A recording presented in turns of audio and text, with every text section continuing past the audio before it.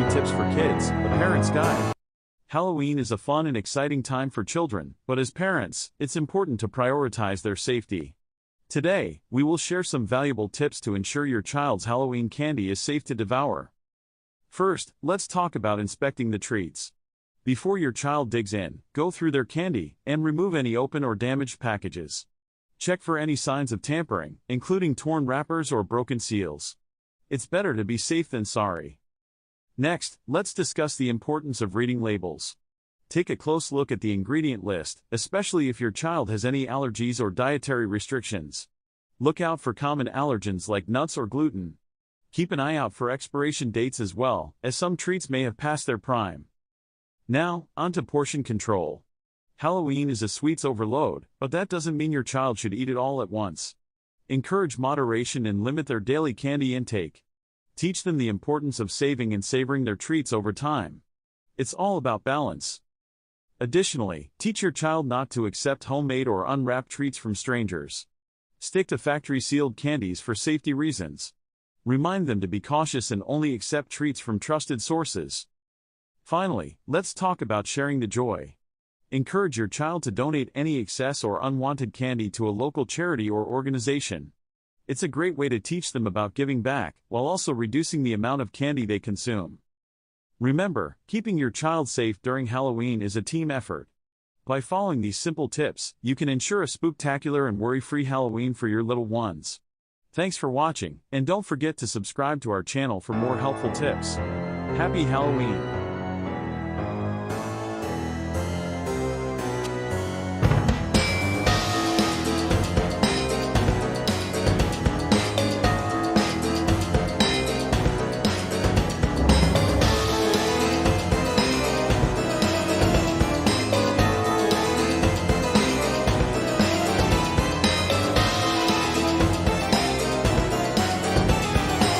Welcome to Pumpkin Pals, the curious and spooky tale of carving jack-o'-lanterns. Today, we'll dive into the fascinating world of pumpkins and uncover the mystery behind why we carve them. So, let's get started.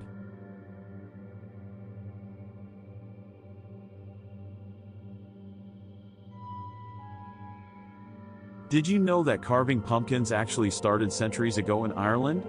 They used to carve scary faces into turnips or potatoes to ward off evil spirits.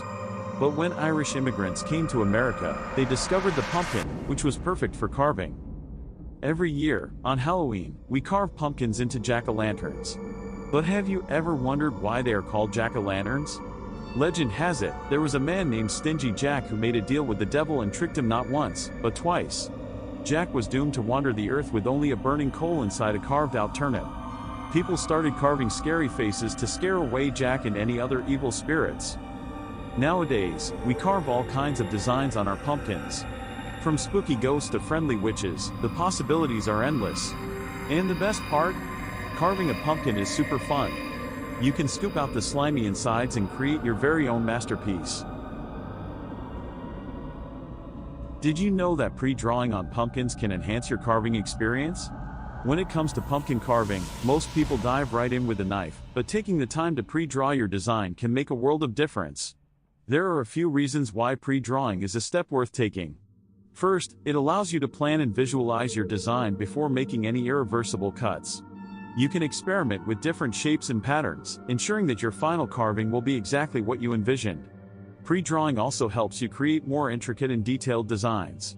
By mapping out your design beforehand, you can take the time to sketch out every intricate detail, making your carving truly exceptional. Another benefit of pre-drawing is that it allows you to make adjustments easily. If you're not satisfied with how a certain element looks, you can easily erase it and try again.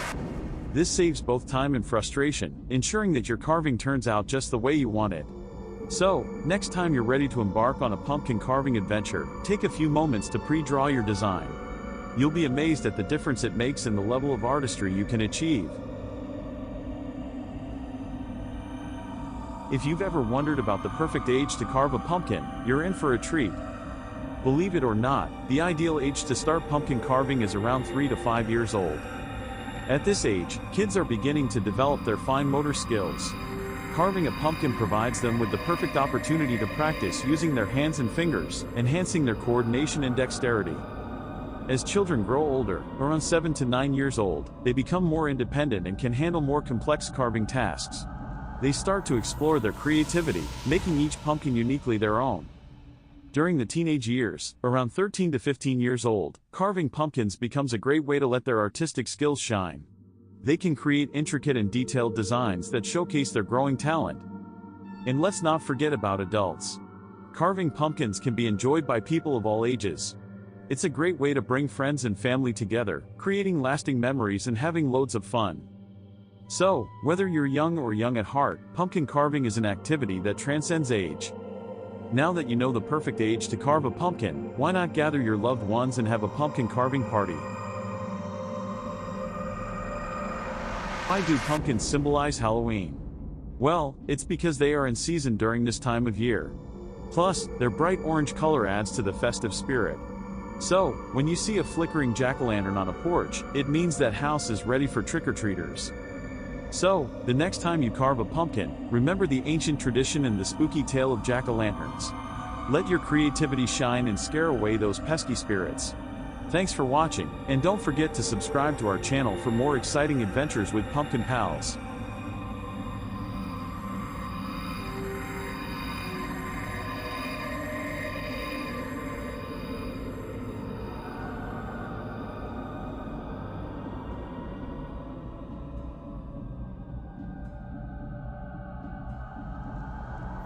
Welcome to our channel. In this video, we will show you how to make perfect homemade biscuits with our step-by-step guide. So let's get started.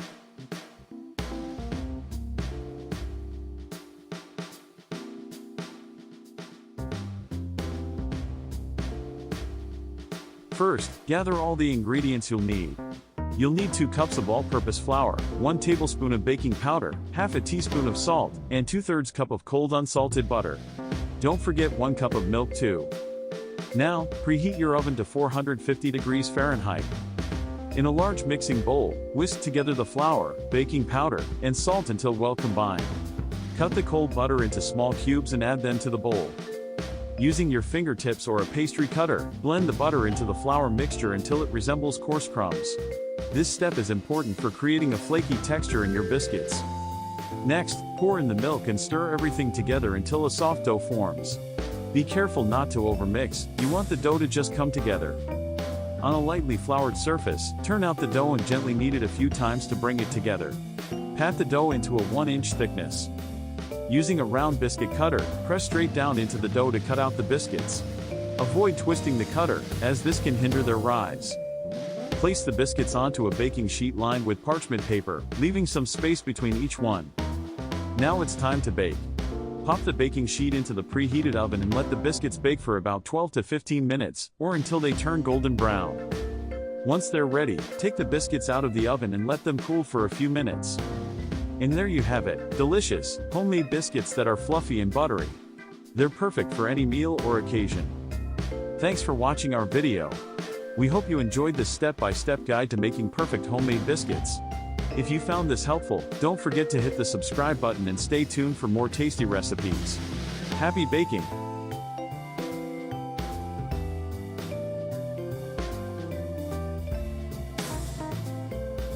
Nobody ever helps me into carriages, or over mud puddles, or gives me any best place. Ain't I a woman? Look at me. Look at my arm. I've plowed and planted and gathered into barns, and no man could heed me. Ain't I a woman? I could work as much and eat as much as a man when I could get it, and bear the lash as well. Ain't I a woman? I've borne 13 children and seen most of all sold off to slavery. And when I cried out my mother's grief, none but Jesus heard me. Ain't I a woman? Sojourner Truth, 1851, Women's Convention in Akron, Ohio. The history of black motherhood in the United States has been marked by separation. From the time of slavery, the American black woman has been viewed through the lens of the labor she can provide others. Her role as wife and mother minimalized by the expectations of her work outside the home. The legacy of these ideas formed during the infancy of this nation is still felt, even today, as Black women experience motherhood differently than their white counterparts, even in the first few hours after giving birth. Subjected to tropes such as the mammy, who in almost comical irony is characterized as the ultimate caretaker for white children, while simultaneously being neglectful to her own. Black women have for centuries seen their motherhood and their mothering called into question. The modern incarnation of the quote-unquote welfare queen characterizes the Black mother as a dishonest materialist who only has children in order to game the system for more money. The lasting impact of such inaccuracies has been devastating. During slavery, Black women were called upon to be wet nurses to the children of their white owners, often separated from their own children, sometimes permanently, just after giving birth. This practice continued even with emancipation, as many families, especially in the South, continued to employ Black women in domestic capacities. In the first decades of the 20th century, as economic opportunity began to expand for Black men, many Black women were for the first time in a position to make the choice to stay home and care for their own children. The dwindling supply of domestic labor didn't sit well with many employers, and laws were passed in many places requiring Black women to work even if they had other means of support. A 1918 article from Greensboro, South Carolina, is a prime example of one such ordinance. It read in entirety: Negro women to be put to work. Regardless of whether they want to or have to, able-bodied Negro women in Greenville who are not regularly employed are to be put to work, put in jail, or fined heavily. At its special meeting yesterday afternoon, City Council discussed the situation with regard to this class of loafers at some length. And it seemed that all members of the council were agreed that steps should be taken to compel them to engage in some useful occupation. It was decided that an ordinance similar to the one now in force requiring all able-bodied men to work at least 5 days a week should be passed with regard to these women. Such an ordinance will be prepared and voted on at the next regular meeting of the council. A number of complaints have come to members of the council of Negro women who are not at work and who refuse employment when it's offered to them. The result being that it is exceedingly difficult for families who need cooks and laundresses to get them. Wives of colored soldiers getting a monthly allowance from the government have a number of them declined to work on the ground that they can get along without working, according to reports. Others have flatly refused jobs without giving any reason whatever, while still others pretend that they are employed, when, as a matter of fact, they derive a living from illegitimate means. The proposed ordinance will require them all to carry a labor identification card, showing that they are regularly and usefully employed, and the labor inspectors and police will be charged with the duty of rigidly enforcing the law. To make this abundantly clear, in the 20th century, there were Black women whose husbands were gainfully employed, some even by the U.S. military, who were told that by law they could not stay home with their families because someone needed a maid. The same 20th century in which most adults alive today were born. This assault on Black motherhood would continue. The 1940s saw a rise in the more widespread use of baby formula, and companies were quick to market their product to Black families. The combination of negative historical associations with being wet nurses and the reality of many Black women having to return to work very soon after giving birth made Black women prime targets for these advertising campaigns. By the 1950s, organizations such as La Leche League were formed. Their messages and campaigns were largely designed to encourage white women to breastfeed, while once again marginalizing Black motherhood. Images of white women breastfeeding their children began to be normalized, while one would only find an image of a woman of color doing so in the pages of National Geographic or the like. The Special Supplemental Nutrition Program for Women, Infants, and Children, also known as WIC, was launched in 1974. Women participating in these programs were more often than not encouraged to use formula, and to this day, Black women remain overrepresented in its participants. Historical wealth and wage gaps between races and genders leave Black women on average in the lowest income brackets. They are employed at a higher rate than any other group in the service industry, working jobs that often offer no maternity leave and almost certainly no accommodation for nursing mothers. A 2016 study found that Black mothers were 9 times as likely to be given formula than white mothers during their postpartum hospital stays.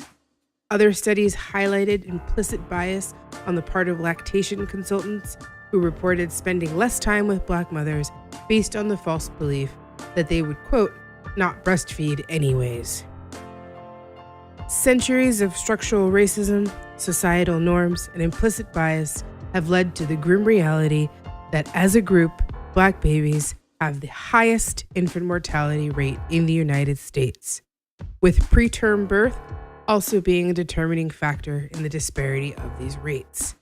The survival of preterm infants is exponentially increased when they are given human milk and also time and contact with their parents. Yet, even today, having the opportunity to offer this care to their own children is still not possible for many Black mothers.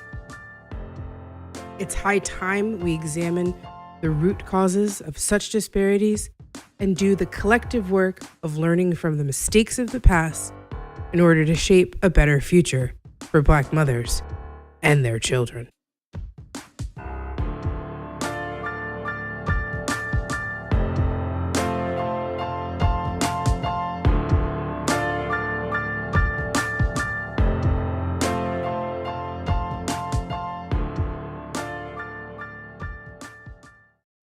If there was anything I hated, it was investigating the organs of the female pelvis. J. Marion Sims, the father of modern gynecology. The legacy of the good Dr. Sims and the slave women he experimented on has been a topic of widespread discussion in recent years. Yet the true legacy of his work, still in practice, is all too often swept under the rug. Much like his infamous statue, which, to be clear, was not actually destroyed upon removal from Central Park, but quietly moved to the cemetery in Brooklyn, where he is laid to rest. There is a tendency in our discussion of the past to relegate the sins of these historical boogeymen to a bygone era. Both proponents and detractors of men like Sims all too often fail to recognize the lasting impact their work has had. It serves no purpose to tear down statues and demand namesakes be revoked if we fail to address their tangible legacy. Much has been written over the years about Sims's work.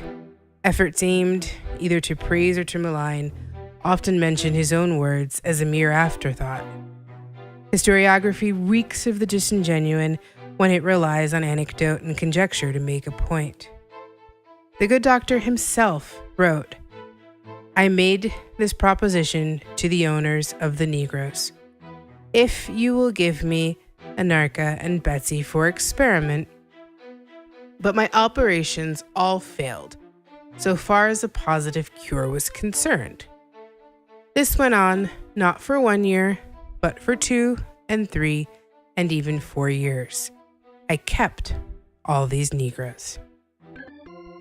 4 years. 4 years of experimentation, consented to by someone who considered you chattel worth only as much as the price your children would fetch them. Let it be made abundantly clear that we are talking about upwards of 20 different surgeries on these women. Anarcha, Lucy, and Betsy, lest we forget their names. Surgeries done without anesthesia, while on all fours, with curious doctors and students observing and participating. The pain and humiliation these women were subjected to is unconscionable. Sims's actions are all too often excused by saying the man was merely a, quote, product of his time. The problem with this excuse is that it belies the fact that in many ways, times haven't really changed. The 19th century birthed many of our most reputable fields of medicine, along with the journals that chronicled their so-called discoveries. It was a time in which medical training was cursory at best and often perfected in the form of apprenticeships or field experience. These journals influenced the practice and tools of the field much the way they do today. The works of such doctors as Philip Tiedemann and Samuel Cartwright, respected authorities of the era, are riddled with quote-unquote scientific evidence suggesting not only surface but actual physiological and anatomical differences between the races.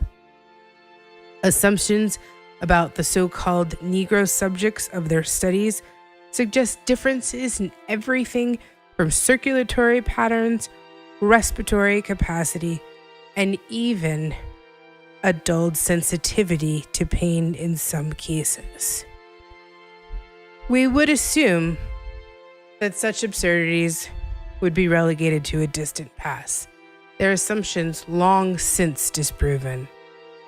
And we would be wrong.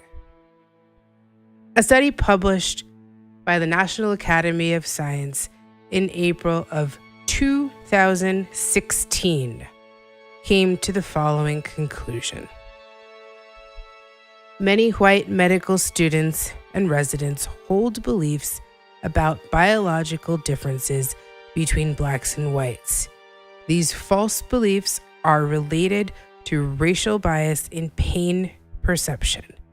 Participants who endorsed more of these beliefs reported that a black patient would feel less pain, and they, as a result, were less accurate in their treatment recommendations. Let's be abundantly clear about what is being said here, because it needs to be restated.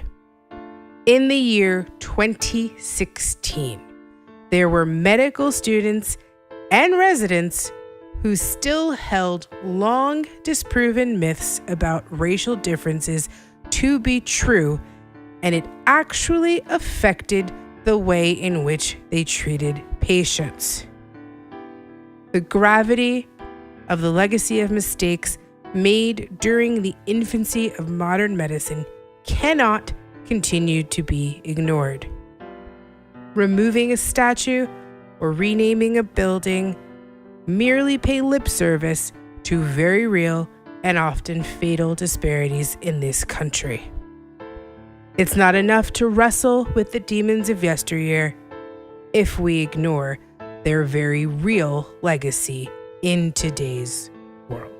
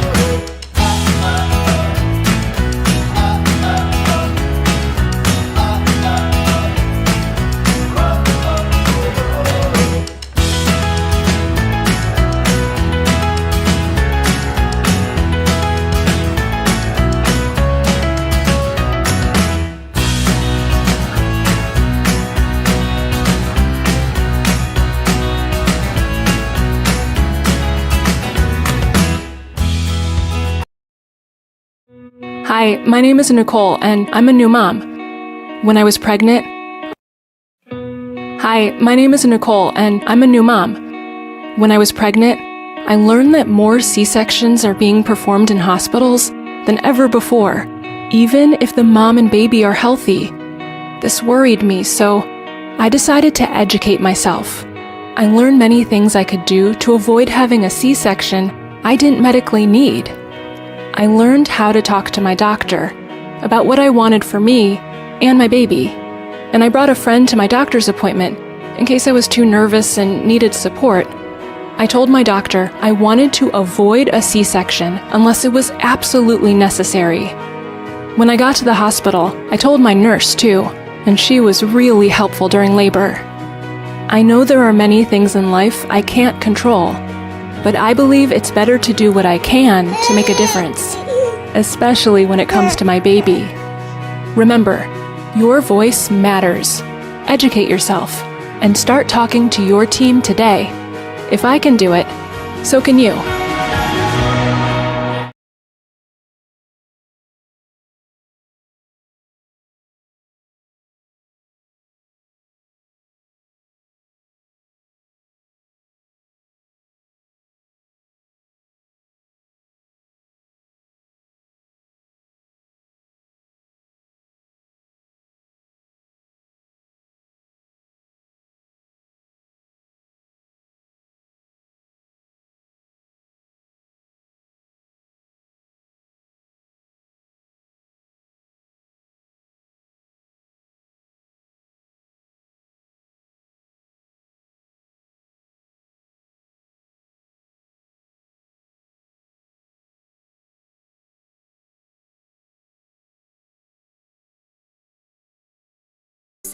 And I'm a labor and delivery nurse.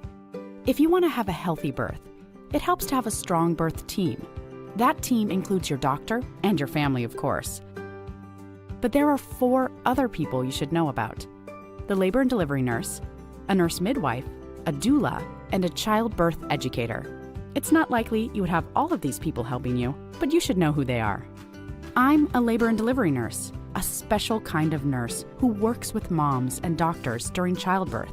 We're one of the first people you meet once you arrive at the hospital. Labor and delivery nurses monitor and support moms and babies during labor and give moms medicine if needed. After the baby is born, we help moms with breastfeeding and look out for complications. A nurse midwife is a nurse who has advanced training to care for moms during pregnancy, labor, and they can help you deliver your baby if it seems that labor and delivery will go smoothly. Nurse midwives are really good at helping moms avoid C-sections and other medical interventions unless they are absolutely needed. In the hospital, nurse midwives work as a team with doctors. They'll call the doctor if the birth becomes complicated. A doula is different from a doctor, nurse, or midwife. They're like having your own personal coach who stays with you all through your labor and birth. They provide emotional support and help with things like moving, breathing, and relaxing so your labor goes more smoothly. They'll show your partner how to support you in labor and can even help you at home after your baby is born with things like breastfeeding. Some hospitals give you the option of having a doula, but more often, you'll have to hire a doula yourself if you want the extra support. Lastly, it's super important to be as prepared as possible for your birth. If you're expecting a baby, consider taking a childbirth education class. Childbirth educators empower expected parents with knowledge and skills so they feel more confident about the process of having a baby. This is really important. Your birth matters, and your birth team matters. Start building your team today.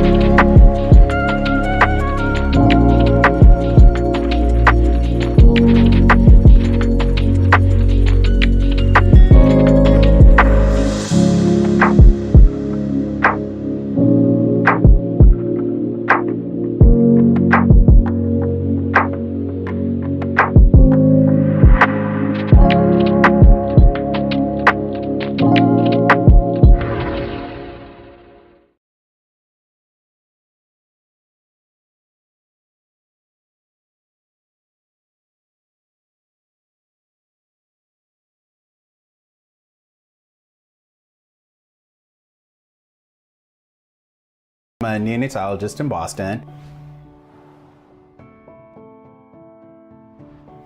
RSV is a virus that causes a respiratory illness or kind of like a cold.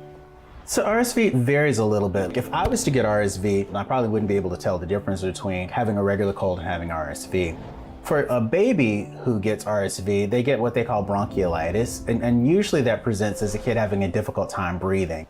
Usually you see their little ribs popping in and out as they're trying to breathe. You see their little noses flaring as they're trying to breathe. Sometimes they turn blue because they're not getting enough oxygen. They tend to have a lot of secretions like coming from their nose and a cough. And so it can be pretty significant, and it can change really quickly. They can go from being a little happy to suddenly being like really having a really hard time struggling to breathe. Some communities are going to be at higher risk because the population is more dense, meaning there's more people living together under certain square footage. There's often more children who often tend to pass respiratory illnesses among themselves. You see these families out of nowhere, they get this like right hook that kind of knocks them out. And these people are just devastated by this happening to them. And they're like, how much can this kid take? How much can our family take? It's incredibly hard. If you're starting to see signs of breathing difficulties, don't wait. This is something that you want to take pretty seriously.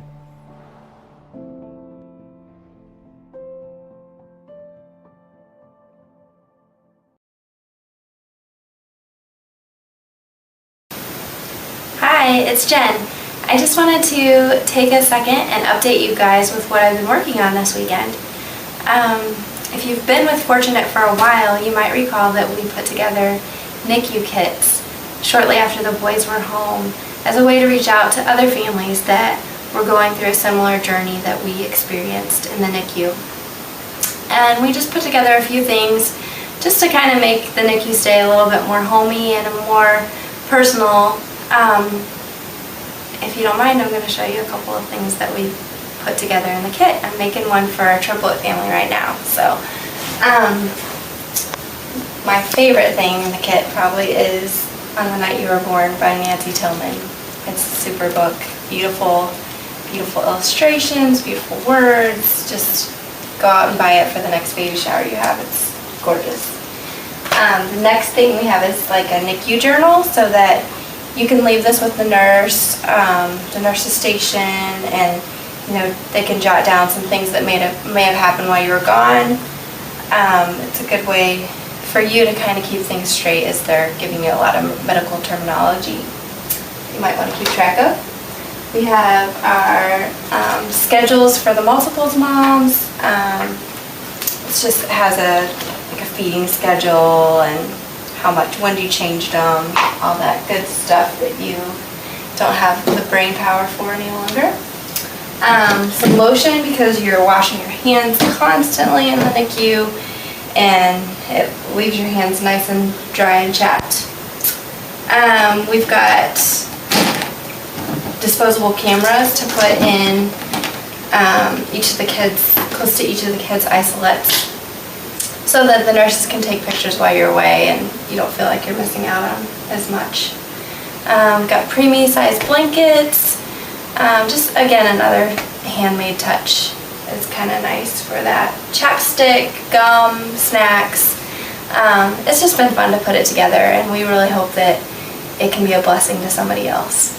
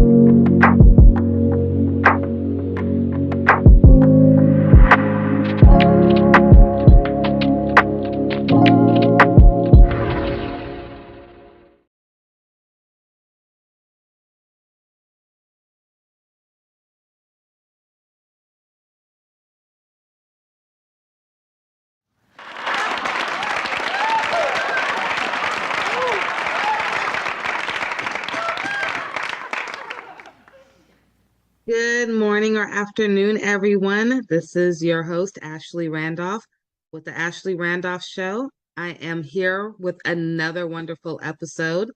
Today, I have Dr. Natasha. Doesn't that sound so lovely? Dr. Natasha, she's wonderful. I'm so grateful to have her here, not only just for our families, but even for our healthcare professionals. So she's amazing. Dr. Natasha, thank you for being here with us. I would love for you to introduce yourself, a little bit about what you do, and then we're going to get started in this conversation that I've been dying to have with you.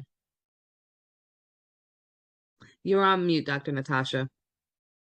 Thank you so much for the invite. I am delighted to be here. I'm always delighted to have conversations with people who are doing dynamic work such as yours, right?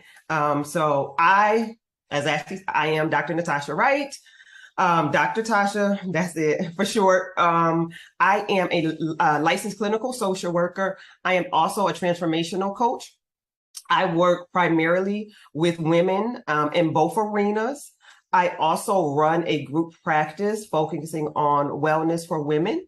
So my days are spent servicing women and helping women navigate life in all areas of transition and maybe some hardships and struggles, but really being a sacred and safe place for women. I'm a mom of 2 little boys. Well, not little boys. One's 22. So, right. And the other's 14. So I don't think he would think he was little either. Yeah, they're not little no more. Them your big boys now. Right, because I'm like, my little boys. Well, I guess they ain't. So that's me. In a nutshell, I reside in Connecticut. Ooh, nice fun fact. I'm across the way. Okay. I put myself on mute when you introduced yourself because you just have so much that's so good about what you do that I didn't want any interruptions in the background. Okay. Everyone, she does a lot of amazing work. I am so grateful to have her here. Even if it was for 5 minutes. I mean, anything that she can give any of us is going to be of value. Dr. Natasha, or Dr. Tasha, I'm sorry. Whichever one. As long as it's not Dr. Wright, it feels so formal. That I'm the same way. So I tell all my interns and staff, just please call me Ashley. I can't do President Ashley. I know that's my title, but it's okay. Okay, so I'm a mom with 3 kids. Okay, so like you got 2 grown boys. I call my son, he's about to be 12. He's way bigger than me. So I'm like, okay, you my grown boy now. I got 3 kids. I have 2 nonprofits that I'm running. I have all these different titles as well that I have to juggle every day. I probably work 7 days a week, but I'm working on getting that down to 5 days a week. Hello. It's been 8 years. I think I deserve that. What tips do you have someone like me, even if they don't have a lot of titles like me, but maybe just their day-to-day life of going to work and taking care of the kids is a lot. So what advice do you have for us? To start off, let me say blanketed, whether it's entrepreneurship, regular 9 to 5, the children. I don't care if you're a housewife, like there's a plethora of things to do.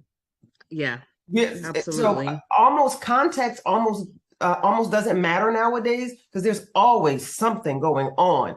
So the universal conversation that I'm having with women is the question that I originally or first start out with is, how are you? Not how's what you're doing, not how's the boys or how's the girls, how's the husband, how's the business, but how are you?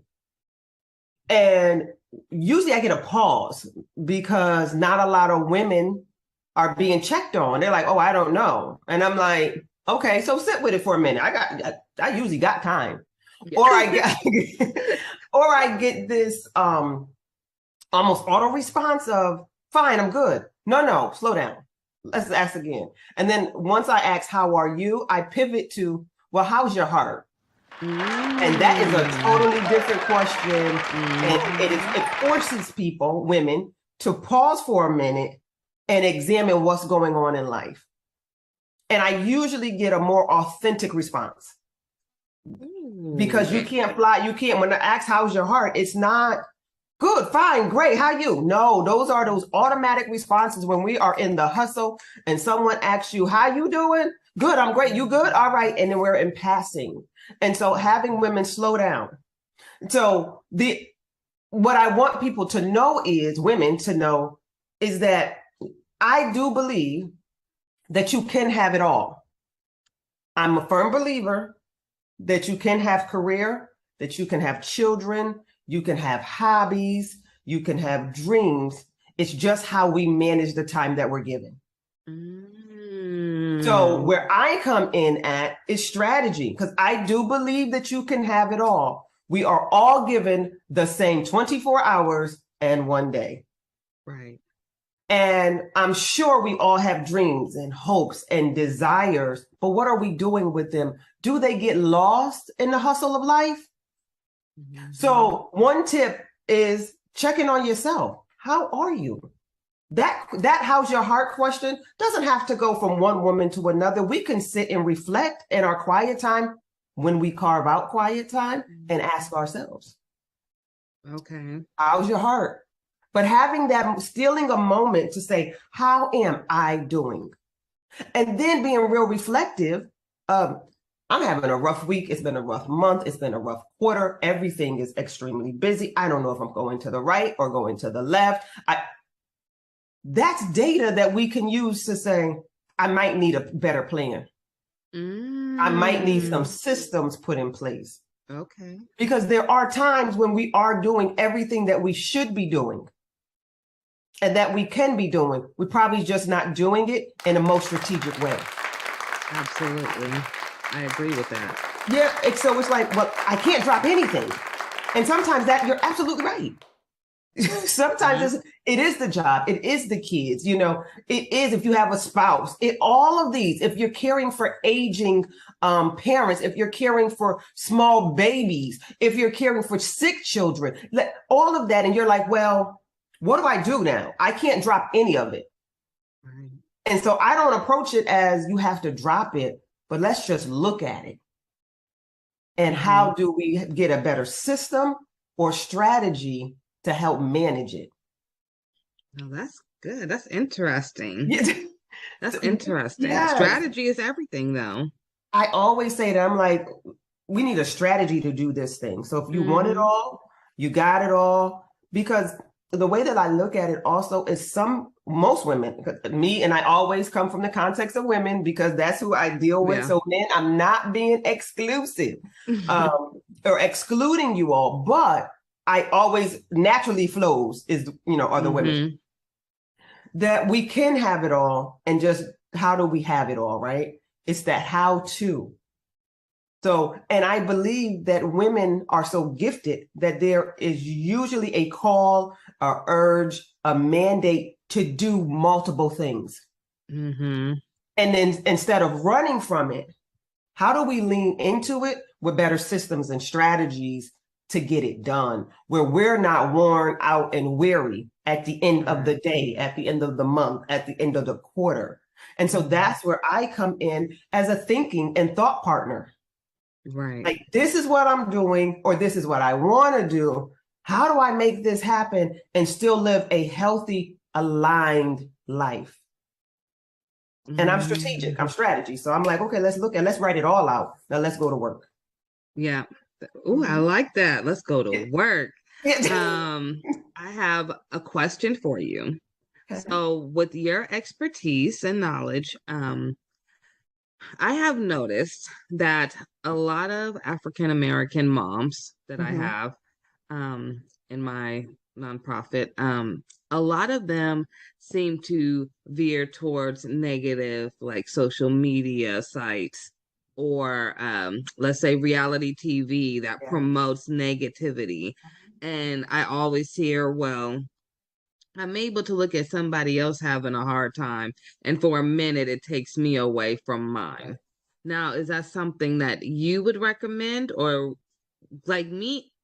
I'm sorry, I watch Christmas movies all year long because it brings me instant joy. Like it could Yes. be May, and if I watch it in 10 minutes, I'm instantly happy. I try not to stay on those negative pages or sites as much. What do you recommend? I'm with you.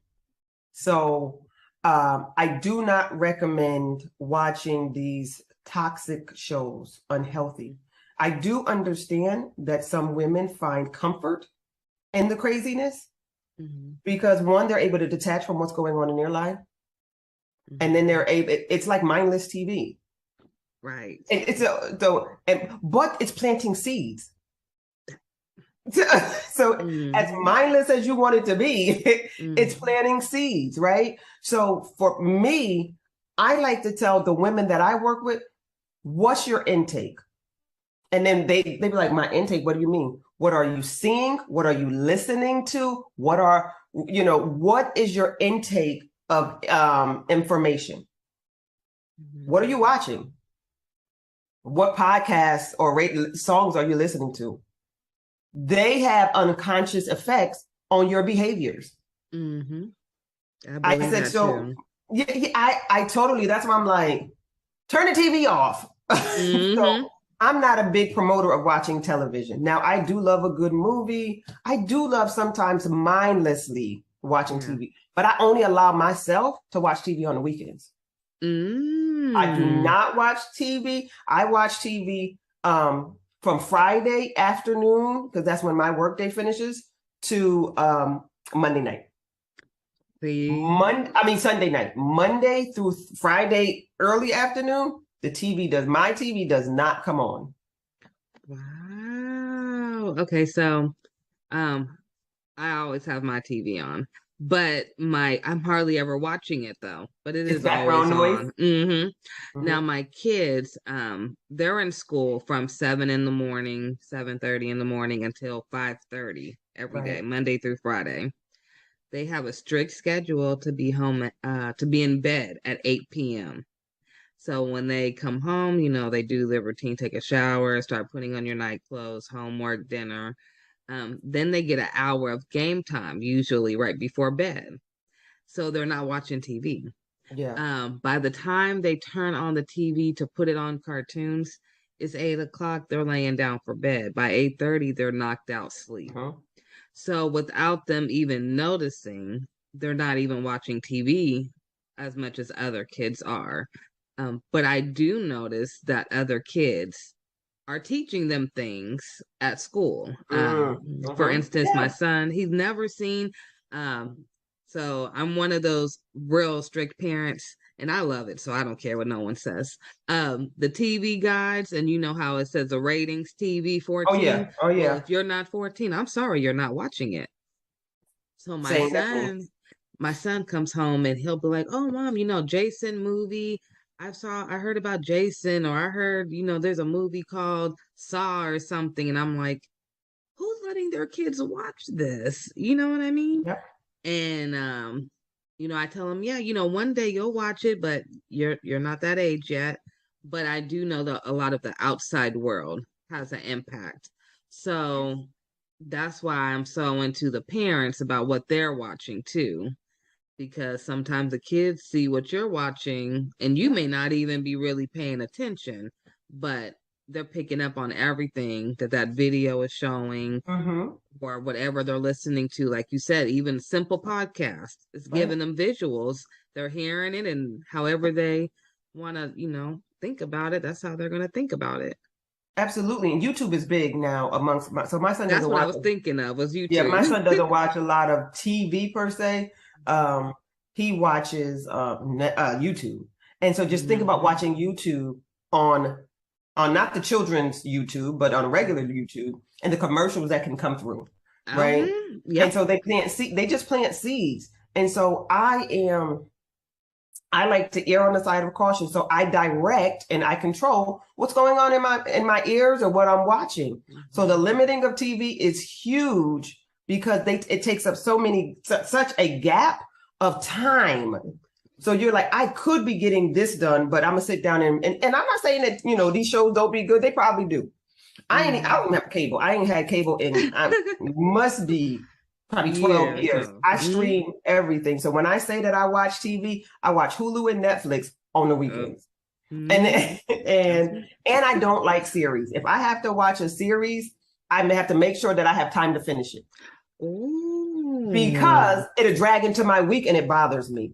Yep. So I'm the same way. I don't have time to finish a series, I need a movie that's less than 2 hours. I'm in and out and I'm moving on to the next thing, because a good series will be on my mind all week and I'm distracted.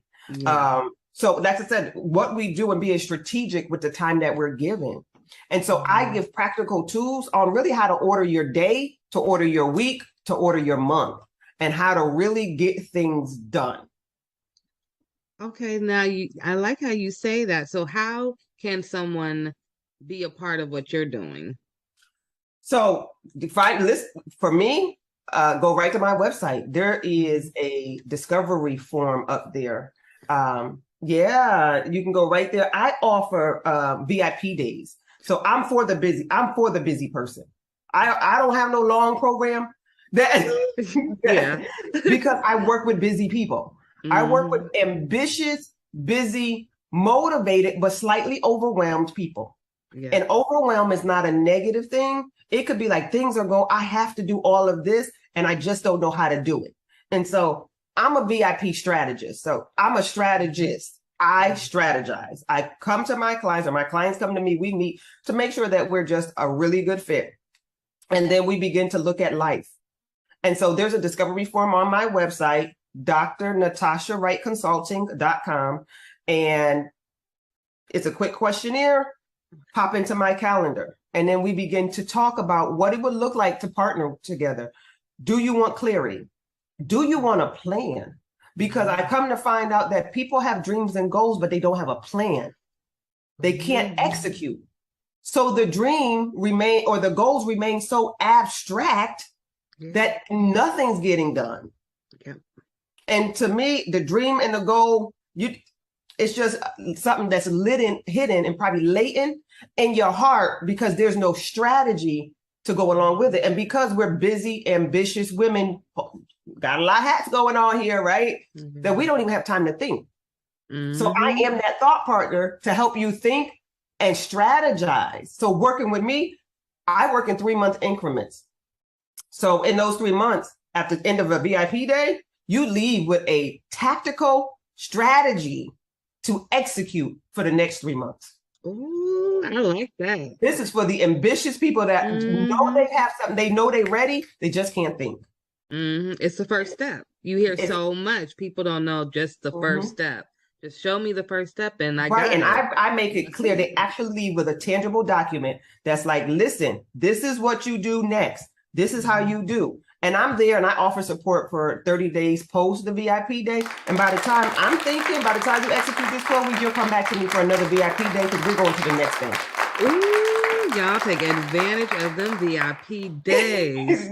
Yes. Okay. And the VIP days looks like me. It's either one-on-one, depending on how it's scheduled, or with a small group. No more than 4, because we're executing. Because you get me that day, and I'm thinking and rolling.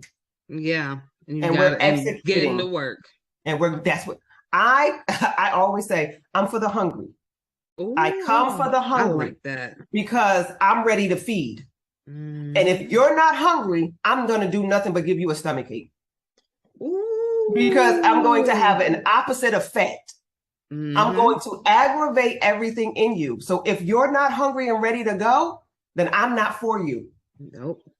Because I'm just going to aggravate you. Yeah.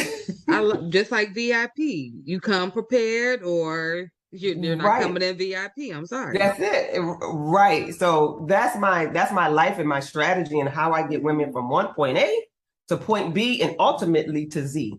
Step by step. Step by step. 3-month program. drnatashawrightconsulting.com.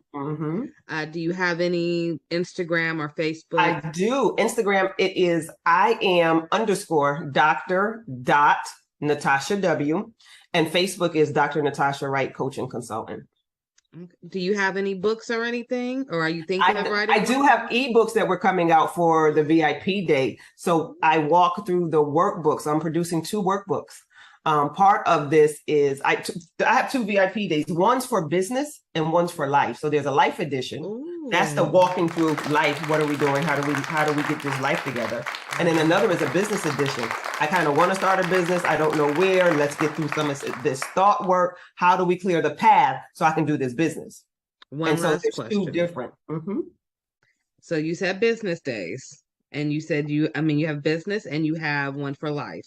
Yes, I do. Would the business one also work for NICU nurses? Because we have a lot of healthcare professionals in the medical field listening in too as well. Mm-hmm. So would this work for doctors and NICU nurses and social workers? Because, that's your your little background. So it does, because it's a day to help you get to strategize how to launch, strategize how to even get through the thoughts of what am I going to do?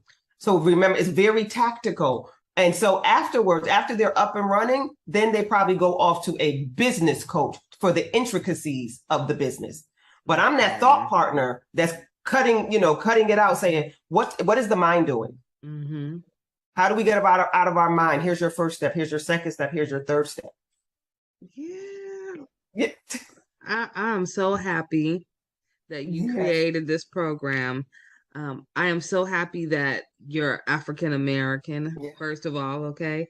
And your voice is powerful. I'm glad of all the work you're doing.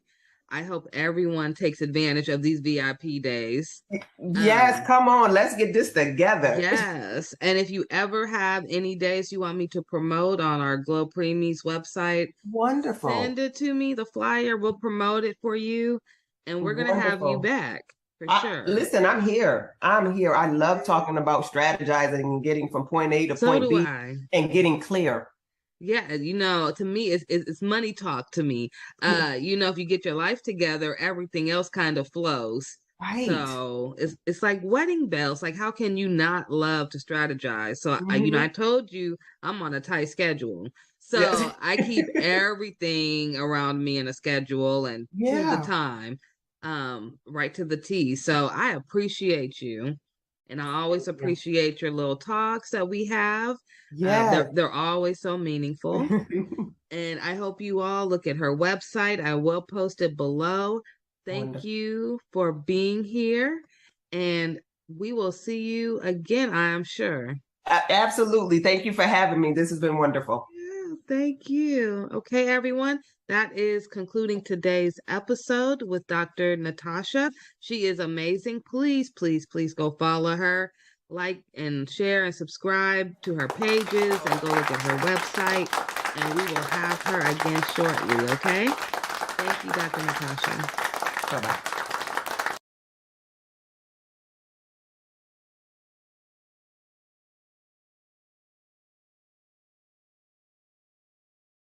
Human milk is the natural food for newborns.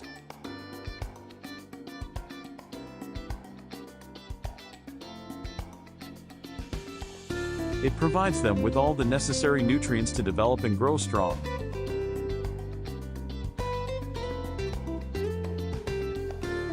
However, not all mothers can produce enough milk for their babies.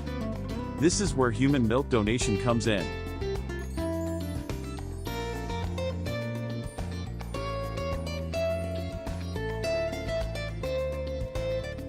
By donating breast milk, women can help provide premature babies and sick infants with the nutrients they need to thrive.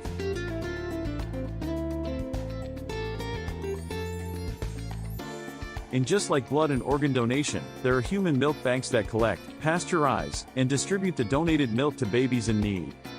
Donating breast milk is a selfless act that can make a significant impact. And it's not just babies who benefit from it. Breast milk is also used to help people with digestive problems, immune deficiencies, and other medical conditions.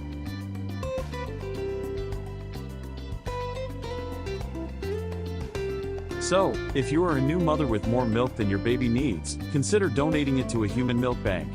Your milk can help save lives and make a difference in the world. Thank you for watching this video.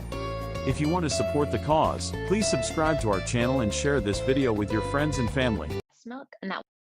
Welcome everyone to today's webinar entitled Marijuana and Breast Milk. This is hosted by the Maternal Substance Exposure Database, which we call MADEX, through CPQCC.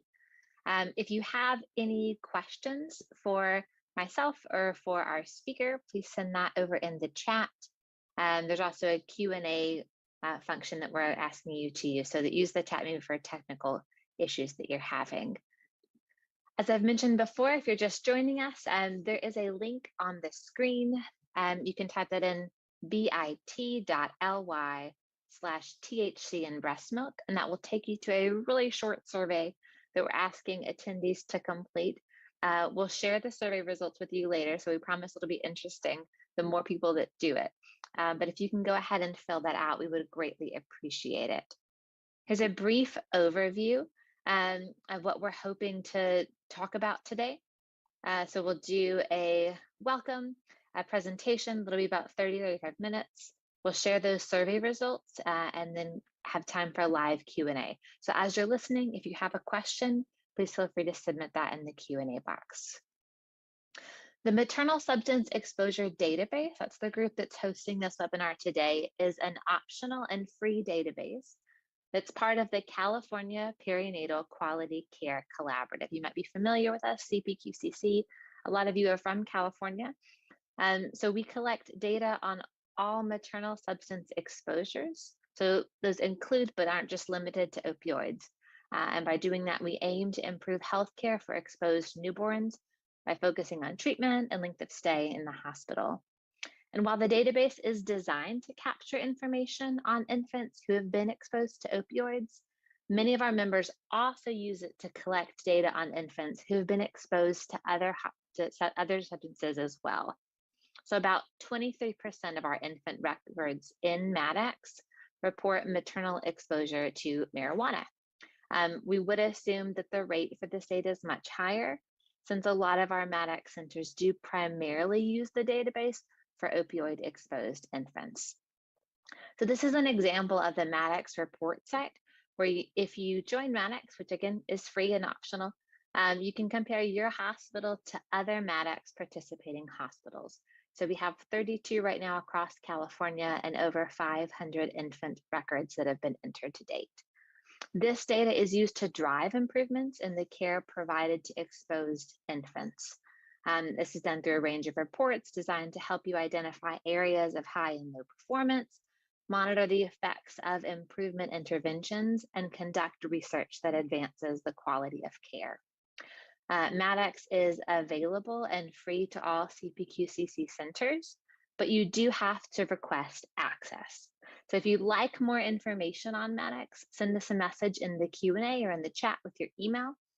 You can also submit your email in the evaluation survey for today's webinar. So again, this is, I'll say this one more time. So please take a minute to answer the following survey. You can type this in, THC and breast milk. The slides will be available afterwards as a PDF for download, and I'll send around that link. We are really excited today to welcome Dr. Christine Bixby as our speaker today. She is board certified in pediatrics and neonatal perinatal medicine. She completed both her pediatric residency and neonatal perinatal medicine fellowship at Harbor UCLA Medical Center. She attended medical school at the University of California, Davis, and she is a practicing neonatologist at Chalk Children's Hospital. She is an international board certified lactation consultant in IBCLC and the lactation medical director at Chalk Children's Hospital, where she focuses on breast milk handling and breastfeeding support in the NICU. She is a strong advocate for breastfeeding in Orange County through the Orange County Perinatal Committee and the Orange County Breastfeeding Coalition. She has published and speaks frequently on best practices in breast milk handling and optimizing breast milk production and breastfeeding in the NICU. Welcome, and I will turn it over to you, Dr. Bixby. Hello. Thank you very much for inviting me to speak. It is my privilege to get to talk to you about cannabis and breast milk. Let's hash it out. And I will do my best to minimize the number of dad jokes, but I had to put that one in there. It is quite the appropriate day. As you note on the bottom right corner, Cannabis 420. It is the most sacred and celebrated day for marijuana. And so it is very appropriate that we are talking about it today. Next. So my disclosures are limited. I am faculty for the Small Baby Care Specialist Program from Engage, Grow, Thrive, where I shockingly talk about optimizing milk supply in the NICU, the benefits of human milk in the NICU, and how to handle human milk in the hospital setting. I'm also a consultant for Willow breast pumps as well. Next slide, please. So here's our big question, and it's the question I get asked as an MD IBCLC all the time is it okay for a woman who tested positive for THC to breastfeed or express milk for her baby in the NICU? And I think the easiest way to answer it is it's complicated, and I'm going to walk you through it. This question kept coming up a lot. In 2018, I decided to deep dive into the data to be able to come up with a comprehensive understanding of what is known and what isn't, and also to be able to give my colleagues and our group, of which is a number of NICUs, some education and knowledge and maybe a consistent message around the concept of THC and breast milk. So to answer the question, you get two more questions. So next slide, please. One, and this is for any substance that crosses or that you're seeing a breastfeeding mother use, is does it cross from the mom into the breast milk? And if it does cross, is there harm to the infant? So we're going to go after the next question, the first question, which is, what is cannabis? And cannabis is a plant, as you see it on the right up corner. It's cannabis sativa. It has over 150 known compounds. It has increasing potency over the decades and by location. Of note, between 1995 and 2014, the potency or percentage of THC has increased from 4 to about 12%. There are some products that are made in Washington State with flower products greater than 20% of it being THC, and with their extracts having greater than 60% of THC. And we'll get into what THC is in a little bit. There are various forms of consumption: the good old-fashioned cigarette or joint, using a water pipe or a bong, my aunt and uncle's marijuana brownies, the more common and newer versions of vaping, and then this new thing to me called dabbing, which is where they pour butane over the plant and you get a sticky precipitate out that you can then smoke that allows you to have a much higher concentrate of THC with a very rapid onset. Important to note that with consumption, if you're smoking, you're going to have rapid onset as it goes through the lungs into the plasma, versus consumption of brownies or gummy bears, that's going to take over 30% or 30 minutes, and your oral bioavailability is fairly low. Other thing to note about cannabis, there are other additional unknowns as the growing of the product is not technically regulated. So there is potential for lead, mold, pesticides, rodenticides, herbicides, and fertilizers in the product, and we don't know what they are. Next slide. So two components of cannabis that everybody is very known in common colloquialism is CBD or cannabidiol, which is a phytocannabinoid that's extracted from the cannabis plant and then diluted with the carrier oil, usually a coconut oil. Not a lot is known about CBD. It's felt to be less psychoactive. And I'm not going to talk a lot about CBD at this point in time because of the lack of significant data. The big thing that we're going to talk about is THC, or delta-9 tetrahydrocannabinol, and I'm not going to say that word again. We're going to call it THC going forward. And it is the most psychoactive component in marijuana. It has a very large volume of distribution, and it enters the plasma compartment almost instantly from the lungs and then redistributes to highly vascularized tissues such as the brain and the liver. It's highly lipophilic, so it likes to store in fat and can be there for weeks to months. And important to note, the half-life of THC is fairly long. In infrequent users, it's 20 to 36 hours. And in chronic users, it can be about 4 days. We'll talk about further data that's come out just in the last few months about even a longer half-life. Of note, it is present in an exhaled breath for 2 to 4 hours after one cigarette. And I think this is an important thing for those of us in the newborn intensive care unit where we're putting babies skin to skin appropriately for moms to smell the environment around their babies so they can have that IgA exchange into their breast milk. But it's important to encourage moms, if they are going to be using cannabis, to do that after they've done their skin to skin and to maximize the time from smoking to when they actually do skin to skin with their infant in the NICU. Next slide, please. So where does THC function? And THC functions in a lot of places. And I think the big area that everybody likes to talk about and where we have some information and some data in both human and animal is the endocannabinoid system. And I will admit that when I heard endocannabinoid system, I think I've heard of that, but it was not a strong system that I remembered from medical school, but it kind of works everywhere. So THC functions with the endocannabinoid system as an agonist to the cannabinoid receptors, where it impacts neuronal cell migration, proliferation, and differentiation, which impacts attention, cognition, memory, emotion, movement, and the peripheral immune system. So in particular, it's hitting in these executive function areas. And we'll see that as we go through some of the data that I'm going to highlight.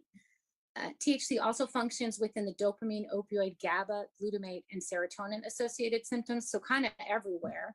But these are areas where you're looking at reward centers and emotional regulation as well. And then it's also seen to promote corticotropin secretion and preventing the secretion of gonadotropins, TSH, prolactin, one of our big breastfeeding hormones, and growth hormone, where there is some data on fetal exposure with concern for growth restriction, which I do not have time to go through at this time. Next slide, please. This is just a quick review of the uses for cannabis. I'm not going to read through it for you. Of note, recreationally has become a very important and significant area of cannabis use in the current times. Next, please. So let's talk about THC in breast milk. And so we're going to now get into the weeds of, does it transfer or not? So what factors increase the likelihood of passage into breast milk? And it's important to note that certain things pass very easily and others do not. You have a low molecular weight, so less than 300 Dalton, and marijuana in particular is a 314 Dalton chemical, so it would pass in that regard. Low protein binding facilitates transfer, although THC is more commonly protein bound.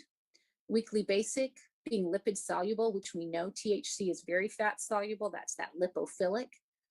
High oral bioavailability.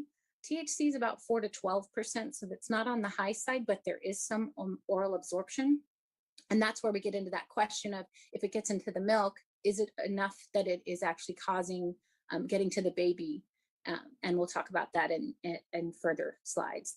And do we get a high maternal blood level? I would argue that in some of these situations where mom is smoking something with a 60% THC, we could see very significant maternal blood levels, or if she's a chronic user and has significant stores, and we'll go over some of that data.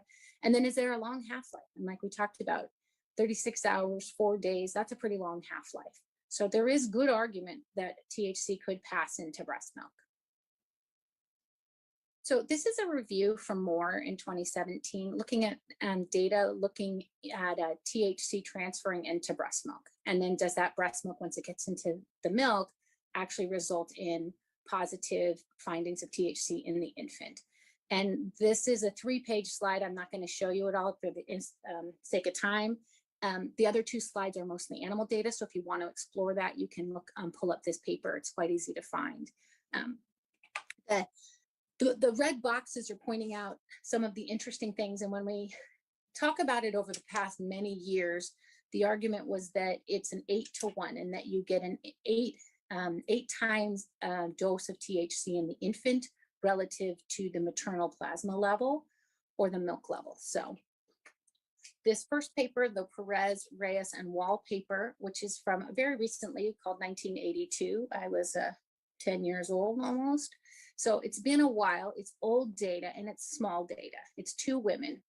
one woman who used every day for 7 months and breastfed, and they did demonstrate that there was marijuana in the breast milk.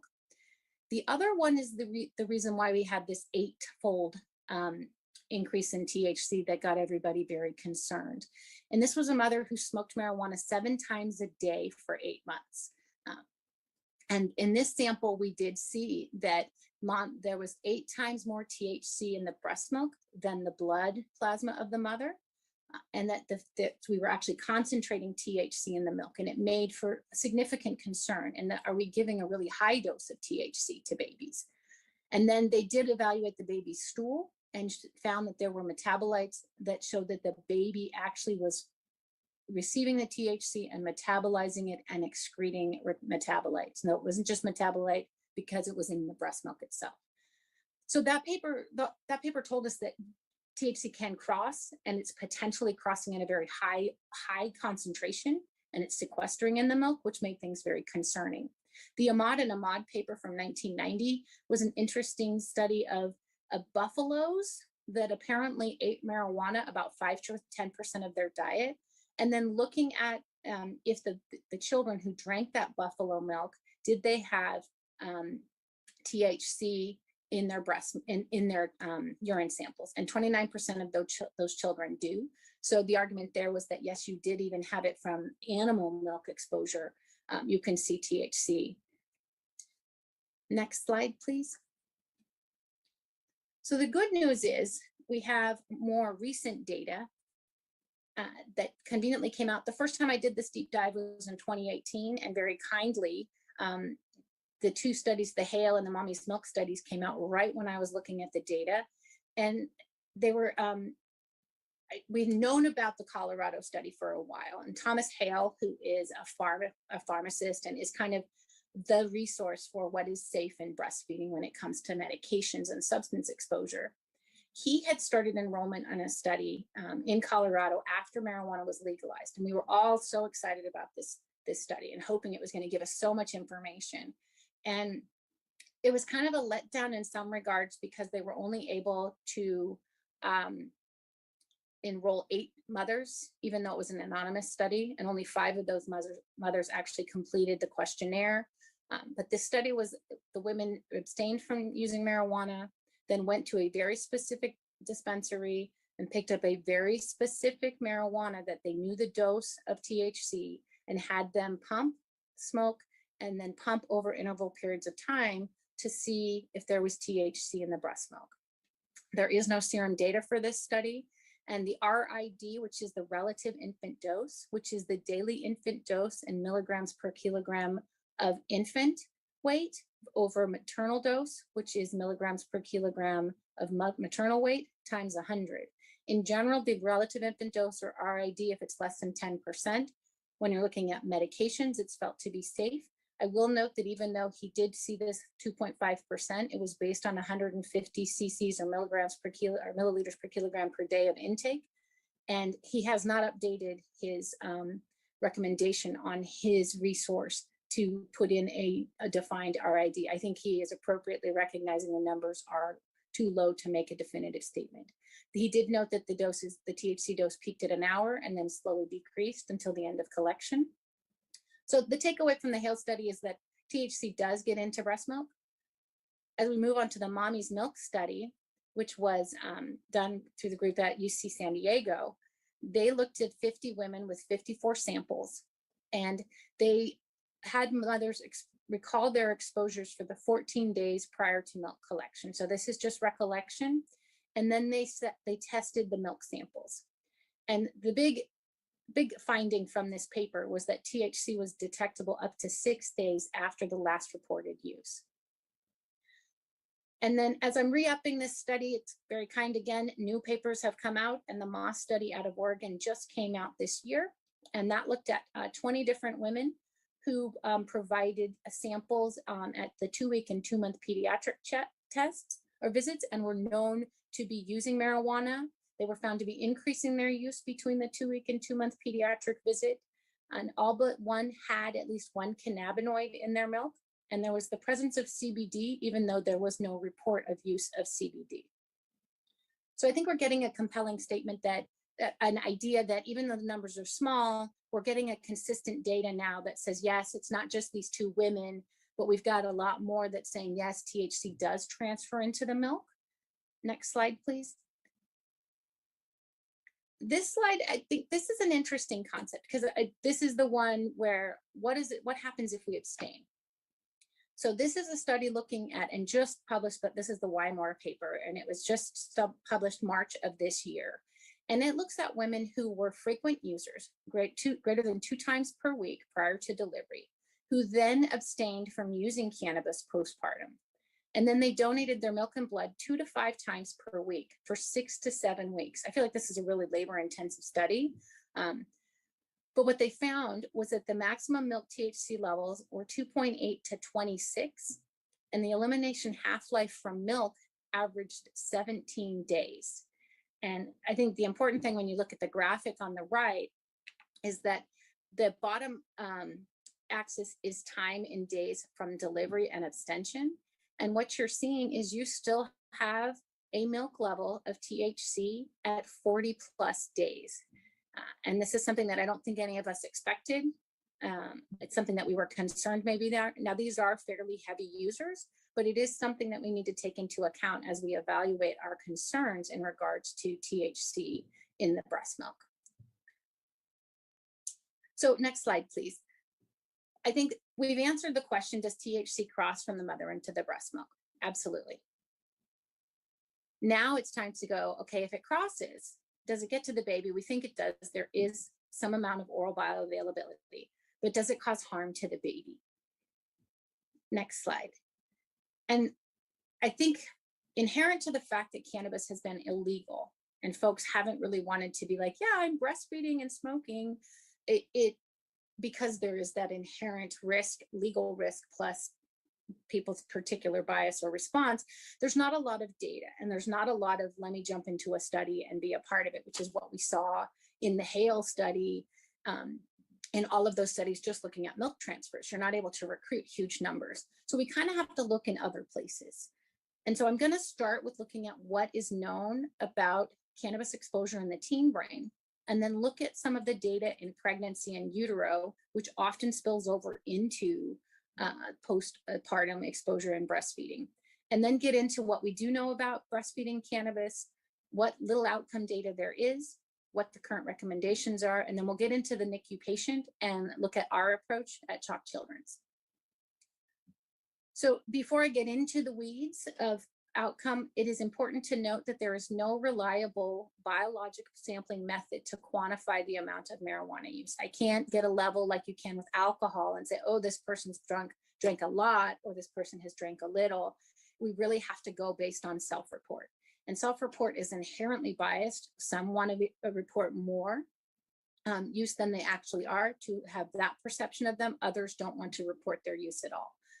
The other issue with data in regards to THC and marijuana use is there are often confounders. There's often polysubstance abuse with tobacco, alcohol, and other illicit drugs. So the likelihood of a pure study with no exposure to other agents, I think, is exceptionally low. Next slide. So what do we know about the teen brain, and why do I want to talk about the teen brain? And the rationale for the teen brain is really that there's still changes going on and maturation of axonal tracts and networks in the teen brain. So we have a developing brain. And so does THC affect that brain? And in telling folks I was doing this talk, I said, oh, I was going to talk about teens. And in my mind, when I think about teen and marijuana use, I think of Spicoli from Fast Times at Ridgemont High, which then they all look at me like I don't know what I'm talking about, because apparently I've become old. So let me walk you through some of the things that we found that kind of go inconsistent with that meme type of that person in that movie. And that is that we do see short-term declines in attention, executive function, and memory. With regular use, they noted an 8-point decline in IQ when you evaluated a teen marijuana user at the age of 38, and that would persist even if they stopped using. Chronic use in the teen years, you can see reduced brain volume in memory centers like the hippocampus and amygdala. And that is also seen in the chronic adult brain, where you see decreased volumes in the amygdala, hippocampus, and parahippocampus. Chronic users also, when you do functional MRI, show impaired axonal connectivity in the white matter, and that is worsened if they have earlier age of onset of use. So we do see attention, executive function, and memory affected by their exposure to marijuana, as well as changes within the brain itself. Next slide, please. So what is known in pregnancy in utero? And I'm going to start with the animal data, and then we'll move into the human data. And this is a summary by Navarrete looking at preclinical findings for perinatal cannabis exposure. So this is both pregnancy and breastfeeding, which is generally what we're going to find. If you're using marijuana during pregnancy, I was impressed to see this new paper from Wymore, because it's often hard to find someone who thought that it was okay to use marijuana during pregnancy and that they did not want to continue post-delivery.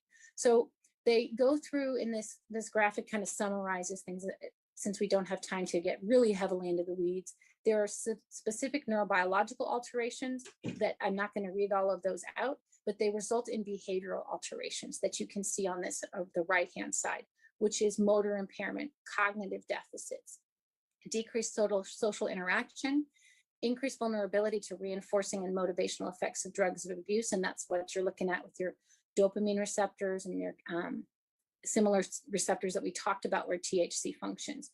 And so this is kind of, we're going to start seeing this theme. We see cognitive deficits in the teen, and now we're seeing it in the rat that's exposed. And now we'll go ahead and move on to the pregnancy as well. And so what do we know about pregnancy and marijuana use? 36% use at some point in pregnancy. Use declines over gestation. And if they're using at term, then they are likely a chronic or dependent user.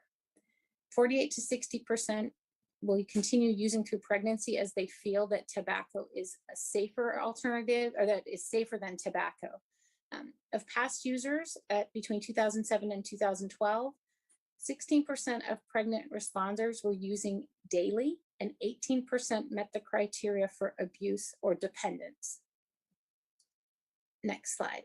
So I'm going to talk to you about the big three prospective trials: the Ottawa Prenatal Prospective Study, or the OPPS, the Maternal Health Practices and Child Development Project, or MHPCD, and the Generation R study.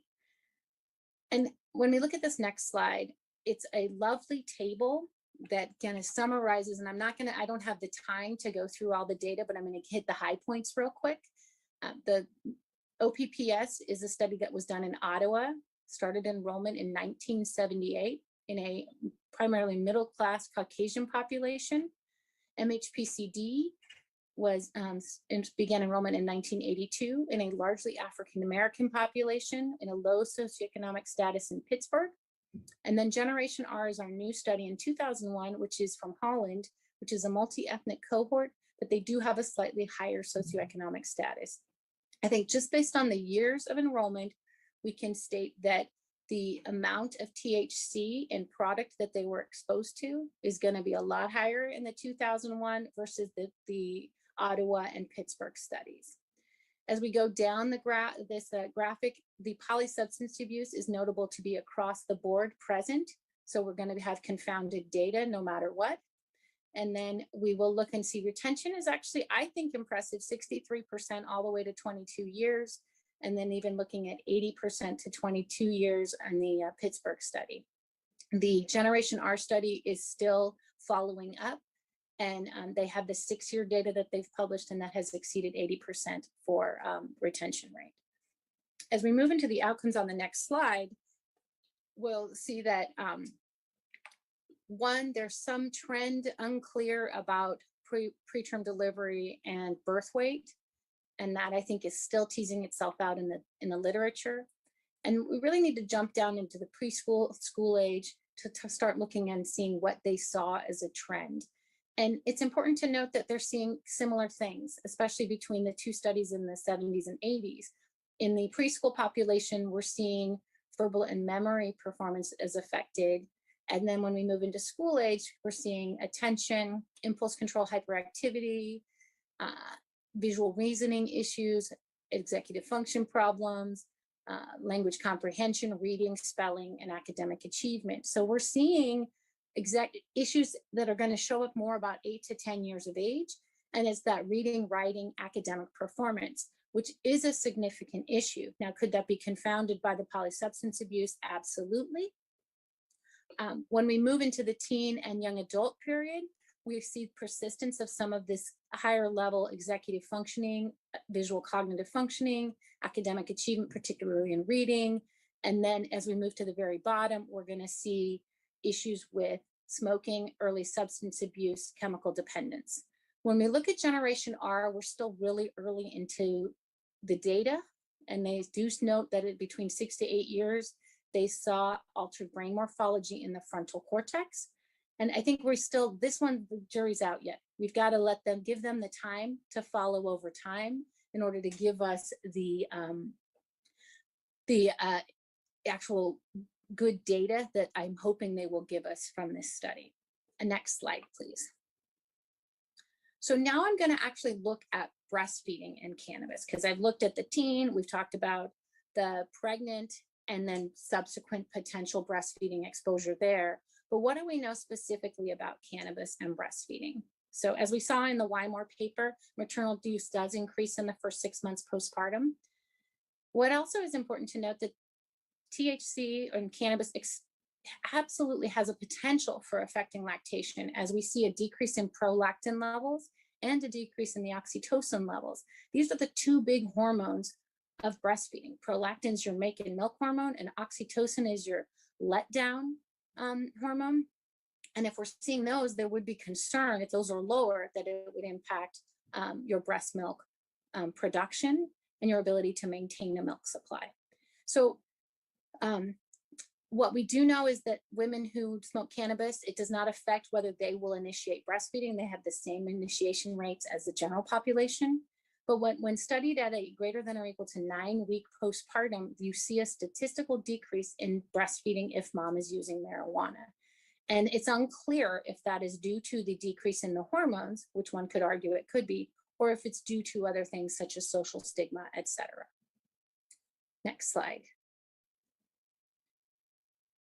When we get into the weeds of the logistics of breastfeeding and THC, it is important to note, especially if mom is smoking her marijuana, that there is an independent twofold increased risk for sudden infant death syndrome. And I think that's an important point. It's not part of smoking cigarettes. So cigarettes we know has an increased SID rate. This is on top of that. And so it is very important, I think, to educate mothers that they should smoke outside if they are going to do it, to minimize that risk. When we look at the data on breastfeeding and THC, there are no isolated studies without in utero exposure. So the data is never going to really be pure. We're going to have to deal with the fact that it's likely we're going to have a prenatal, postnatal exposure between the prenatal exposure in utero and the breastfeeding exposure. And the evidence that we have, which is very small currently, on the effects of THC on infant development is sparse and conflicting. And I'm going to run you through that now. Two papers that are referenced, if you look at any review, LactMed, et cetera, you're going to see these papers referenced. But again, this is data that's not too recent. The tennis paper was from 1985. It looked at women who were using marijuana while breastfeeding and compared them to controls. There was no comment on whether marijuana use was occurring during pregnancy or not. They assessed the babies at 1 year with the Bailey scales of infant development. And for those who don't recognize the term Bailey scales of infant development, that is a assessment of an infant done about 6 months on onward until about 2 to 3. We use it in the high-risk infant follow-up clinic to assess fine motor and gross motor development, as well as psychosocial development as well. So it's one of the tools that we use consistently to evaluate infant development. In the tennis paper, they saw no difference in motor and mental development. When we moved down to the Astley and Little paper 5 years later, they had a little bit larger cohort of 68 babies in each group. Both groups, mothers used marijuana during pregnancy. The exposed group continued to use marijuana after in the first and the third month of postpartum while breastfeeding. They assessed at 1 year of age using the Bailey scales of infant development. They noted that at higher exposure, you saw a lower psychosocial developmental index, and as well as you saw a decreased motor developmental interest on the Bailey as well. So there's no difference, there's difference. And it's small data, so it's hard to really hang your hat on it. And it really hasn't been able to be reproduced, partly because I think it's very hard to recruit into this patient population. Next slide, please. So I don't have the time to run through all the animal data, but I'm going to give you the statements from 2 organizations about long-term concerns about effects on the infant. The Academy of Breastfeeding Medicine, which is an organization of physicians who support and advocate breastfeeding, in their review, noted that the number of studies that have found concerning evidence, both human and animal, outnumber the studies that have concluded no effect. A conservative approach is suggested until evidence can strongly support otherwise. The AAP, or American Academy of Pediatrics, in their clinical report, noted that their current understanding of the ECS, or endocannabinoid system, and its role in the development of neural circuitry in early fetal life also provides theoretical justification for the potential of marijuana substances, particularly THC, to affect neurodevelopment. So there's concern. Next slide, please. So what are the current recommendations? And I'll start with Hale. He's the guy out of Texas with the Infant Risk Center, or Mommy's Meds, or Milk and Medications. And he has the rating scale of L1 through L5. I'm imagining that many of you recognize that scale. And L1 means that there is no risk, or there's perceived to be no risk, and there is some data potentially that is supporting its use. L5 would argue that there's significant risk and you should not use that substance while breastfeeding. L4 is often considered one that you shouldn't use while breastfeeding as well. So he's saying limited data, possibly hazardous. I've underlined this statement he added recently in the last few years. And it says, well, this data poses numerous limitations and does not directly examine the benefits of breast milk versus risk of exposure to marijuana and milk. Cannabis use in breastfeeding mothers should be discouraged at this time. And I think his point is valid in that there's a benefit to breast milk. We know that long paper from 2012 from the AAP with the graph that shows all the different percentages of improvement in milk in outcome when you're exposed to maternal milk. But then there's a risk to marijuana that we don't know. And we don't, I worry that it's going to be hard to find this pure data where we're really able to analyze the benefits of breast milk and the risk of exposure to marijuana. Next slide. So the recommendations are to avoid further use from the ABM, AAP encourages to abstain, the CDC encourages to abstain, and the ACOG, marijuana use is discouraged. So where do we go from here? In summary, we know THC crosses into breast milk. There's concern for marijuana exposure in all ages, particularly in the developing brain, but the data are imperfect. Realistically, excellent data sets are not likely coming, at least in the near future. And we're looking at if we think impact is of an executive function, we have to wait until these babies reach an age where they're actually utilizing executive function, which is going to be closer to 8 to 10 years, and then seeing what that looks like in fallout.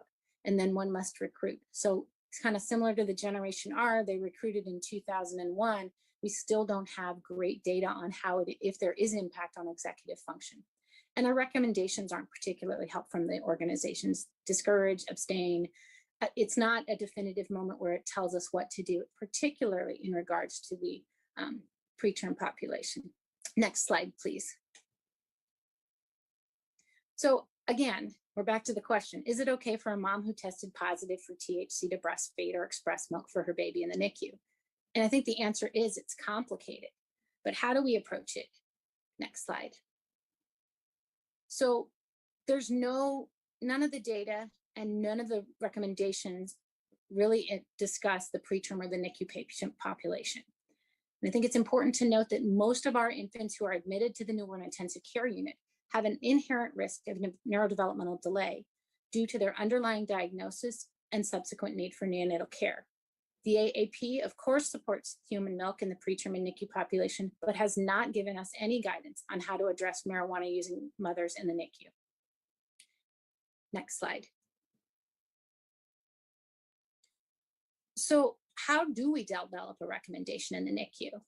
And I do think it is each unit, because the data isn't definitive, there's a lot of concern, but it's important that we look at what the patient is bringing to us and what we have as options as we evaluate our potential recommendation in our unit.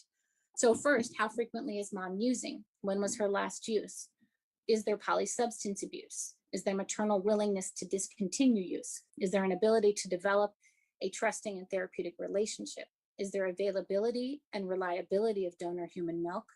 And what's your NEC risk in your unit, particularly when dealing with your higher NEC risk populations? Next slide, please.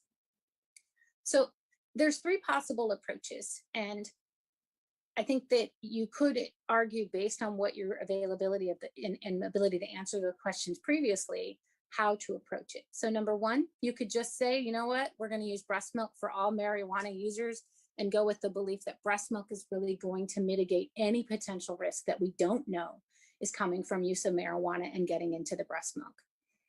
We could also, the second approach would be to pump to establish supply while mom abstains and utilize donor milk until some time that the THC level in milk may theoretically be low to 0. And then finally, you could say, you know what, mom's used marijuana, we're not going to use her milk at all, and we'll just use donor milk because we have such easy access, and we really feel that the risk of marijuana is significant, and we don't think it supersedes the benefit of what is concerned, what we gain from being exposed to mother's own milk. Next slide, please. So I'm not giving you an answer, unfortunately. I'm going to give you our answer at the Children's Hospital of Orange County, which is our chalk stoplight approach. And I'll walk you through that. Next slide, please. So where are we and what are we? CHOC is a 334-bed tertiary freestanding children's hospital with a 104-bed level 4 NICU in Orange, California. We have a robust and liberal donor milk policy. We will give donor milk to anybody in our NICU. A part of that is because we are very successful in establishing milk supplies in our mothers, and so it is a small portion of our population that doesn't have mother's milk in large volume, and so it's often a bridge, but it's available to all comers. And then we also have a strong lactation team where we are able to support moms and engage with them in establishing milk using a pump. Next slide. So our approach is multidisciplinary. The nurse, the doctor, the LC, the dietitian, and the social worker are all engaged and involved in this process. We identify a THC positive mother, and she is evaluated by the lactation consultant. This interaction is respectful and without judgment. Mom is educated on concerns surrounding marijuana exposure and possible risk to the infant, particularly in the NICU patient. And then we identify mom's lactation goal. Does she want to breastfeed? And then we ask, when was her last use? Was it less than or greater than 2 to 3 weeks prior to delivery? And does she plan to continue or stop her marijuana use? Next slide. So our approach, the easy ones, if mom plans to continue to use, we prefer to use donor milk, as the unknowns we feel is too risky to use in our NICU population. And we will use donor milk throughout the NICU stay and transition to formula prior to discharge. If mom's use is greater than 2 to 3 weeks prior to delivery and she plans to continue to abstain, we will use her milk immediately. If mom's in that middle zone of having used within 2 to 3 weeks, but she does take the education and she does plan to stop using, we choose to go with using donor milk for the first 2 to 3 weeks, have mom pump and fertilize. I don't think one should ever dump human milk, so I do have them fertilize a plant. No maternal milk will be collected in our centralized nutrition lab where we do milk handling.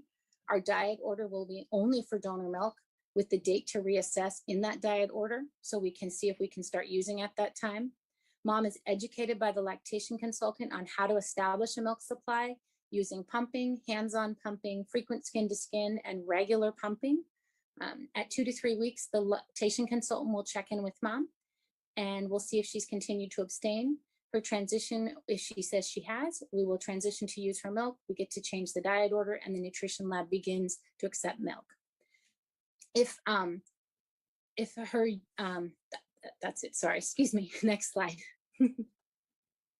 So that's our approach. It's an approach. Is it perfect? No. We've had challenges in that we've had issues with team member buy-in. Part of it was education. This slide deck was initially built to roll out and educate my colleagues on why we had significant concern. Defining roles was another challenge, as we had to make it so that people could, who was responsible for picking the date? How did we communicate that date? And then when did we go forward with changing the plan, and how do we communicate that plan? And then what are the exceptions? And the exception's always there, and it's a challenge and a success. And the mom who's got a trisomy 18 who wants to do palliative care, we're going to let her use her milk in our unit, and we don't want to confuse the message, so we message around that exception correctly. Our successes are we've been able to generate and develop a consistent message, and then when we get to change the diet order to use breast milk, and then again, that exception where we're able to message appropriately that we're making an exception because it's the right thing for this family. Next slide. This is a visual of our algorithm. The middle is the cannabis. Below the dotted line specifically defines whose role the doctor, the LC, or the nutrition lab, and what they do in each setting. I'm not going to go through it for the sake of time since I'm already gone over. And next slide. I think we are done. I think we just have references and cute pictures of my breastfed babies, because we always have to end with breastfed babies. So I thank you for your attention, and I look forward to our discussion. Thank you so much. So I'm going to actually start with Q&A and give people, we've had almost 150 responses on the survey, which is great. So I'll give you just another, like a minute to do that. If you haven't, the link is there on the screen. But to kick off our Q&A, what are, and there are a lot of them, so I'm just sort of choosing ones that we haven't really addressed yet in the conversation. What are the legal ramifications around this topic? So some things that were brought up. If you withhold the mother's breast milk, is that a problem? Or what if there are adverse effects for the infant from using breast milk that has THC in it? What about CPS involvement? Yeah, could you speak to that a bit? Yeah. I actually I've had this come up from colleagues saying, well, you know, the recommendation, do we have legal exposure because we refuse to use the mother's milk? And I've actually even run it by our risk folks to just make sure that we don't have legal exposure, because it seems to make sense that if we're going with the conservative baby's best interest and the general, because the recommendations are abstain, discourage, basically do not use, we are okay with following those guidelines, and it is there is no risk from a legal standpoint from their perspective to use donor milk and not use the mother's milk, which makes sense if you think about alcohol. You're not supposed to, you know, really shouldn't, but you're discouraged to not use a ton of alcohol during breastfeeding. If I have a mom who's a severe alcoholic, I'm not going to use her milk as well. And when we look at things like allowing moms to use, I think the important thing is that if your unit needs to proceed in that fashion because you have low, you don't have availability of donor milk and you have a 24-weeker and a high neck rate, you're probably going to choose to use that milk. You're going to educate the mom extensively saying we need to use your milk to decrease the risk of death or severe complication from necrotizing enterocolitis, but we really think you need to stop, and here's the reason why. So I think as long as you disclose and educate, I don't think there would be liability from allowing use if your unit is in the situation where it makes more sense to do that. Referring to CPS, I think tends to be more social work and unit practice. I think that there's often, if there's use, that referral will happen, often more just to check into to whether there's a file on the family and to make sure that it has been communicated if there's concern. It's often more than just the THC use alone that gets a call to CPS. Thanks. A couple questions about CBD oil. You mentioned that at the beginning. Do we know anything about CBD in breast milk? Not really. And I think part of it is we're still getting just the minimal teeny amount of THC data. So my hope is that we will see that coming as CBD has become a very popular product that people are using for almost anything at this point in time. I think it is important to note in my review of all the literature, and I will say this talk was very narrowed down. I could have gone on for 4 hours. So there are things that I didn't go into, but in looking at CBD, oftentimes when you look at the product of CBD, it's still, even though they're trying to purify it out, there still is THC in that product. It may be a small amount, it may be more depending on how pure, how good their process is, but inherently there is THC with the potential to test positive as well. A couple questions about the mom, and if she stated that she is abstaining or planning to abstain, do you take her at her word, or do you do some sort of toxicology test? Thank you. I was running out of time, so I kind of glossed through that. I do not. In our group, we do not, because we believe in developing, the multidisciplinary team believes in developing at that therapeutic relationship. And so we work actively with moms and say, you know, we develop that relationship. The LC is working with that mom to establish and maintain the milk supply until we're ready to use. And it's an eye-to-eye conversation of, okay, have you stopped? Remember, we talked about the risks. Are we good to go? I do find that oftentimes moms that are not able to abstain, the nurses already have their antenna up. And if you respectfully question them on it, they'll own up to it and say, you know what, I couldn't abstain. And oftentimes they, based on their aversion to risk, will stop pumping because they can't stop using or utilizing the marijuana. I think this is part of it, goes along with it. Do you have parents sign an informed consent to use their breast milk if the mother is using marijuana? Since we don't use mom's breast milk when we believe there's a significant amount of marijuana, we do not. I'm not a fan of signing consents, the whole consent for formula and the term population as well. I feel like it's more respectful that we have an educated conversation and have that trusting therapeutic relationship. When you pull out a form that says you sign this saying that I told you you're going to hurt your baby using your milk, I think it undermines the whole process of being in the newborn intensive care unit and supporting both the baby and the family. And oftentimes when you advocate and say, this is what's best for the baby, most people will say, you know, unless they're chemically dependent, they're going to go, okay, wait, I don't want to take cough medicine. I don't drink coffee when I'm pregnant and breastfeeding. And so I think it can often, if you explain that there's concern and data, the problem that we suffer with, which I didn't talk about, was this perception of safety, because legal is safe. And that is a component that we do have to address by educating them on what is known and what is concerning about THC exposure and the developing brain. Thanks. For moms with chronic use, should the breast milk be restricted for 2 to 4 weeks? Is that based off the half-life of the data? No, this actually was when we made it, and we're actually going to be, I have a meeting coming up in the next few weeks to look at that Why More paper that just came out in March. When we picked 2 to 3 weeks, we knew that users often have positive urine upwards of 4 weeks. And because of the sequestering in the fat, we picked 2 to 3 weeks because we felt that it was going to lower the amount of THC, but was a reasonable time that we wouldn't lose mom's pumping. And for anybody who's pumped, if you're pumping only, it is not a rewarding experience. And yes, we have moms that have to do that because they're in the NICU, but if you're pumping and then your milk's being sprinkled on a plant instead of being given to your baby, it is not a rewarding experience, and it is not going to be something you want to do for a prolonged period of time. So part of why we picked 2 to 3 weeks is we felt that it would allow for a decrease in the amount of THC in the milk. We didn't have any notion that we would have 0 THC. We were mitigating risk in saying we could decrease the dose by something. According to that Why More paper, we're probably about at a half-life. So we've halved the amount of THC in the milk.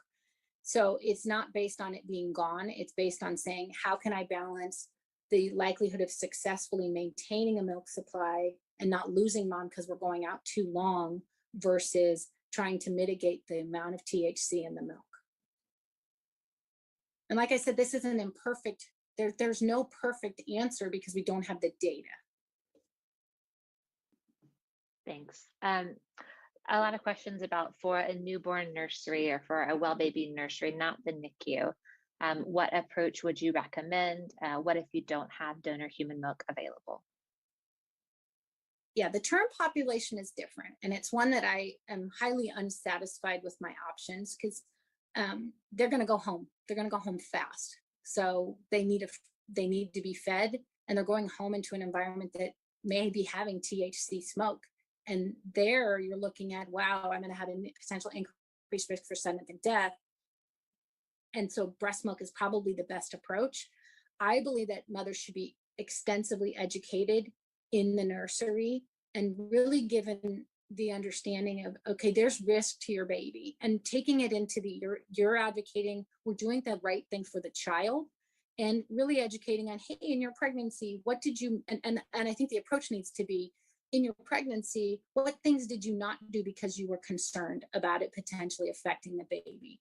And then when you educate them about the marijuana and say, we believe you should not breastfeed when you're using marijuana and would ask you to stop, but we do know there are benefits of breast milk. So in my experience, I don't develop those policies, but the approach is to educate and allow to breastfeed, when to establish milk supply, and knowing that the benefit of milk there may be more helpful than the exposure, especially if you can get mom to stop, and you would just tolerate the fact that there would be exposure until that dose is out of the milk. Thank you so much. We have so many questions coming in, but I do want to make sure we have the time. So this is out of 168 responses. So I'll just go over this and then I'll turn it over to Bob to give us a wrap up. So what is your role in the hospital? Obviously, it's really varied. Lots of, looks like RNs and MDs and lactation consultants are the top. Does your NICU have written guidelines regarding breastfeeding or the provision of breast milk? It's really split here. You can see yes is about 40%, no 30, I don't know is 30. Does your hospital test for THC? Pretty much yes. In both the infant and maternal toxicology screens. If a mother admits to current THC use or has a positive toxicology test and no other drugs, would you allow her to breastfeed or provide breast milk to her term infant? The top answer is depends on a case-by-case basis at 38%, and then 31% yes. And then same question for the preterm population. Depends or no actually went out here at 33% as well. And then at your hospital, is it usual procedure to consult with CPS when a mother has a tox screen that's positive for THC but no other drugs? Yes is listed at 38 and no is at 38. So we're almost at a tie there. So we just wanted to share that to provide a little bit of context about the audience on this call and what your fellow healthcare providers are doing and practicing. So Bob, I will turn it over to you. Thank you, Caroline, and this is Bob Castro. I'm the NICU Medical Director at Salinas Valley Memorial Hospital and one of the maternal exposure or MADEX co-chair. Thank you, Christine. That was a wonderful presentation. It's great to hear from a fellow colleague who also has trained at Harvard UCLA. You remember that, Christine? Also glad to hear that you were only 8 years old in the 1980s and appreciate the Ridgemont High reference. Thank you to all participants for completing also the pre-webinar survey. Please remember, we are still hoping that your center, if it's not already participating, will participate in the statewide MADEX database. My and other centers who are participating have learned so much on how we can better care for infant exposed to substances in utero. We have started focusing on opiates, but as one of the MADEX co-chairs, along with Lisa Chai, Angela Wong, and Pam Aaron Johnson, we are discussing expanding the database in the future to include other substances exposures, including marijuana and amphetamines. But this can be done already at your specific center. So please reach out. We would love to hear from you. You will receive a link to an evaluation survey for today's webinar. Take a minute and complete it so that we'll know what you appreciated and what you would like to see in the future. Thank you for prioritizing and participating today. And a special thank you to Caroline, Tony Nolan, along with their CPQCC colleagues for all of their services, making the Maddox database a progressive success. So thank you, everybody. Caroline? That's all, folks. Thank you so much. The slides, I don't think I showed this, the slides can be available here. They'll also be sent around in a follow-up email link. So be on the lookout for that. Thank you, everyone. This is Ashley Randolph, the host of the Ashley Randolph podcast show right here on Glo Preemies podcast. I am so happy today to have Bridget Baker with me. And hey, Bridget, thank you for being here. Yeah, we are so excited. We've really been looking forward to this. Yes. I cannot tell you how many times I have gone over topics like the one we're going to go over today. In case you guys are wondering, she is from Booked, Bagged, and Tagged. And not only is that a great podcast, but they're all about crime stories and safe havens for babies. And I mean, you guys are going to love them just as much as I do. Oh, thank you. Bridget, do you want to tell everyone a little bit about you and your husband? Because you guys are a duo, which is like so perfect to me. And we are. Your podcast. So we started the podcast, honestly, we wanted something that we could do together as a hobby. And we have both always been very into the whole true crime world and the different cases of it. I'm always been very intrigued with the psychology behind all of these people in these cases and kind of like why they do what they do. And with true crime being such a hobby with both of us, we've used it as a teaching tool, if you will. Like our 3 kids, they know what to do and how to do it if they're ever somewhere and something happens, and we've got them like trained on how to react, just from different cases that we went over. And with each case, we try to give out resources, like different things with babies. We've talked about safe havens, or when we have a domestic violence case, we always let everybody know the different resources around us that they can have. Now, that is interesting. Something that you said just made my eye twitch a little bit. You said that you use the stories to help educate your children. I do. That is something that you don't usually hear, but that is actually a great way if you really think about it. So that's actually a good tip. And it's really about the perspective. It is. And I mean, you have to keep in mind, like we have 2 younger ones and then we have an 11-year-old. We do not tell them all the scary things that can happen. But with each case that we've done, I've learned something from that in ways of just like, say, we're out in town and I've listened to a case before. I'm like, okay, well, I know that if, A, B, or C happens, this is how I can react. And so I've made sure that even our youngest knows their address. They know our full names, not that we're just mommy and daddy. And they can, do what they can tell somebody what they need to tell them if they're ever in a situation to where we're not there. So we've used that to just make sure that, we are keeping our kids as safe as we possibly can, because I mean, it's 2022. This world it's a lot now. Yes. Way different than 10 years ago or 20 years ago, I will say. Absolutely. Now, that actually brings into our topic today. So we're going to talk about safe havens. And I know that that's something that is truly, truly, really close to your heart. Do you want to go ahead and lead the conversation on that? Yeah. So every state, it's a little different, but for the most part, the idea is the same. So what they do is a safe haven is basically a place to where you can take your baby, and it's where, like, because there were so many people out there who were abandoning their babies and something would happen to the baby, or people who didn't know they had other options. So we made up these safe haven laws.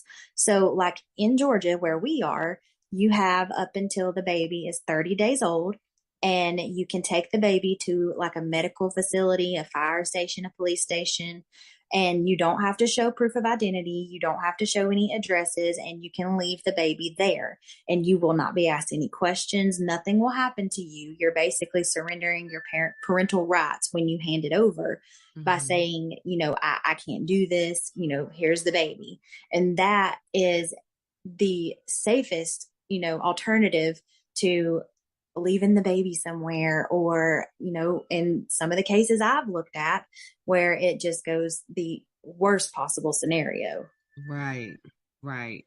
So the key word I heard you say was you will not get in trouble. No, you will not. Like I said, in Georgia, you can take the baby to a safe haven up until it is 30 days old. And then after that, you can still take the baby, but you would probably be asked to show some form of identity. In Georgia anyway. Now I think there was Tennessee. I think they had one that was a little longer, a time frame, but it's just a way of saying like, okay, let us help you. This is the best thing that we can possibly do for you and this child. No questions asked, basically. Right. I love that. No questions asked. We're here for the baby. Now, Yes. as far as let's say a mom drops off her baby and about maybe a month or two goes by and she decides she wants her baby back. Do you have any resources or educational tips or anything you can give to those parents? In that situation, what happens when you surrender your baby? Basically, you're saying, I cannot be this child's legal guardian anymore. So it is a form of you handing over your guardianship or parental rights.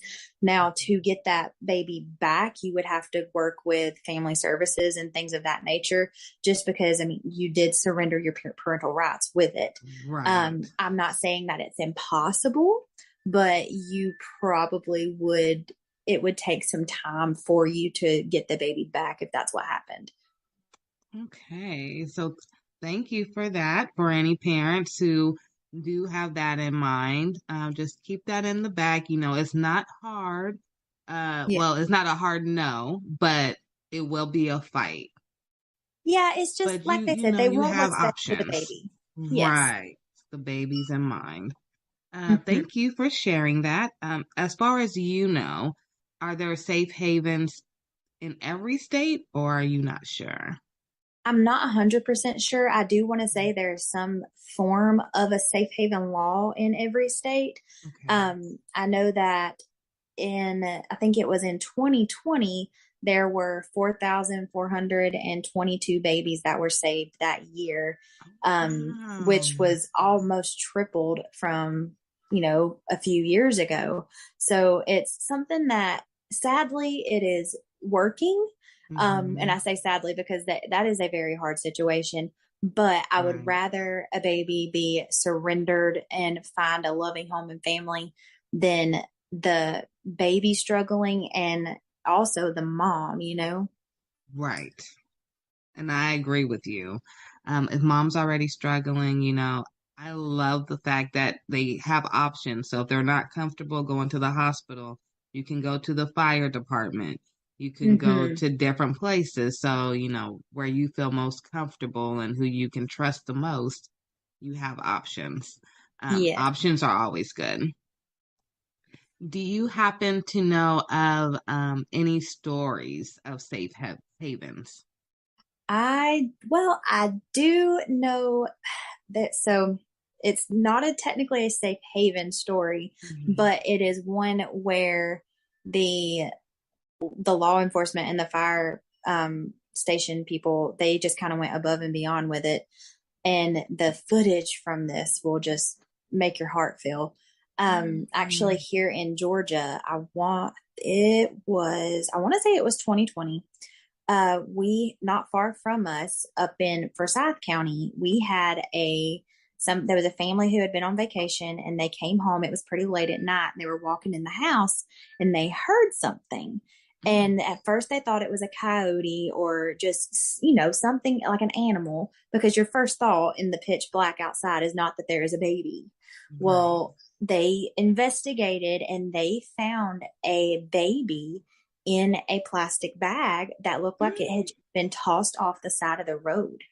And, they immediately just kind of jump into action, and they named her, I think the hospital named her baby India. You can look it up. It's such a heartwarming story. She's now adopted and in such an amazing family. But the part of this whole story, you can look it up on YouTube, and it's the baby India body cam footage. Mm-hmm. And I don't think I saw one woman in the whole video, but the way that these police officers, the man that found her, the EMS that was on the scene, the tenderness and the loving care that they took with this baby was the absolute sweetest thing I've ever saw. It will melt your heart listening to these grown men do their absolute best that they can for this child in that moment.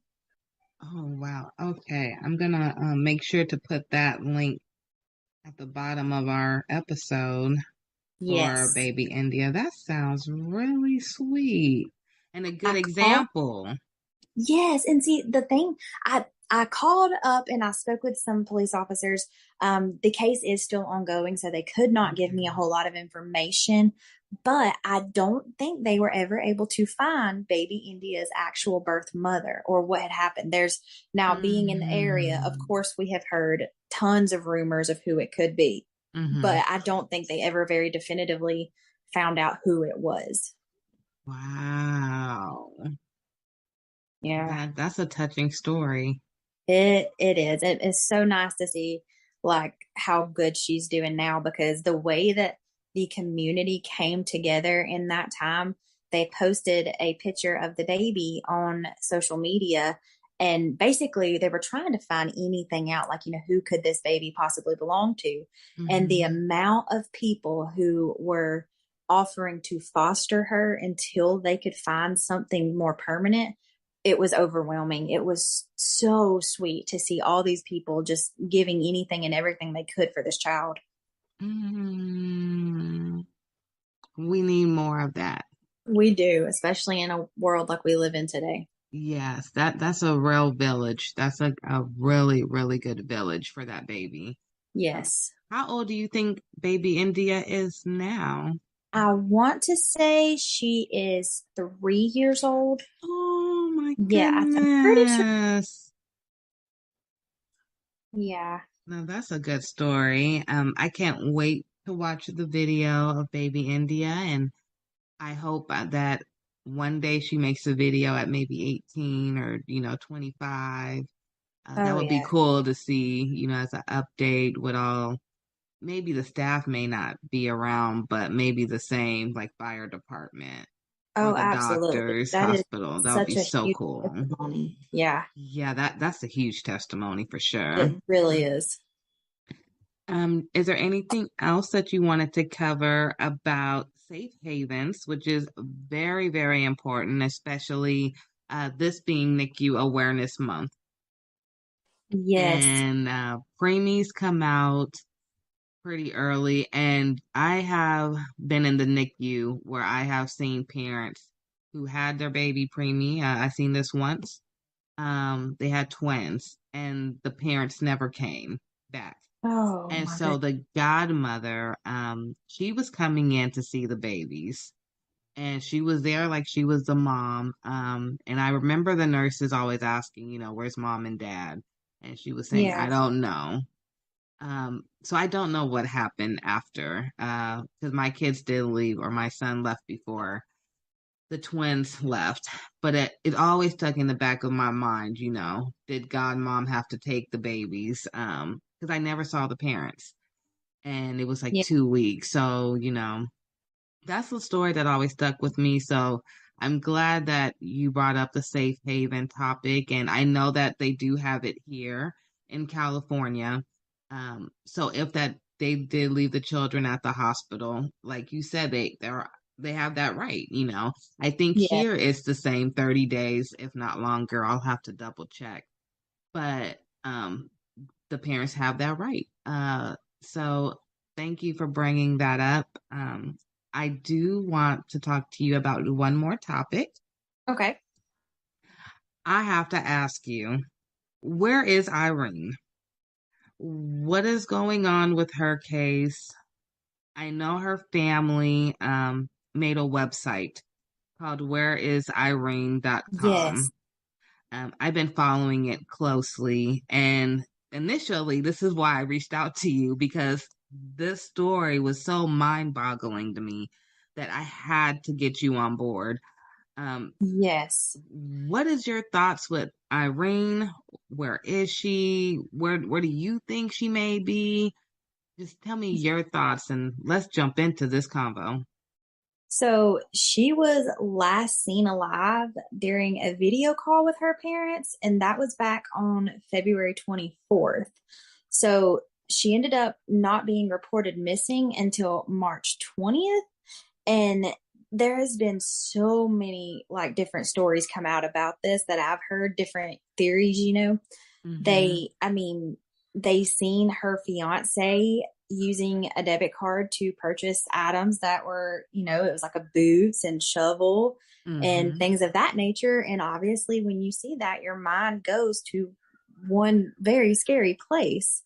Right. So they have, you know, he is identified as a person of interest, but I think there was also, according to documents, he had been accused of transferring over like $3,000 out of her bank account and ended up charging $600 on her debit card after he had told the authorities that she packed her bags and left. So very sadly, I hate to assume this, but with him buying the things that he was buying, and it looks like he's using her Visa card and he hit the $3,100 limit on it with 80 different transactions back to back. Like that really to me all points to one thing. And sadly, it makes me feel like she may have already passed away and it's being hidden, or, you know, and again, I hate to say that, but it's just in so many cases I have looked at it's one of those things when someone shows you who they are, believe them, you know? Them. Yes. Yes. You know what story just came into my mind as you were describing what's going on? Remember the young couple, the white couple that it was a young girl and her boyfriend or fiance. Gabby Petito. Yes. That was what, last year? Or was that even this year? No. That was it was last summer. Yeah, and it's like such night and day. Yes. Still a couple. He had used her card. He was doing weird things that included his parents. And then look at how it ended. It gives me the same vibes without the same publicity because everyone was talking about that case. And you know what's odd to me is that case absolutely blew up. But there were, I want to say, a handful. I can see 3 different people in my head right now. I just don't know their names, but that is my point of people who went missing in the same area within the last 5 years and nobody knew their name. Not one person. Wow. Yes. And it was like almost identical stories of them being in that area. They went missing and you don't know anything. Now, that is nothing bad to say toward Gabby Petito. It just happened to be the one that did blow up. And I think honestly, I think the biggest part of why her case blew up is it was the time that it blew up, because during the time that this all happened, you know, a lot of people are still in the middle of quarantine. A lot of people were still at home. And of course, everybody knows during all of this COVID, TikTok blew up. Like TikTok was all anybody could do. And I think that is the biggest reason her case blew up, is because it got onto TikTok and everybody on TikTok spread wildfire.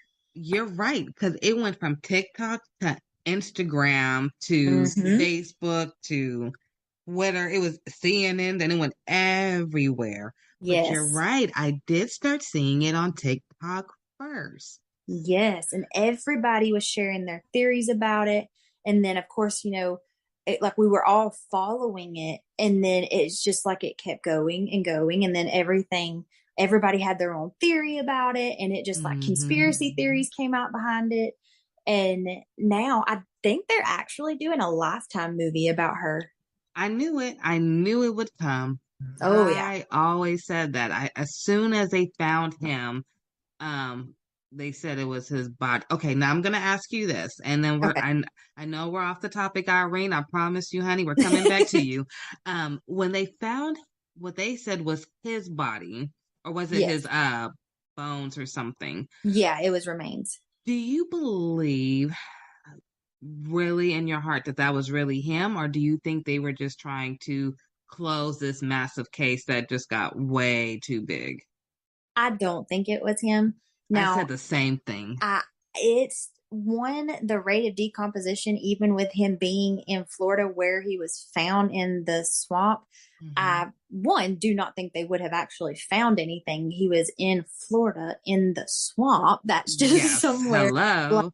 Like you're not gonna find like the elements and the wildlife down there is unlike anything else, I really don't. And also they found skeletal remains, and he returned home on September 1st of 2020, and then he goes missing, and I think they found him on September 9th. And he had just went missing on September 1st. There's no way all they found was skeletal remains. That at the rate of decomposition, even though being out in that hot Florida weather would, exacerbate all of that, it's not going to be just skeletal remains. That's what I said too. I said there's no way. No, not at all. But now, the case disappeared just that fast. But I just knew that no, there's something still not right. No, I agree 100% with what you said at first, it being something that it got too out of hand and they had to shut it down.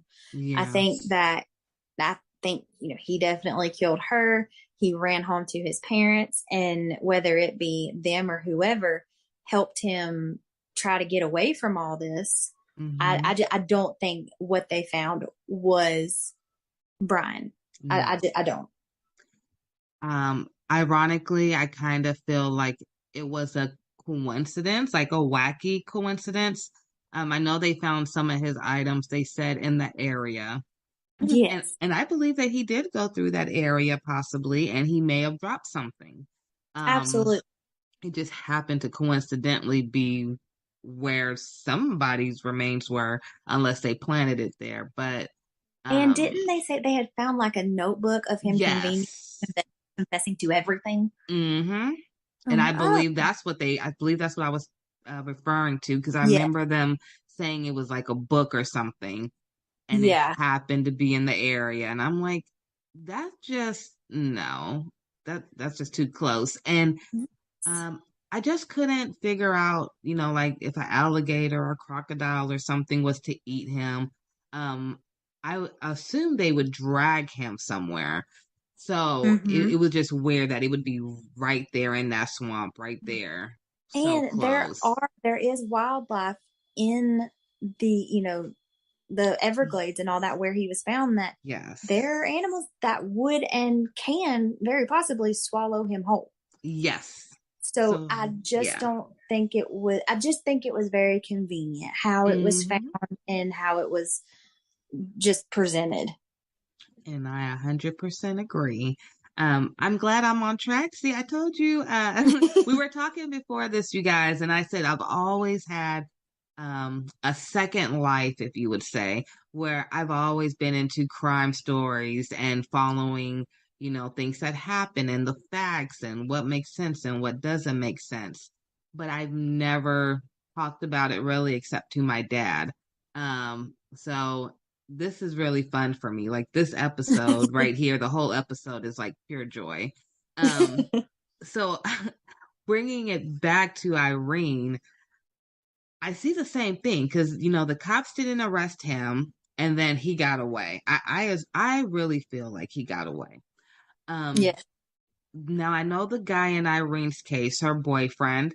Um, he went to jail and bonded out, Yes. even though all this evidence, just like Gabby Petito's boyfriend, all their evidence is like almost similar.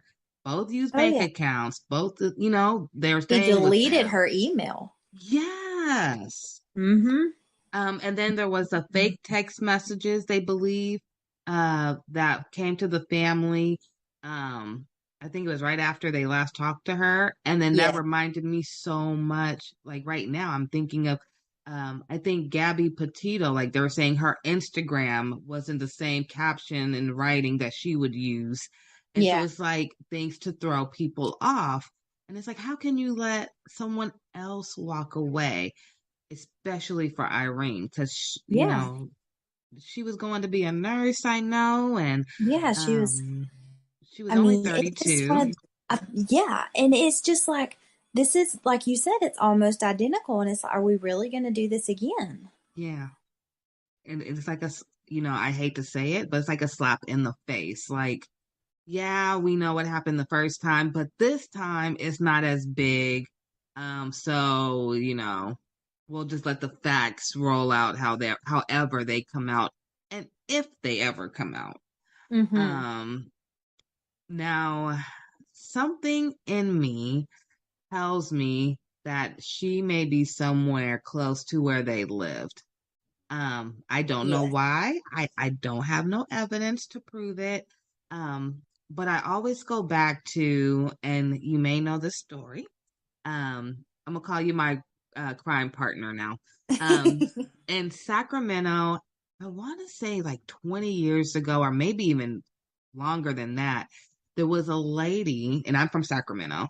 There Okay. was a lady who lived downtown, and she had a house, and she was having people come in who had like SSI checks and government checks.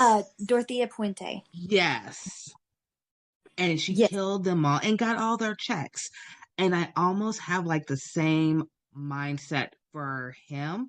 Like he used her and then he obviously took her money and Mm-hmm. then nobody knows where she is. And I almost feel like she has to be somewhere by that house. She has to be. Yes. I mean, in Dorothea Puente's case, it's funny. We actually did a case on her recently. So Oh, this is very fresh in my mind. you got to send me that link so I could post that too. I will. I will. Like all of her, well, most of her victims after they were killed were just in her backyard, you know? Yes. So it was, I mean, very close. And it's not like he has really ran. I mean, I agree. I feel like he's very close, or she is very close to where they are. Yeah. I just have that real strong feeling. Because he bought the boots. I know he bought a shovel. Yes. Um, there was nothing hinting at the fact that I saw, maybe you did, like any extra gas to carry with him. So like no gas cans or anything. Because I Yeah. assume if you're driving with a dead, you know, deceased body, that you wouldn't be stopping at gas stations to refill. Um, I just, you know, there was like not a lot of planning, obviously, Mm-hmm. but it had to be somewhere close to him. And I know they live in, I believe was it Wyoming or Idaho? Wyoming is where they were staying. Yes. Now, Wyoming has a lot of wooded area, I believe. A lot of Yeah. wooded area. So she could be there.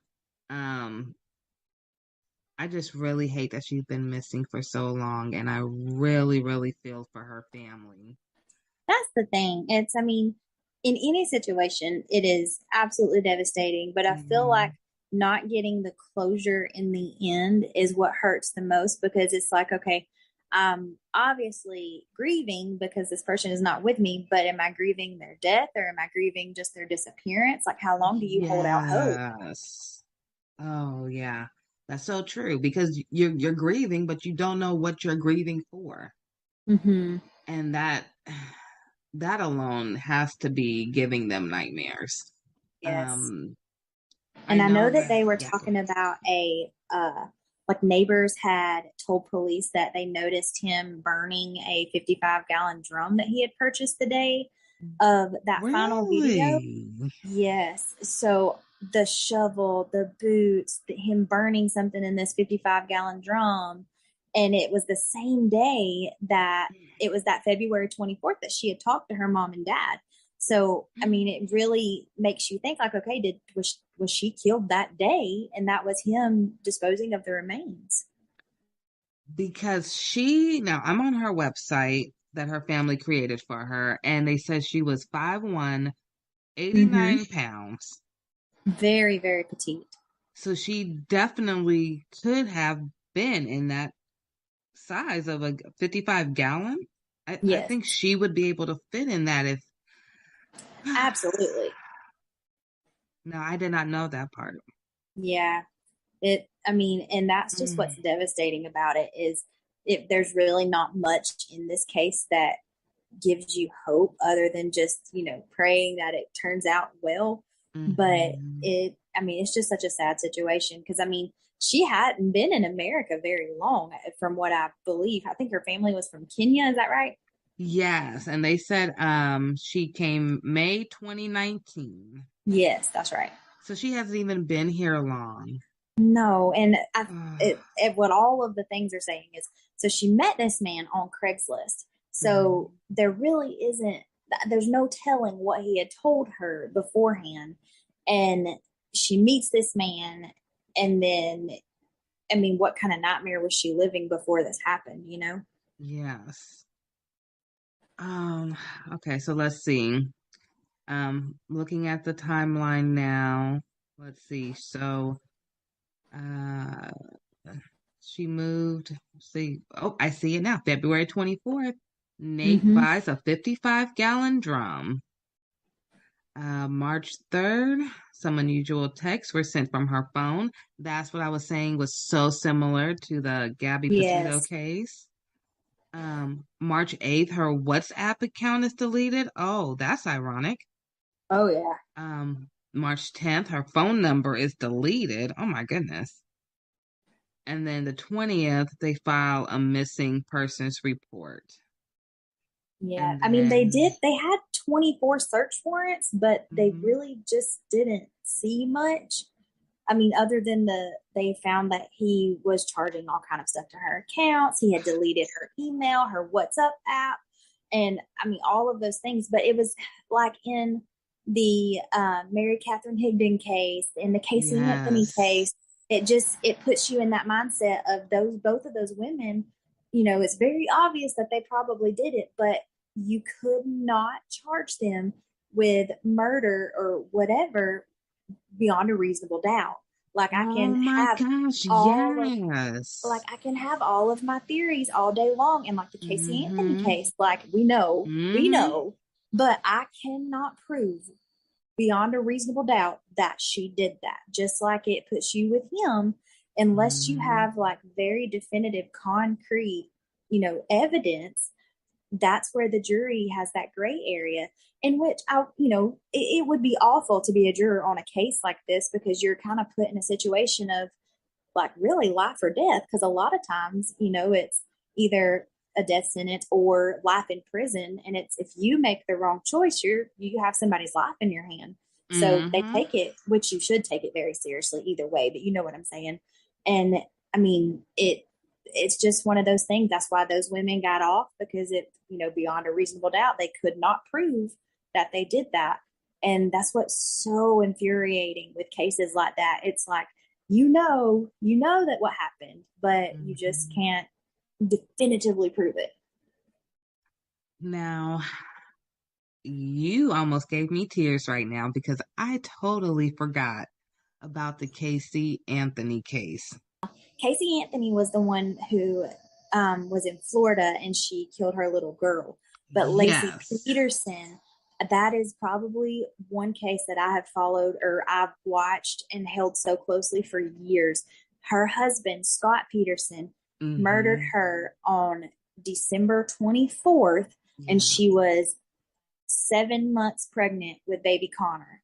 And that case shatters my heart because, and I mean, I know I don't want to get too gruesome because I mean, on my podcast, it's a true crime. You know what you're getting when you come there. So I don't want to get too much, but the way that they found them and a woman's body is just absolutely amazing. And the things that it can do and the way that it protects the child, even when you don't think it is, a mother's body is just absolutely amazing. And when they found Connor, the level of decomposition on Connor versus Lacey's body was astronomical because her body had protected him and he stayed in utero for a very long time. So he was at a different decomposition rate than she was. And I will never forget when they found the baby body. No. I just remember like so vividly, like the whole case. Yes, Lacey Peterson. And because it happened so close here. So of course, it was like all day on our news, 24/7, the whole thing. And I remember even being at a young age, I remember him just walking around, acting like he cared, acting like he really didn't know where she was. Yeah. And then the whole time he had an affair and he had a whole nother life going on. And I remember looking like, this was like the first time I realized that people had, to me, split personalities before I knew it was called split personalities. And I was like, how can you live two double lives and then sit there with a straight face to the cameras, to her family, to your family, and say, I don't know what happened? So the Lacey Peterson case is actually what the book Gone Girl was kind of mirrored after. Now, if you've read Gone Girl or if you've watched the movie, the ending is different. I will say it, Lacey is obviously the victim in the true crime case, the real case, but you just got to watch Gone Girl to understand what I'm trying to say. But I don't want to give away the ending, but it really it put it in perspective a little bit better when you're watching everything that's going on. And of course, in my mind, I was constantly thinking about Lacey and Scott. And I'm just like, the narcissistic, like, behavior behind the entire case, throughout the whole case, that Scott was like, I'm not going to get caught. They're not going to look into me. Or the fact that he could turn on those tears at the drop of a hat. I was like, there had to be more going on at home than Lacey had said anything to anybody for it to take a complete 180 turn. You know what I'm saying?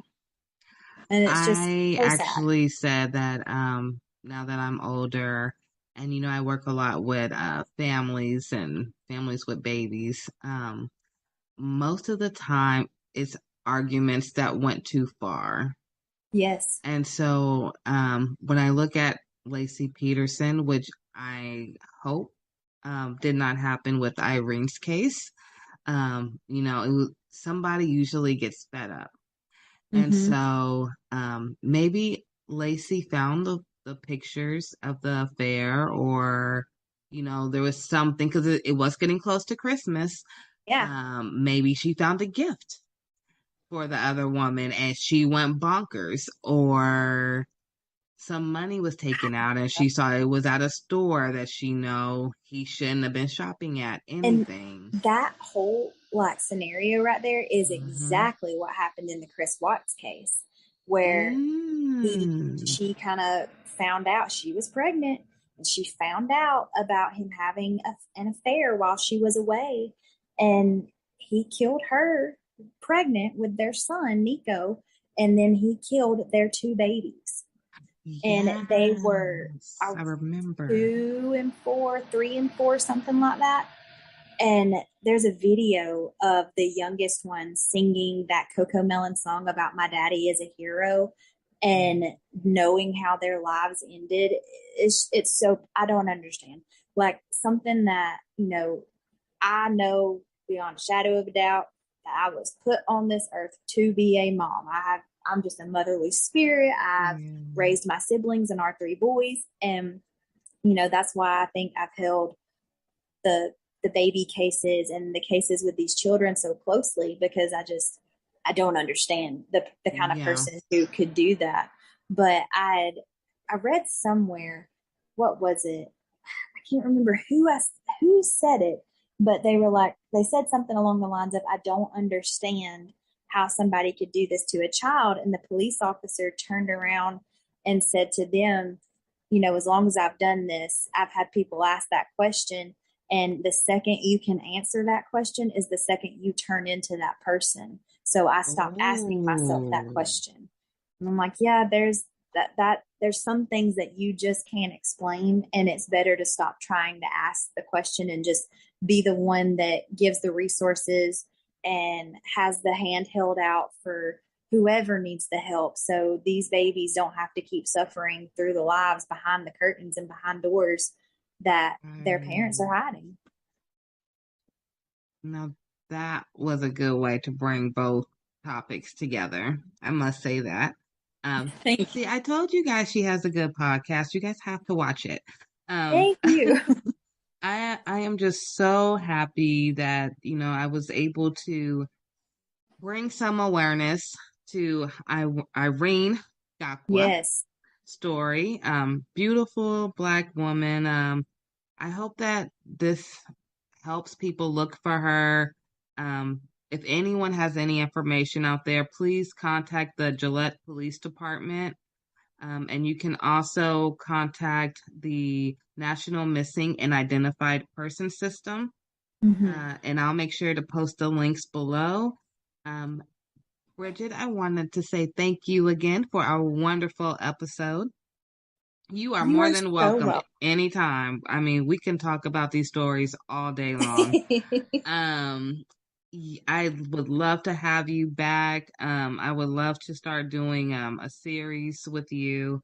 Absolutely. Even if it's once a month. I know you have your own things going, but we'll talk more. And this was really, really powerful. You brought us safe havens and information and even a good story. And then we spread awareness about not only Irene, but we talked about Lacey Peterson. We even brought up the name Casey again, Casey Anthony, so people remember, you know.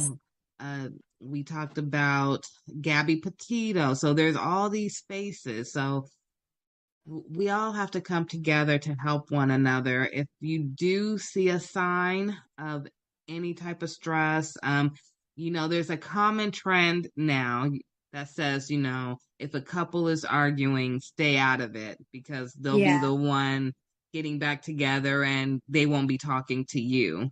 But then you also don't want to end up with a situation like what we have in front of us.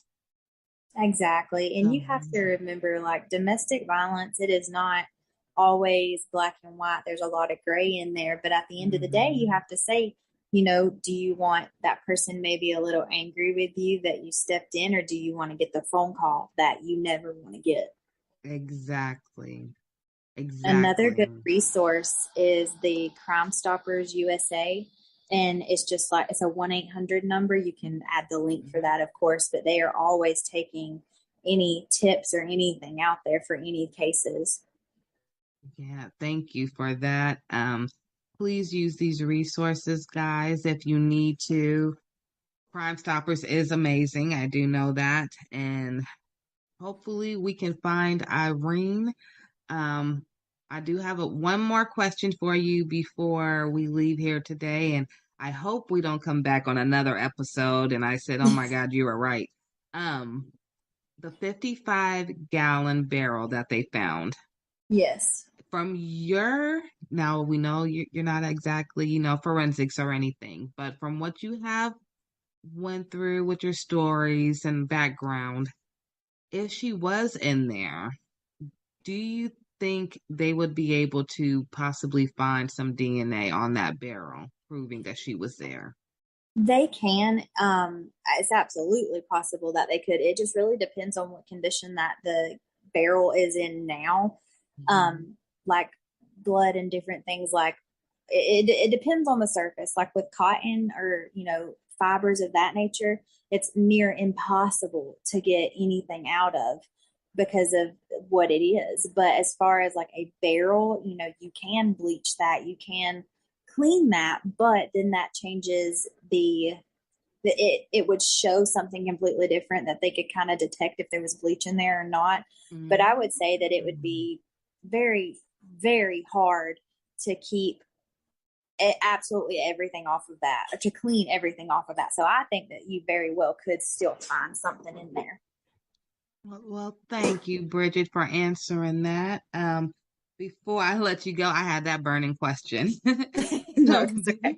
Before I let you go, do you want to tell everyone where they can find you and your husband?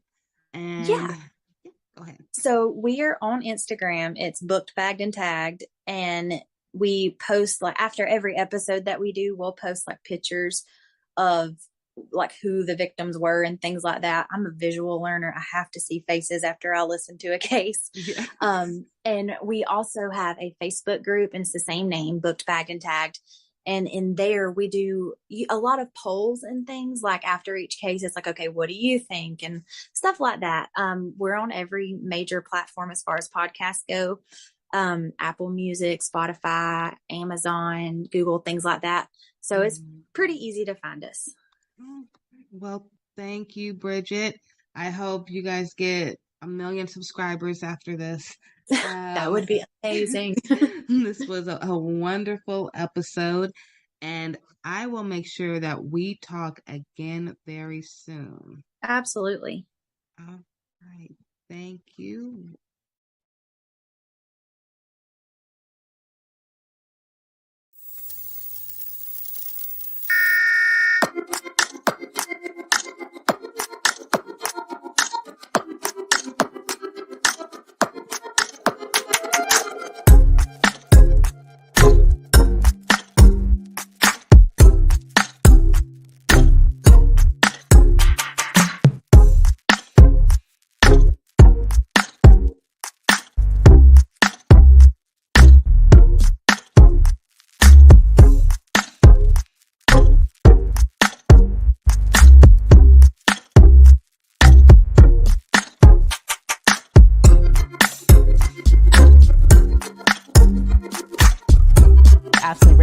Founder of GLO Preemies and co-founder of Alliance for Black NICU Families. Welcome to AM Buffalo, ladies. Ashley and Beth, thank you so much for joining me on a great day to talk about Ashley Randolph. Join us now. Ashley Randolph, founder of GLO Preemies and co-founder.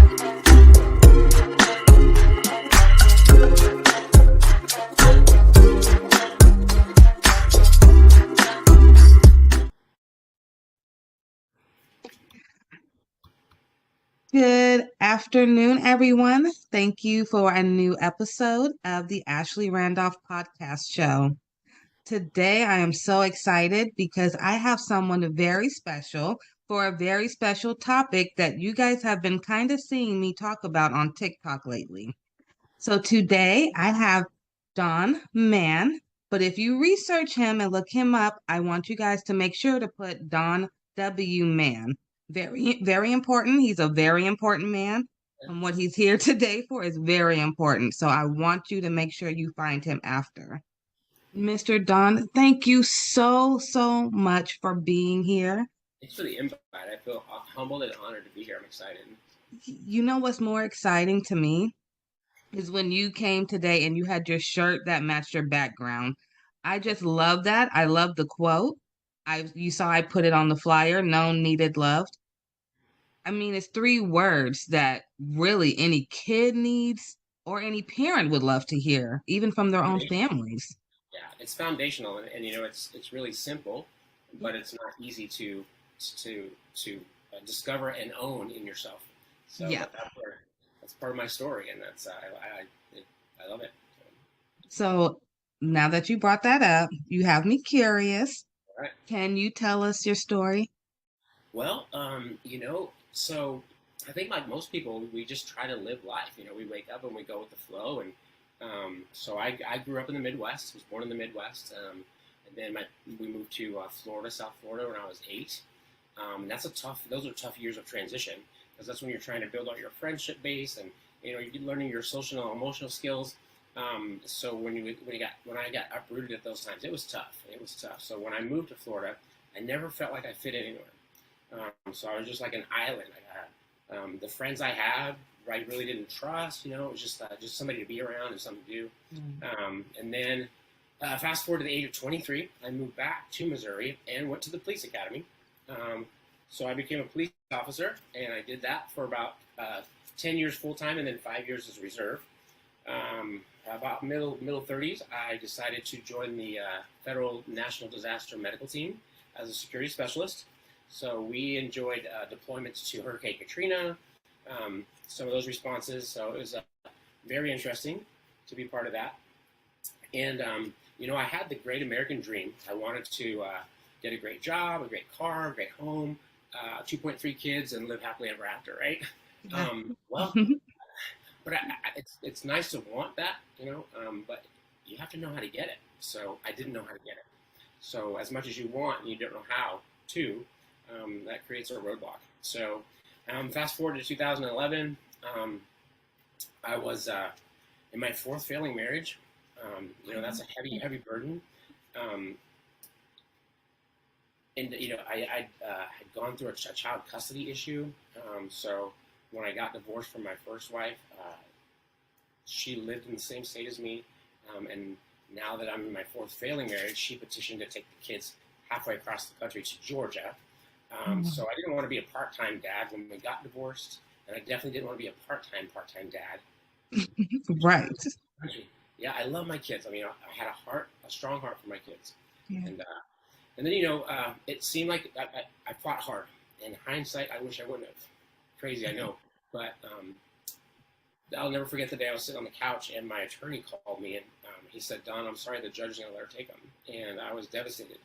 That was a sadness and a depression that I had no idea how to heal or how to work through, how to just deal with it.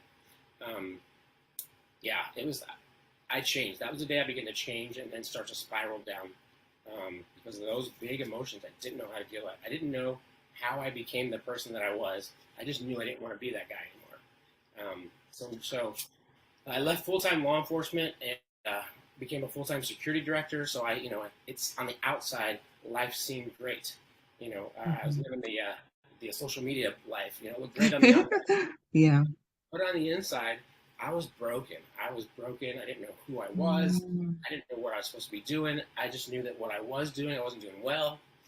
And so I ended up getting fired from my job at the hospital. And but my wife was great. She put me through she put me through real estate school. Wow. So I became a realtor. I had a lot of drive, a lot of grit. I always wanted to be successful. But it was something in my past that's always held me back. I became a realtor in 2008, 2009 here in Springfield, Missouri. I won a Rookie of the Year award. But in the background, again, it looked great outside. I began to drink because those big emotions that I didn't know how to deal with. Alcohol is a great emotional number, negative emotions. But the problem with that is it also numbs out all the good times in your life too. And it often comes with legal battles. And so that's kind of what happened to me is, and the crazy thing is so my ex-wife ended up sending the kids back because it didn't work out with her. So in March of 2011, I had all my family there. I was making great money as a realtor. We had a 5-bedroom, 3-bath house with an in-ground pool. I just bought my wife a Mercedes, so on the outside it looked like it was perfect, but on the inside I was so tore up and so lost and broken. And I was March 9th. I was driving home in her Mercedes, and I was drinking, and I sideswiped a wooden fence. And when I got home, I looked at the damage, and that was the day that things got really dark. I just took this analysis of, you're a horrible father, you're a horrible husband, you can't keep a job, you're drunk, and the world would be better off without you. And so I was convinced. So I went inside and I grabbed my service weapon that was meant to protect me, and I shot myself at point blank range in the stomach, and I tried to take my life that day. Only by a miracle did I survive. I will say I'm glad that you did survive. I am too. You know, it's and because this is Mental Health Awareness Month, I wanted to add this little part in here. Yeah. I think it's important for people that are experiencing depression and maybe suicidal ideations, and thinking about suicide and thinking that that's the only way out. What happened to me is I knew in one moment that I wanted to die, but the moment I pulled the trigger, I knew I wanted to live so bad. Like I never wanted to live so more. I think it's helpful if people if you think about that. Like, yeah. You don't really want to die. You just want the pain to stop, and that's where I was. But then it was fear. You know, it was like I may have just taken my own life, and I didn't want to. Right, right. And I love that you said that, because there was so much going on the inside that a lot of people didn't even really see what was going on. But like you said, you had this 5-bedroom house, you had the Mercedes, you had everything, but it wasn't what you needed to fulfill you. And, when you said, wait a minute, after everything, it was a fear. You didn't really want to do it. It was just, you just wanted the pain to stop. Yeah. I found myself in a deep, dark place, and I didn't like it. And I didn't know how to get any other way out. It seems like the only answer, but it's not. It's not. And the answer comes in hope. And I can share that a little bit later about the power of hope. Even in our darkest moments, we just get a little bit of hope. We can find the strength and the courage and to go forward. I don't remember much after I shot myself. I got life flighted to a hospital here in town, and I woke up a week later in the ICU, and the emergency physician came in and he said, I thought you'd be dead on my table when they brought you in. He said, but I cut you open. He said, I looked for damage. He said, you nicked your bowel. I had to cut out about 6 inches. You'll have a colostomy for about a year. It'll be reversed and you'll be fine. And so I was like, wow, that's crazy. And then he starts to walk out of the room, and he stops and he turns around and he says, what I don't get is how a 9mm bullet that travels over 1,000 feet per second travels less than 4 inches and stops right before it hits your spine. No. Yeah.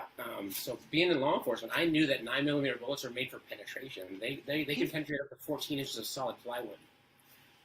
So that was the day that God said, hey, I'm real. This is me. This is who I am. I had no doubt that I was here for a reason. Yeah.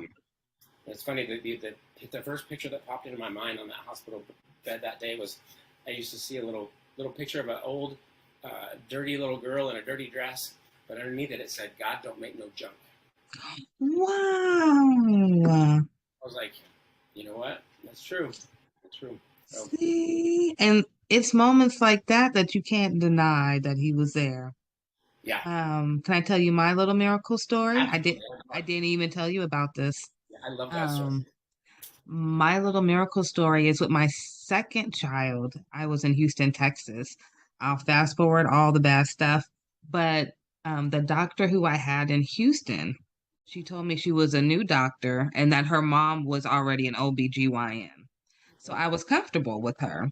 Yeah. So when it came to my delivery, of course, all my kids were premature. My daughter was born and she had her cord wrapped around her neck. No, yeah. But the doctor was so calm. She never even I didn't know until my daughter was like 4 years old that had happened to her. My husband had to tell me, like no one told me.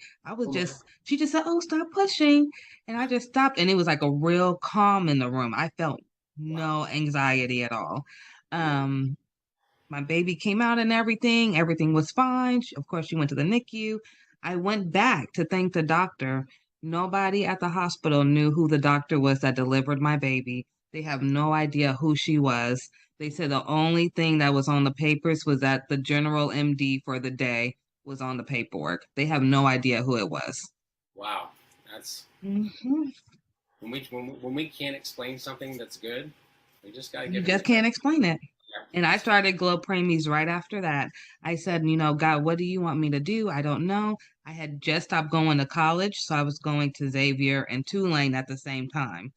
And I just didn't know what to do. I had my second preemie, and then it just came to me, God, little ones. And Glo Preemie's been with me ever since. I love that. That is so Such a great cool. story. Such a great story, and all significant lives that I know of Yeah. are foundational on amazing God stories. So when you got out the ICU and you got out, what was the first thing you did when you walked out them doors knowing you just had a miracle? Well, probably not what most people would do. I went and got a drink. Wow. You That's would think, honesty, though. yeah, you would think that God showing up in my life like that would have like smacked me into reality, right, and just chase your purpose. No, I still had all that unhealed, unfaced internal pain, emotional wounds, and the crazy thing about pain and emotional wounds. We try to beach ball. We try to stuff it. It's kind of like stuffing a beach ball under the water. Sooner or later, it's going to pop back up. Well, that's what our emotions do. When we stuff them, I say they go into the pit of our stomach and they lift weights. And then when they come out like, Urgh! And so, yeah, the pain came out. And so I had to go, or I felt like I had to go and drink. So I continued to drink for a few months. And then, well, it was actually a couple of years. Then December 28th, 2013, I was driving home from a bar, intoxicated, and I rear-ended a pickup truck of firefighters at low speed. Nobody got hurt, thank God. Okay, good goodness. But I got arrested in the same jurisdiction where I used to be a deputy sheriff.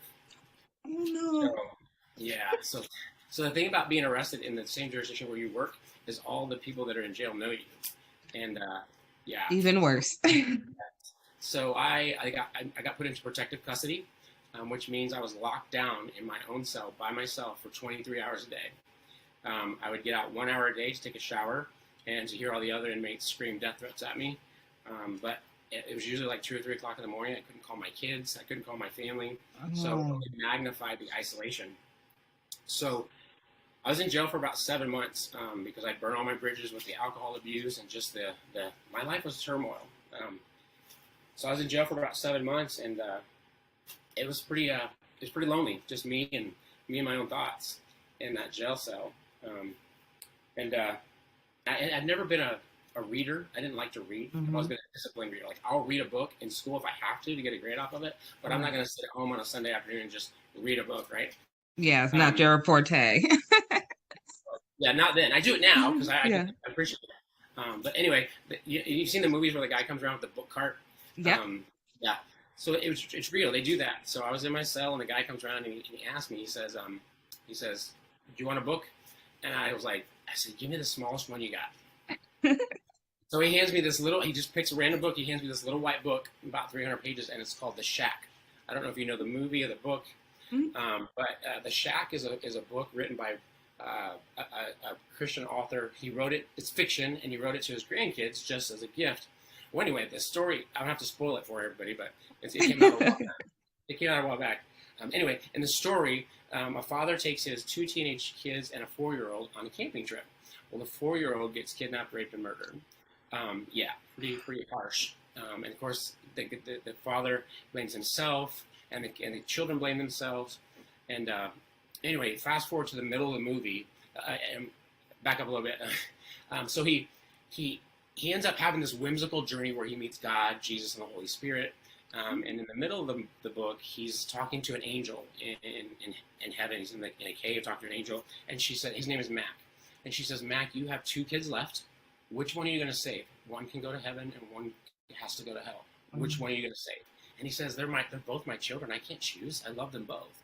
And she says, "No, you have to choose. You have to send one to heaven and one to hell." And he starts to break down and cry, and he says, "I can't choose. I love them both." And she says, "Neither can God." So what she was saying was that the guy that did that to his daughter, he loved him. God loved him too. And that was beautiful. And then something clicked for me that day. God showed up in the hospital room that day when he saved my life. He decided to show up in that jail cell too that day, because I thought, wait a minute, hold on. like everything just stopped. I'm like, you mean to tell me that with all of my mistakes, all of my mess ups, my unfabulous life, I mean, I'm in jail. You mean to tell me that God loves me as much as he loves the pastor behind the pulpit? That's crazy. That's big love. That's crazy. I want to know that, right? Yeah. So I dropped the book on my bunk and I said, God, this is your life anyway. Take it and do what you will. And that was the day I fully surrendered. And life has been, you know, I didn't get zapped and like get released and life happened. You know, I actually stayed in jail for another couple of months. But here's the crazy. I love this part of the God story. So my brother, because of our past, he's always been a self-proclaimed atheist, right? Oh, okay.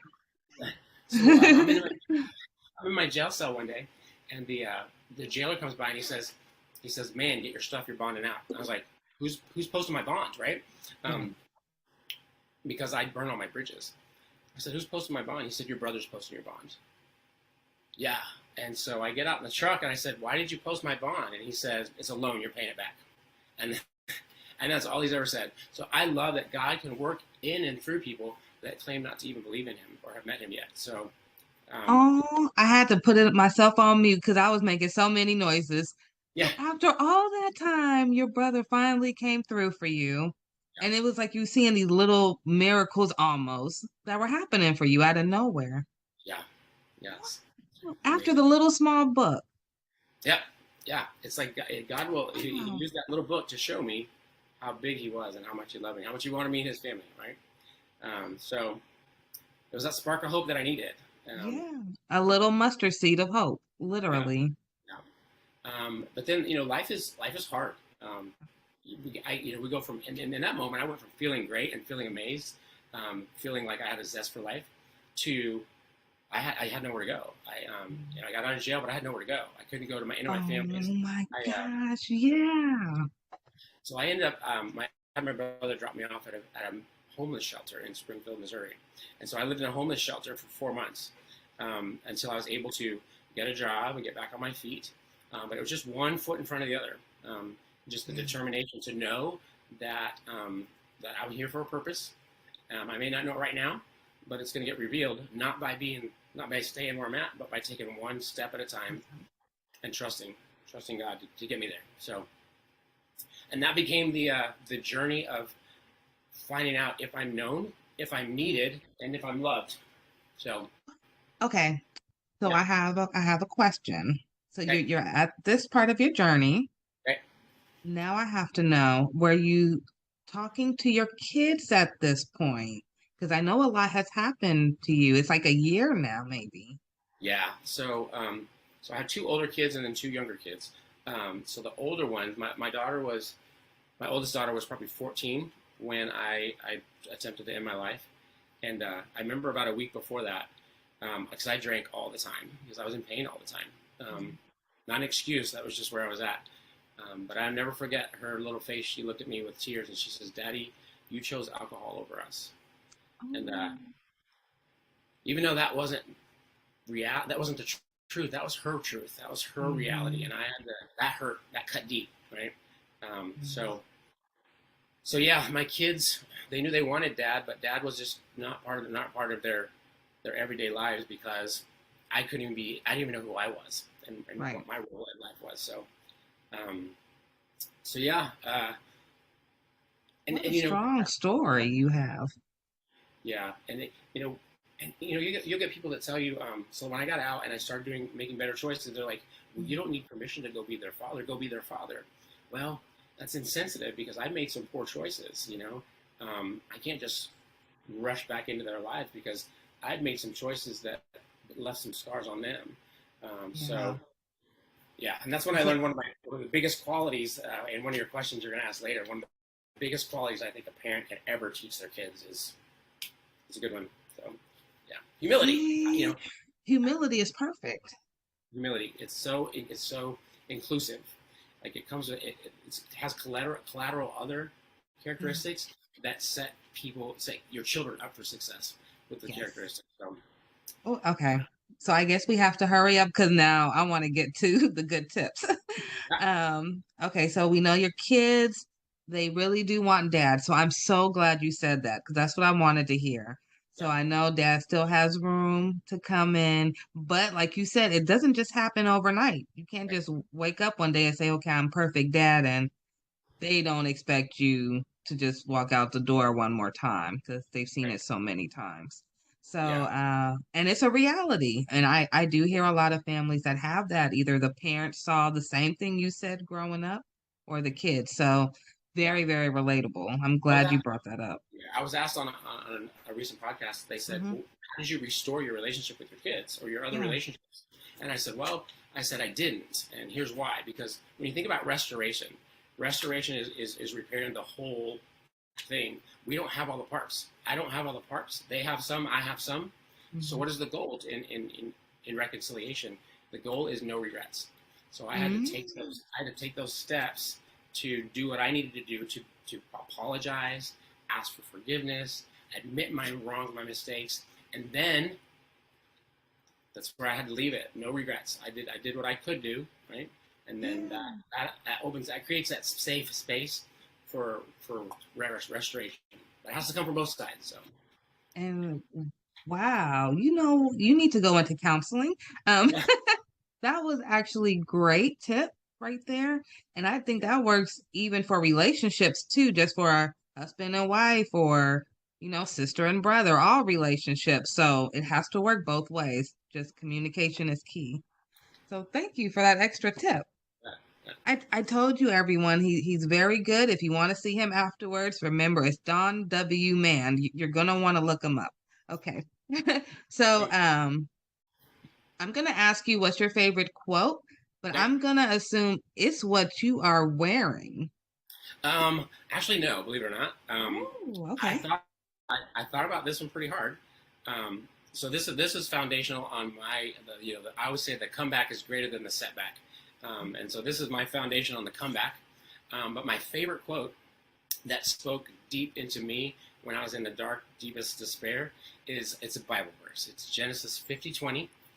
And it says, you meant it for evil, but God meant it for good, to do what it's doing now, the saving of many lives.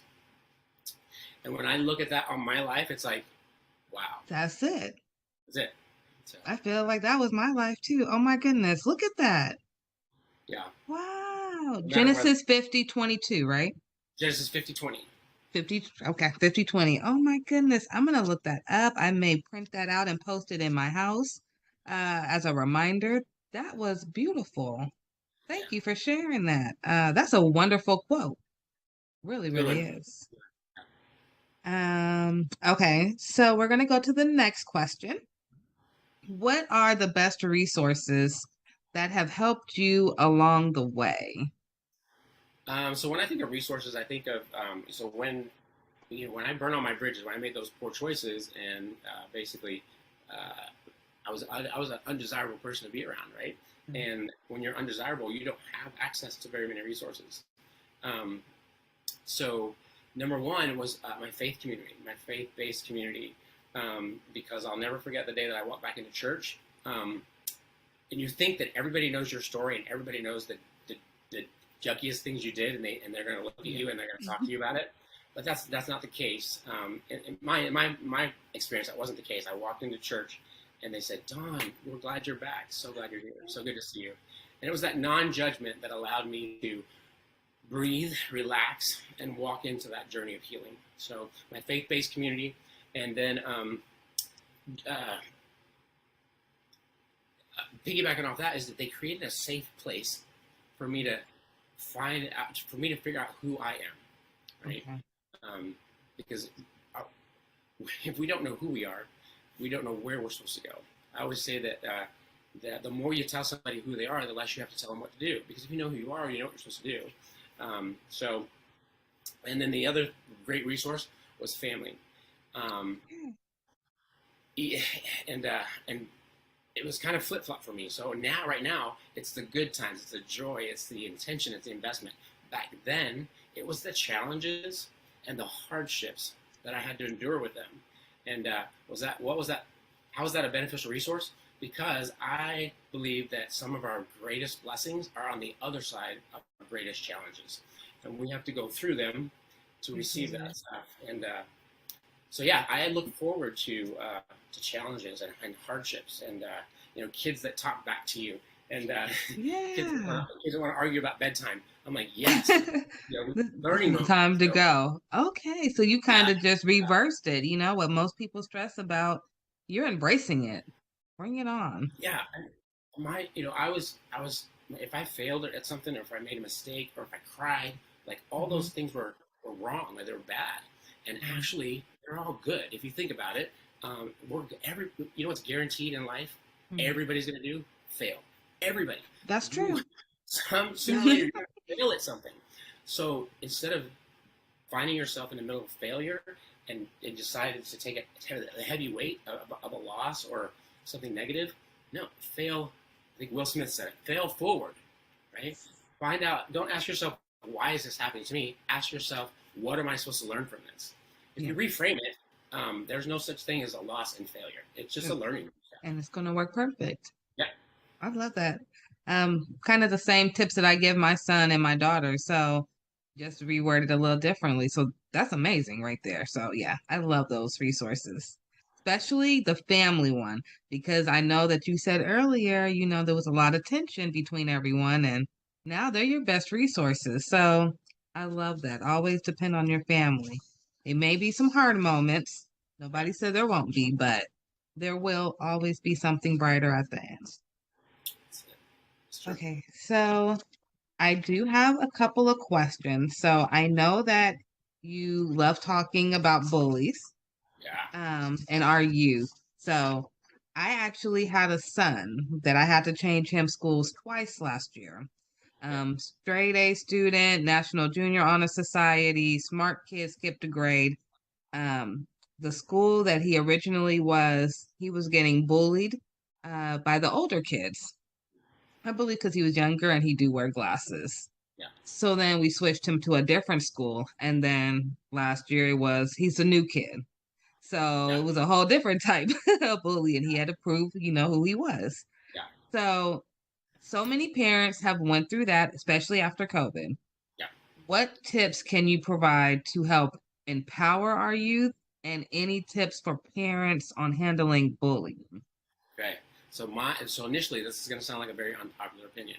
But if you notice, a lot of parents whose child has become a victim of bullying, they want the school to do something. They want the bully to change. They want the bully's parents to change. And it comes back to a very basic psychological exercise. What is your circle of control? We can't control the school. We can't control the bully. We can't control the bully's parents. So what do? It's not a hopeless situation, right? We empower our kids to be bully proof. What does that mean? That sounds like a great claim, right? Well, I think it is a great claim, and it started for me way back in high school. I knew this kid named David Williams, and this kid was untouchable. Like, somebody would come up to him and they would just, try to make fun of him or bully him, and he was just like, what? It was just untouchable. Like, he would step into his truth. If they picked on him for had a bad hair day or something, he'd be like, yeah, so? Okay. But yeah, he just owned his truth, right? And I'm like, wait a minute, that makes a ton of sense. So fast forward to last year, my son is 11, and he just got braces. Well, he has to get a slide. It's called a slide on the top of his mouth. Yeah. Well, he came over one weekend, and he had his new slide in. He had the worst lisp ever. He was just he was talking. And so, we do what people do, not thinking about it, and I just started making fun of him, just a joke with him, because I hope that he knows that I love him. Well, he got really bummed out, really down about it, and so I recognized the parenting moment, and so first I apologized. I was like, I'm sorry, I didn't mean to hurt your feelings. I said, but we've got to do something about this, because you're going to go to school tomorrow, and those kids are going to be all over you, dude. I said, so we need to start today to make you bully proof. He's like, bully proof? What do you mean? New concept, right? So I got a little a stack of Post-it notes, and so I started throwing them at him. Wad one up and throw it at him, and he said, stop. I throw it again. He goes, Dad, stop. I throw it again. He goes, cut it out. I'm serious. I throw it out again. He goes, I'm serious. This is really annoying. And I throw it at him again. And finally, he picked one up and he threw it back at me. And I was like, what? What'd you do? He's like, I threw it back at you. I was like, why did you do that? Because you were doing it to me. So no, you took what I was using as a weapon and you defended yourself with it. I said, if you do the same thing with your lisp, you go to school tomorrow and somebody says something about your lisp, you say, That's a horrible list. I don't even have to try to have mine, and it's a lot better than yours. Mm-hmm. You have them empower their situation with their truth. If it's acne, you can find a scenario that empowers them. If it's glasses, hey, at least I have 4 eyes. You only got 2. I can see a lot better than you. Adoption, I've heard kids getting made fun of because they're adopted. I just tell them to say, hey, at least your parents chose you. His got stuck with them. So there's always power. Okay. If you find your truth will set you free, and your truth is never bad. It can't be. It's never negative. Right? You walk in your truth makes you bully-proof. So that's, and at the end of it, bringing that full circle, my son went to school that week, and he came back, and I said, so how'd it go? And he said, Dad, nobody really bullied me at all. They just asked a couple of questions and left me alone. Why did that happen? Because he had the confidence. He was ready for it. And that's what bullies do. Bullies are kids that don't feel great about themselves, and the only way they know, their default to make themselves feel good, is to find a weakness in somebody else. Absolutely. So he went to school. There was no weakness. Like, he had that list, but he was ready for it. And bullies sense that there's no weakness. They're not going to come at him. So it's every situation is different, depending on what your kids are being made fun of for. But I think a good parent who really knows their kids can turn that truth into, let them walk it, let them own it, and let them use it. Don't let somebody else use it as a weapon against you, but use it as a defense. So if you're courageous enough to own your truth, nobody can bully you for that. So. Yeah, at all. Nobody can use you against you. Right. So. Yeah, and I got an example of that in my life too. With the alcohol and the DWIs that I had for my poor choices, I actually got a felony conviction, and for a long time, that was my label. Wow. And so I held myself back because of what I believed. I wouldn't apply for jobs that I wanted, and if you never ask, the answer is always no. Yeah. And so somebody was saying something, they were calling me a felon one day. I said, look, I'm not a felon. I committed a crime that's a felony. I have a felony conviction. That's not who I am. My value and my worth is not the sum total of my poor choices. So that's it. You're more than just a title. That's what I always say about myself too. Yeah. Labels. I don't like labels. No, I don't like labels either. I have to agree with you on that one. So I have a question for you. And I don't think you talked about this, but I wrote down, did DARE make a huge impact for you? So, I don't think I mentioned it, but when I was in law enforcement, I got training to be a DARE officer, and DARE stands for Drug Abuse Resistance Education. So I got certified, and I started the first DARE program in a little town called Sarcoxie, Missouri. It absolutely had an impact, and here's the impact it had. It started to bridge that gap between a 30-something-year-old man and sixth graders. Even though I'd been through it, I ran from it, so I didn't know what they were going through, and it also it helped me translate adult information into youth knowledge. So it was helpful in that area. It was definitely a foundation for a speaking career, for having a passion and a heart for youth. So absolutely. Do you think that it also helped you with your known needed loved? Because DARE, the acronyms, and they're so straight to the point. And so is like everything about you so far has been straight to the point almost. Yeah, I think the message that it sent me was, I went to school. I went to an adult training to teach kids how to stay off of drugs and alcohol. And then in my worst moments of life, I found myself neck deep in alcohol. So if I knew it, if I knew all that information, why didn't I apply it? Why didn't you apply it? It's not about knowledge. You know what's interesting? There was a nurse who wrote on, she was advocating on TikTok, and she said families need more in the NICU than just education, because everybody can get the education, but if they don't know what to do with it, then it's just wasted information. Yeah. Books on a shelf don't make you a smart person. Right. You can take in all the knowledge. It's knowing when to apply it, Right. the difference between knowledge and wisdom is, knowledge is knowing that tomatoes are fruit. Wisdom is knowing not to put it in a fruit salad. So absolutely. You gotta know. Yeah, you gotta know. And I think it also the other side of that is you can have knowledge, but if you don't feel like you're in a safe space to apply it, it's not coming out. Definitely not. Definitely not. So you did give us some tips earlier. Did you want to review the tips that you wanted to give to parents to help with their children, or did you want to add on? So this is what I was talking about before. So how do you help your kids, right? The first thing we can do as parents, right? And I'm coming from a guy who made a lot of poor choices as a poor parent. I'm not saying I'm like the greatest parent in the world, because I'm not now, and I definitely wasn't. I made a lot of poor choices, but making those poor choices caused me to dive in harder and become better, not for me, but for them. That's what they deserve, right? Kids deserve that. They deserve the best chance. They deserve for us to set them up for success the best we can. So how do we do that? Well, the first thing we can do is we can become the best investigators we can of our kids. Yeah. Because we didn't create them. We didn't set them, on this path. They were created on purpose, with purpose, for purpose. We just have to help them figure out what that is, right? As much as I want my son to grow up to be a NFL football player, because that's what I wanted to do.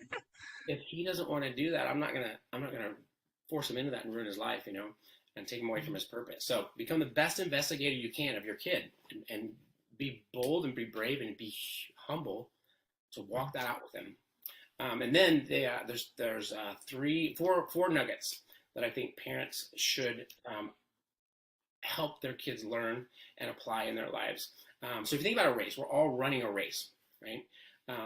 It's our job. So if you think about a relay race, whose responsibility is it to pass the baton and to make sure that the baton is passed at the right time, perfectly, right? It's always the runner that's giving off the baton, because the runner that's taken off, like they just got their arm, they're not even looking, right? So the parents, we're passing the baton. It's our responsibility to pass the baton well so that they can win their race. And so how do we do that? 4 nuggets. The first one is gratitude.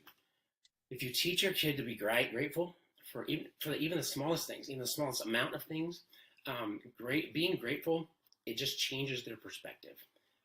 It allows them to connect. We're all wired for connection.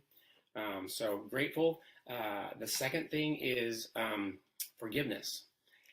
If we teach them that forgiveness doesn't approve what was done, it just releases the expectation that it could be any different. And people think, at first glance, forgiveness looks like it's weak, but actually, if you choose to forgive, you're retaking control of yourself in that situation. So it's actually empowering to teach them to forgive. And then the third one is gratitude, forgiveness, empathy. Oh, I love empathy. Yay, I love empathy too. Empathy. So I just had a discussion with my kids last night. They're like, sympathy. And I said, well, they said empathy, and then they explained it. And I said, well, no, what you're describing is sympathy. So the difference between sympathy and empathy is you look at it like this. They said, well, you walk in somebody else's shoes. That's empathy. I said, no, that's sympathy. Having empathy is taking off your shoes before you put their shoes on to walk a mile. I like to use the lens. We grow up and we have life experiences, so we look through life through a lens. It's our lens. Well, everybody's like that. Empathy is stepping out from behind your lens and then stepping behind their lens to understand what they're going through. If you teach your kids empathy, it helps them be grateful. It helps them forgive, right? It helps them understand why people make the choices they do. And then the last one, I love it, and I mentioned it before, it's humility, right? If you teach your kids to be humble, when you think about it, to be humble, you have to be grateful. You have to forgive, and you have to have empathy. So if you could just teach if you can't do all 4, you got a busy life, just focus on humility, and not just teach them. Remember, we're not just giving them the knowledge. We're demonstrating it. And this was tough for me. I remember I was going to school, and my son was 6 at the time, And he used to always come and interject himself in conversations with like these big lies. Like he would make up some story to include himself in our conversation because he wanted to feel known and needed and loved. Yeah. And I would get so mad because he's lying, and I knew it was a lie. Everybody else knew it was a lie, and so I felt embarrassed. Well, then I was going to nursing school at the time, actually. Then went to school later that week. We learned about Erickson's stages of development, and at 6 years old, they have what's called magical thinking, and they're not lying. He just wants to be included. He's not trying to lie because he's trying to be conniving and manipulative. He just wants to be included, and so that I felt guilty. I'm like, oh man, Dad failed, right? So I went home that night and I said, hey buddy, I would never thought I would have to apologize to a 6-year-old, right? I said, hey buddy, you know how Dad, accused you of lying, and I said, well, I learned in nursing school, but you're not lying to do wrong. You're lying because you just want to be included. I said, so I'm sorry I did that. And he's a 6-year-old. He's like, it's okay, Dad, don't worry about it. Yeah. That was a huge lesson for me. So what that taught me is, we all have failures, we all have mistakes. So if you're humble enough to admit your mistakes in front of your kids, that's setting them up for success. I know that we think that we have to be the perfect example so they can follow a perfect example, but that's just not real. That's not authentic. And I think your kids would rather want a parent that's real than a parent that's right. Just be real. If you make a mistake, own up to it. That's going to bring you closer. It's going to draw you closer together. Not have them look like you're weak. So, and it also helps them with accepting their own failures when it comes up, because they've already seen their parents go through a failure, maybe work their way out of it. Now it's not so stressful on them. Yeah. Wow, good nuggets. I like those. Thank you. Very good. I hope all of you wrote that down. Those are very important. I'm going to leave with one more question. This is the most important question I have for you. Where can people find you? And I know you have something special coming up in the works. Do you mind telling us a little bit about it? You bet. So my website is it's donwman, all lowercase.com. So if you just go to www.donwman.com, that's where you'll find me. I've got resources. You can contact me. I've got a contact sheet on there. I just have a passion. So my life's goal is to impact as many youth as possible, because right now suicide is the second leading cause of death between the ages of 10 and 24. I think it's tragic that children choose to take their own lives because of big emotions. So that's where you can find me, and a lot of resources on there. We'd love to hear from people. Love to hear stories. I love stories. Everybody has stories. Yeah, you love stories too. Good. So you guys don't just send me stories. Send him stories too. He loves stories. Yep. And so I am in the process of writing a book. I've had so many people say, Don, your story is so crazy. You should write a book. So I'm going to write a book and hopefully finish it by the end of this year. And then there's editing and publishing. And so, but yeah, it's going to be called Known, Needed, Loved, God's Story Through My Life. So I am so blessed to be able to give my kids a second chance for the father that they almost lost. So What a story. What a story. And when the book comes out, please let us know. We'll share it on all our websites. We thank you so much. I'm a huge advocate for mental health, usually for postpartum moms, but it can go with the youth and the dad as well. So I thank you for being here. I thank you for sharing your story. I appreciate the invite. So honored. Thank you. I appreciate it. You're welcome. And please come back and please let us know when the book comes out. We'll make sure to include everything in the description for you, okay? Thank you so much, Ashley. I appreciate it. You're welcome. Thank you, everyone. See you next time.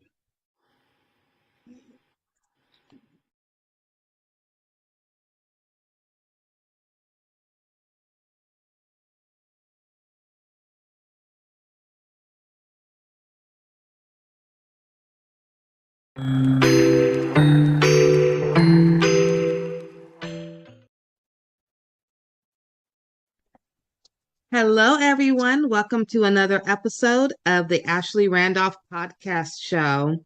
I have a lovely guest today, and I'm so excited. I've been planning this for maybe 2 weeks now for Miss Marie Mosley.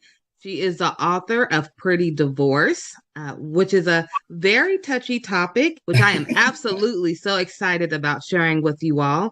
I know we do get some questions to our case managers about do they have any resources for when going through a divorce or how to find a lawyer and things like that. So this is a little educational for you guys.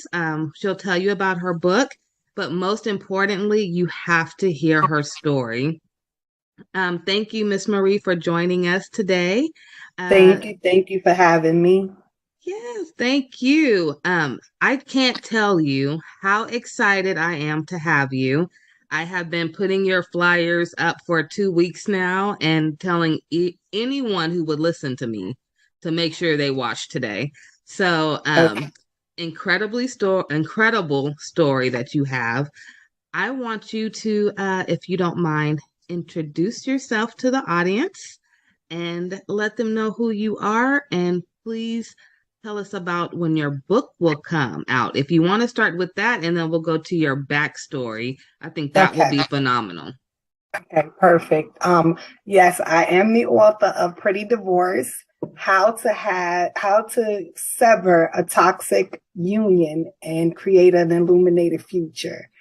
The book is on pre-order now. It's on pre-order, and you can order it if you want at theprettydivorce.com. And it should be in people's hands no later than next week. I'm finalizing everything and printing and getting them right out to everybody because it's been on pre-order for a little bit. So yeah, it's been a journey.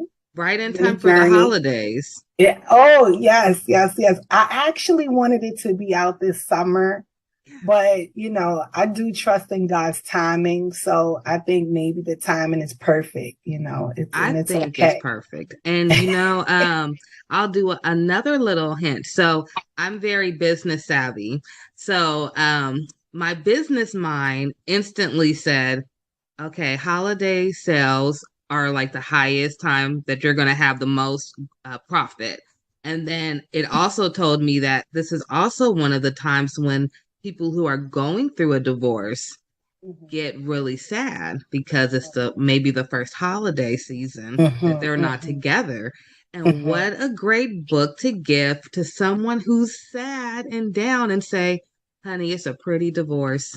Absolutely. That face up. So I think it's wonderful. Timing is everything. I do believe in divine timing. So I think you're going to do a wonderful job. If you need any ideas for gift wrapping them books, I already have some too. So how? Oh my God, I appreciate you. Thank you. I appreciate you, and just the strength to write this book. You had to have so much incredible strength to even look at what you went through to come out of that, because I'm sure you had a lot of emotion. You sit there, because I had to write a book for the NICU and my experiences, and it was one of my most traumatic experiences. I had 3 preemies. Okay. All 3 was horrible. So to sit there and write that was almost like journaling my experience. And there were some moments I forgot about. So I can only imagine how hard it was for you, and to still call it pretty divorce. I mean, yes. You are the first person that understands exactly what I was going through. There were times when I had to put it down for a little while, and just go back, because it was almost like reliving everything over and over again. The editing, the going through it, the writing, it was really taking its toll sometime on me. And I began the process because let me go back. I want to say this part. At first, I really did lose my identity in this marriage. And my story was wrapped around being teenage parents, that stayed together and kind of made something of themselves. All right. So that was my story. Like a fairy tale story. I didn't think about the toxicity. I just like, all right, we're together. You know, we have a story, because I've always wanted to be an author. I always knew that I was going to write my story. So, but it took me years to redevelop a new identity, my own identity, without separating apart from the relationship, you know, because we were together from the time I was 13 till I was 38. Yes. All of those years. All those the major milestones. Major, all the good 20s. Yes. So was it hard to go through your 20s in the book? Because I know you were looking like, these were my golden years. So the book tells you a lot, but I'm going to say this. And this is not a funny topic, but around about 16 or 17, I became suicidal. It had gotten that bad. It had gotten that bad. And I talk about it in the book. My girlfriend introduced me to her boyfriend's friend, and he kind of became an outlet. So yeah, I don't advocate side relationships. However, I have to say that my side relationship kind of saved my life. You know, so that moment it worked. Yeah. So my 20s were horrific at home, but they were glorious somewhere else. If that can, you know. So I don't know why, you guys. I'm sorry, but I have to say this. I am getting the song Khalees Milkshake Bring All the Boys to the Yard stuck in my head when she said, you know, it's like this at home, but outside. Oh my goodness. But it worked for you. You're still here. Absolutely. So, absolutely. I'm not advocating for it, but not at all. And I don't take, because I was an educator for so many years working with kids, I would have a lot of children with suicide ideation, attempts, different things that I've gone through. So I don't take that lightly. But as a teenager, you know, becoming a mother at 14, you know, I was a good student. I was a really, really, really good student. I started to fail in school. Like, all of the things that made me who I was beginning to change. And it's like I deviated from the plan and I was spiraling out. So, so it became a little bit rough for me around that age. But finding another outlet, you know, albeit it was a side relationship, it really did help me. It helped. He helped me a lot. You know what I mean? Like, I'm married to a different man right now. my girlfriends, some of my girlfriends, they were like, wait a minute, what? Like, you're not with him anymore. How are you not going to be with this guy? Because that's how like that's how it was forever. Yeah, we really, really fit. But you know, things happen, and I'm in a new relationship. He's in a new relationship, but I definitely know for a fact that we both still have a really high regard for one another. You know, him and his family were my solace. They were my peace, you know, so I can never forget that. Like, I can never forget them, you know, and what's awesome is my husband now, he knows all about it, because him and I were best friends. So he got to know and understand how crazy I was about this guy, and how, you know, how indebted I was, and how, you know, I hold him in a really high regard and stuff. So, and he's okay with it. He's an alpha. He's an alpha, and he's confident. So okay, absolutely. Yeah, so he's not intimidated by it or anything. So I can talk about it. He knows about it. So, but that's a good thing too, because he knows what he's coming into. Mm-hmm. You know, I hear a lot about baggage and people coming into new relationships with extra baggage. But for him, he already seen your baggage. So you're really not coming in with no baggage because you already knew each other. So that Mm-hmm. actually, do you think that you guys are more on like a soulmate type of plane now? Because My husband, let me the one be, you're with now. because you know what, my husband was like, tell your story and be honest. I really felt like the other guy was my soulmate. I really, really, really did. And there's some amazing stories about our journey that I'm even thinking about putting into a book. Like, I used to be able to feel his pain. Like, if something happened to him, I would know, you know? And so when I think about my soulmate, I don't know. My husband right now, me and him I guess because we were best friends or something, we fit. It's crazy to me. You know what I mean? Because some women wait their whole lifetime to feel what I felt with the other guy and even what I feel with my husband. You know what I mean? Like, my husband is my dude. He's my, my ace rock. Cool. You know what I mean? Yeah. So it's so I never compare the two of them, but they both were like gifts to me. That's how I feel, honestly. You know what I'm saying? But, and I wouldn't give my husband up for anything, like, for anything, because he's really been there for me, for my children. Like, that's their father. You know what I mean? Yeah. That's their father. And so his place in my life and what he means to me is tremendous. So it doesn't compare to the other one. It's different, but both of them were beneficial to my life. You know what I mean? Yeah. I can't in all honesty take anything away from the other person. You know what I mean? Because it's like getting two different jewels, and it's like they're both beautiful in their own way. Absolutely. And it's fine for that. You know what I mean? It doesn't have to be one part or the of your other. crown. Absolutely. And so my husband is just like, he's my life now. And he knows that I wouldn't deviate from that for anything. You know what I mean? I can still give honor to the other person without being disrespectful to him. It doesn't take, because he's that guy. You know what I mean? He really is. He's awesome. He's one of them people. He has his own children biologically, and then he has my children.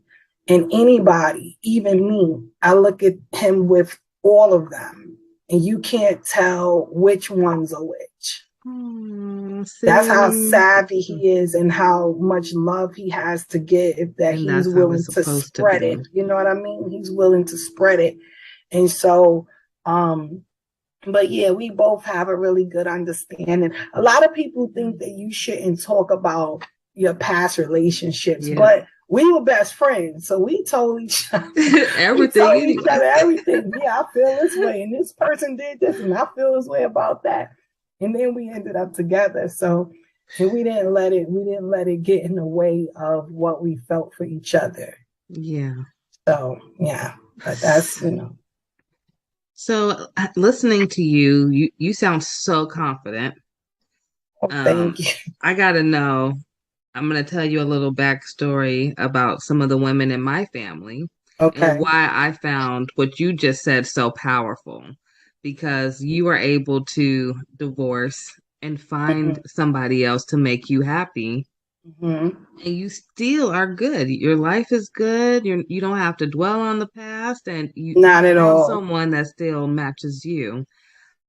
So I have been with my husband. We've been together this month. On the 29th, we'll make officially 10 years. And we've been married for 6. A lot of the women in my family are not married. They have all got married and divorced. And divorced is where they stayed. So to me, growing up, it was almost looking to these women. They were all powerful, independent women, but it was like, why did you stop on your love life after divorce? Like, they didn't feel they were worthy enough. But then I hear you come, and I'm like, okay. Well, it sounds like she knows she worthy enough, and she went and got her man. So, it's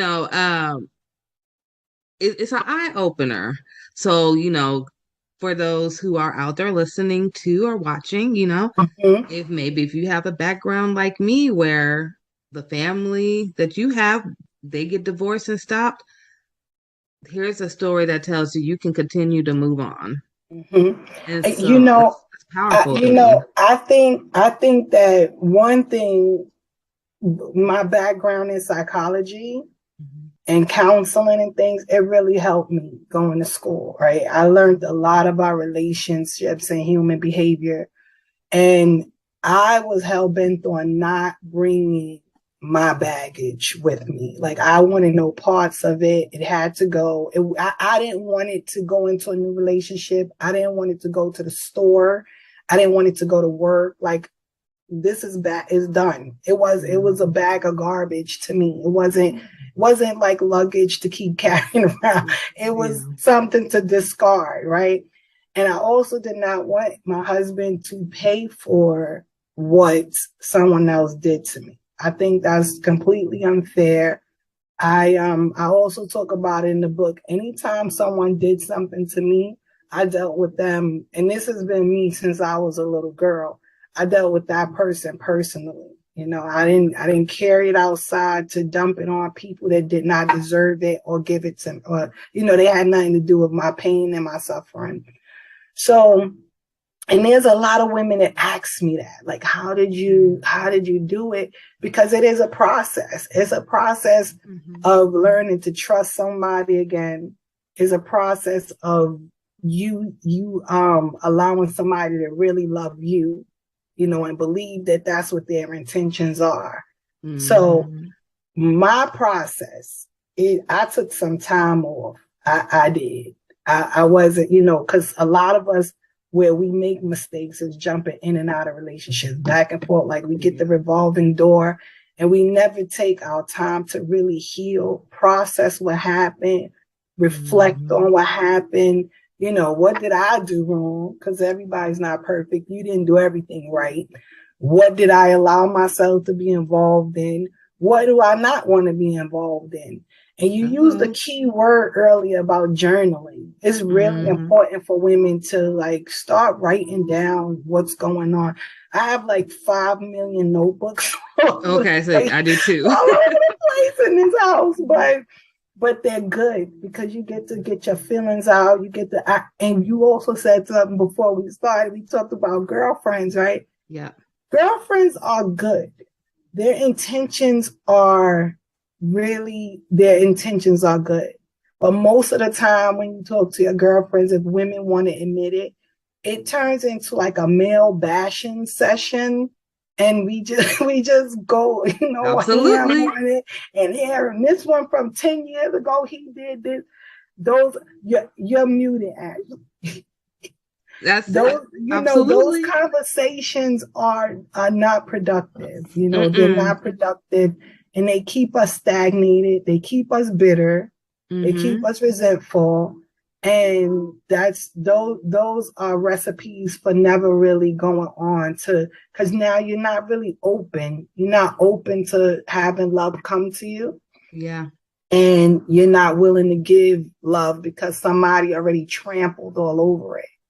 But you know that saying about the $1 bill or a $10 bill, you can crush it up, smash it, kick it all around, and you drag it through the dirt.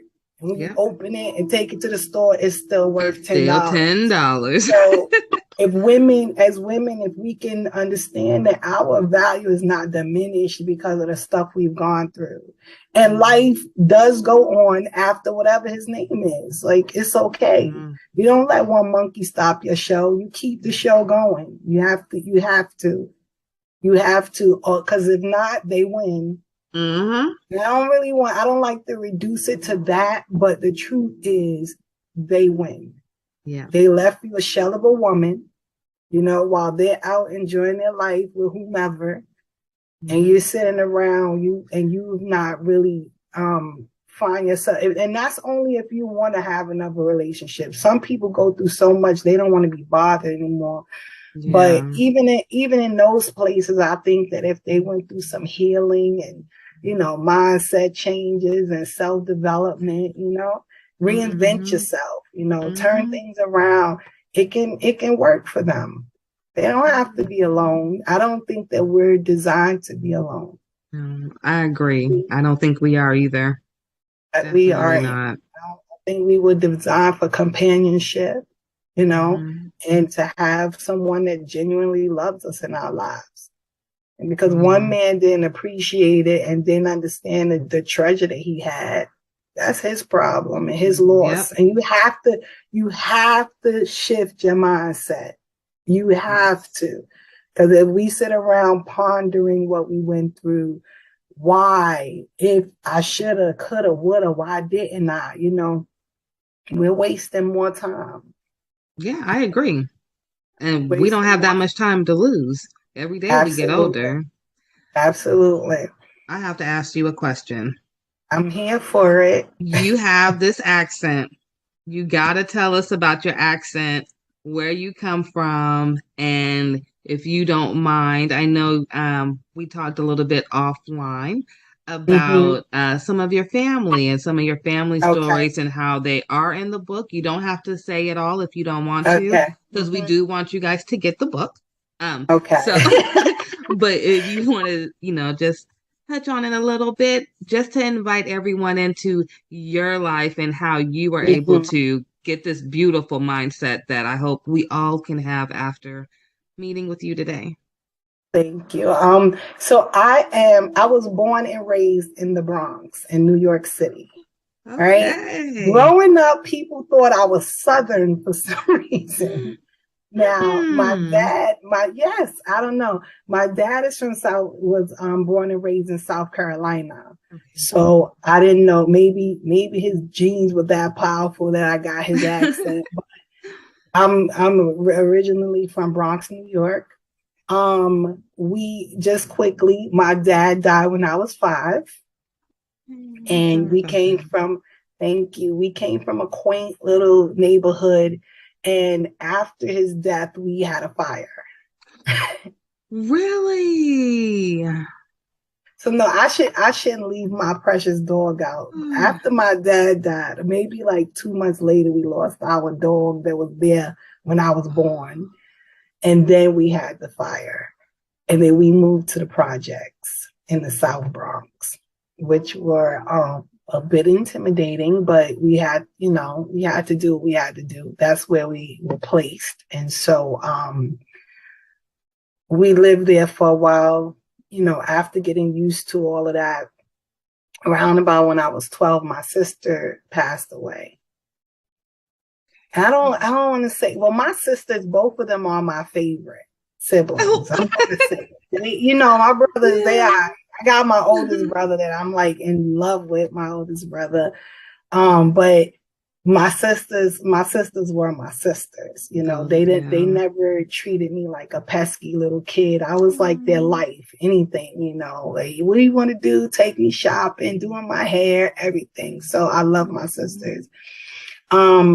But my sister, my middle sister, she was 22 years old and she had a preemie. Yes, she had a baby. She was born 1 pound and 7 ounces. Ooh, little warrior. Yes. And she fought through that. She came home on Valentine's Day of 1983. She was born in 82. Oh wow. Okay. Yeah. So a long NICU stay. And my sister, they gave my sister the wrong medication. Oh no. For an allergic reaction. And she ended up, oh God, I've never told nobody this. I wrote it in my book, but I didn't never utter the words.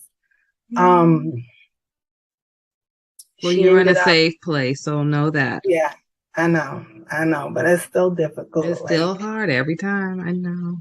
Oh, God, so she ended up she was hallucinating from this medication, and she and the baby went out the window. Oh no. Yeah. And I'm so sorry. it's That's been why a you're minute, such but a fighter. Man. so the baby passed away that day, and then my sister was in the hospital for 2 months. And the day we told her, because we didn't tell her for the whole 2 months, she was in the ICU, unit for 2 months, and the doctors suggested, because she couldn't really remember what happened, and the doctors suggested that we didn't tell her, because it would be detrimental to her healing and her health and everything. And once she got herself together and she was in a regular room and she was asking, like, now I'm out of the ICU, I can see the baby. I need to see the baby. They got a psychologist, my mom, the clergy, we all were in there, and we all told her what happened. And she was gone the next day. No.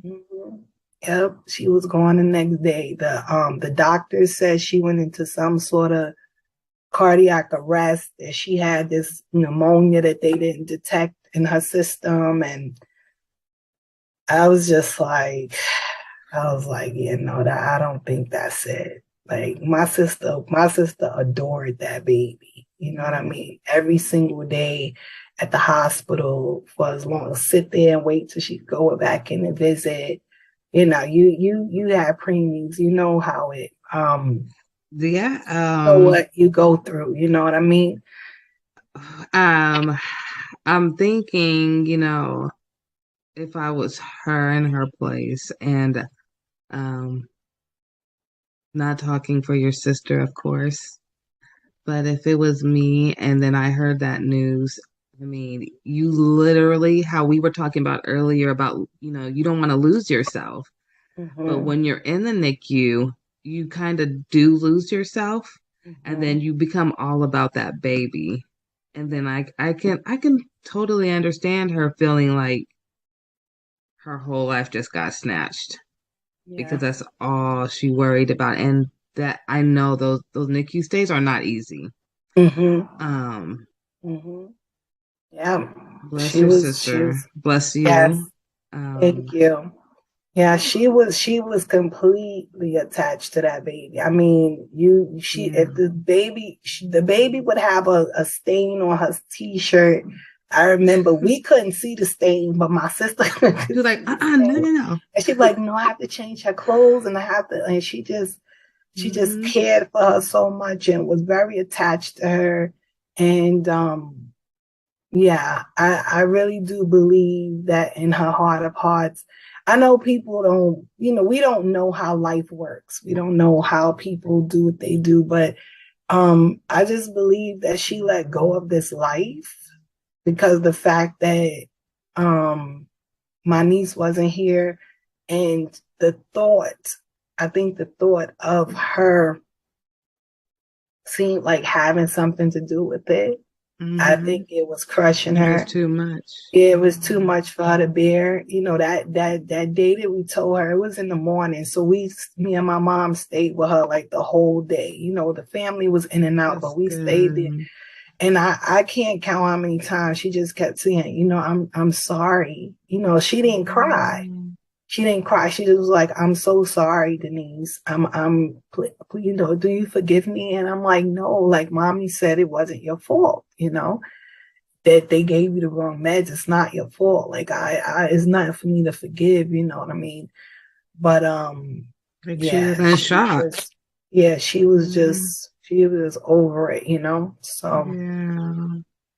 So I ended up losing my niece 6 days after my 12th birthday. Oh, you were so young. I think after my 12th birthday, and then my sister passed away in 2 months after that. And I literally had to go back to school. Like, I literally had to go back to school. Like, I didn't just bury them. you know. And it was my 13th birthday. I'm wrong. It was my 13th birthday when I was going into 7th grade. Yeah. Wow. I had to go right back to school, like maybe a week after we buried my sister. Like, you know, and try to maintain grades and act like everything was, you know. Now, not for nothing, school was a big thing for me. So it really was a way to get my mind off of stuff, but it wasn't doing what it used to do for me. It was horrific. Like, I think I felt like a zombie some days walking around, you know. So your brothers, are they older or younger? Yeah, I'm the baby. You're the baby. Okay. The bunch, yes. So it was 6 of us. It was 6 of us. Big family. Yes. And I'm the only child until I was 18. Then my dad had another child, so I do have a half sister who's just as intelligent as me. But wow, 6? Yeah, 6 of us. Yep, and she was the 3rd oldest. It's my sister, my brother, my sister, my brother, then me. Okay, so you had a lot of brothers. Did they during this time? Because you're talking about going back to school, and obviously you went through something very traumatic. Do you think your brothers was very consoling to you at that time? Because you're the baby, so I'm gonna be completely honest with you. My sister was like the glue. Yeah. You know, and we realized something very, very weird. My older sister says that my other sister was my mom's best friend. So my sister was born February 1st. My mom was born February 20th. Oh, okay. My mom passed away August 28th. My sister passed away August 31st. No. Yes. Yep. And it really was strange because my mom is buried on top of my sister. Wow. So when we finally got because due to COVID and all of this, it took a little while for, to get things in order. But when we finally got the stone, the way my mom purchased the stone, so 20 something years ago, it was left with enough room. So instead of us buying a brand new stone, we just had them remove it and add my mom's information to it right under my sister. And when we went there, we were looking at the stone like, wait a minute, they were born in the same month. They passed away in the same month. And my sister was like the life of the party. She was the one, that one person in the family that kind of lights it all up and have everything and everybody. So anybody from New York to South Carolina, I'm skipping Washington, D.C. We have a lot of family there. Anybody that knew my sister was really devastated. It was hard. At the time, I'm going to say really that no one kind of wrapped around me. No one really, was like, oh, little sis, like, how you doing? And as I was writing the book, I realized that we all were in the daze. We all were traumatized. It was so tragic. My brothers thought that her boyfriend had something to do with it. They were on the warpath. They were thinking more about that. Really, yeah. Yes, because she was at our house. She had left her house in the pouring rain with the baby. That's how we knew something was wrong. So, and she came to our house for like shelter. And then her boyfriend showed up around 3-4 in the morning trying to get her to go home. And so she went home. And then the next phone call we got was that she went out the window. So my brothers were on the warpath. We didn't know what happened. She couldn't really remember too much. So we didn't know if he did something to her or whatever. So no one, and right after my sister passed away and we went to the hospital and came home, I kind of went mute for a week or so. Like I wouldn't speak, I was just dazed out. My mom was there. So I don't, they didn't really come to too much, gather around Denise because something might be wrong with her. My middle name is Denise. I'm sorry. Oh, okay. Yeah. So, but as now that I'm older, I don't really blame anybody because I know that we all were just in the daze. It was unbelievable, unfathomable that this was happening, to us, to her. Yeah. And so I don't blame everybody. Everybody, went into their own corners to try to figure out how to process it and deal with it and get their lives together. So I can't even imagine, like, just visualizing everything you're saying right now.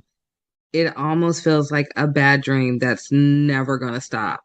Yeah. I mean, from the age of, I think you said, what, 6? You're 5 when your dad passed away, and then the fire, and then you had to move to an area that was a little different.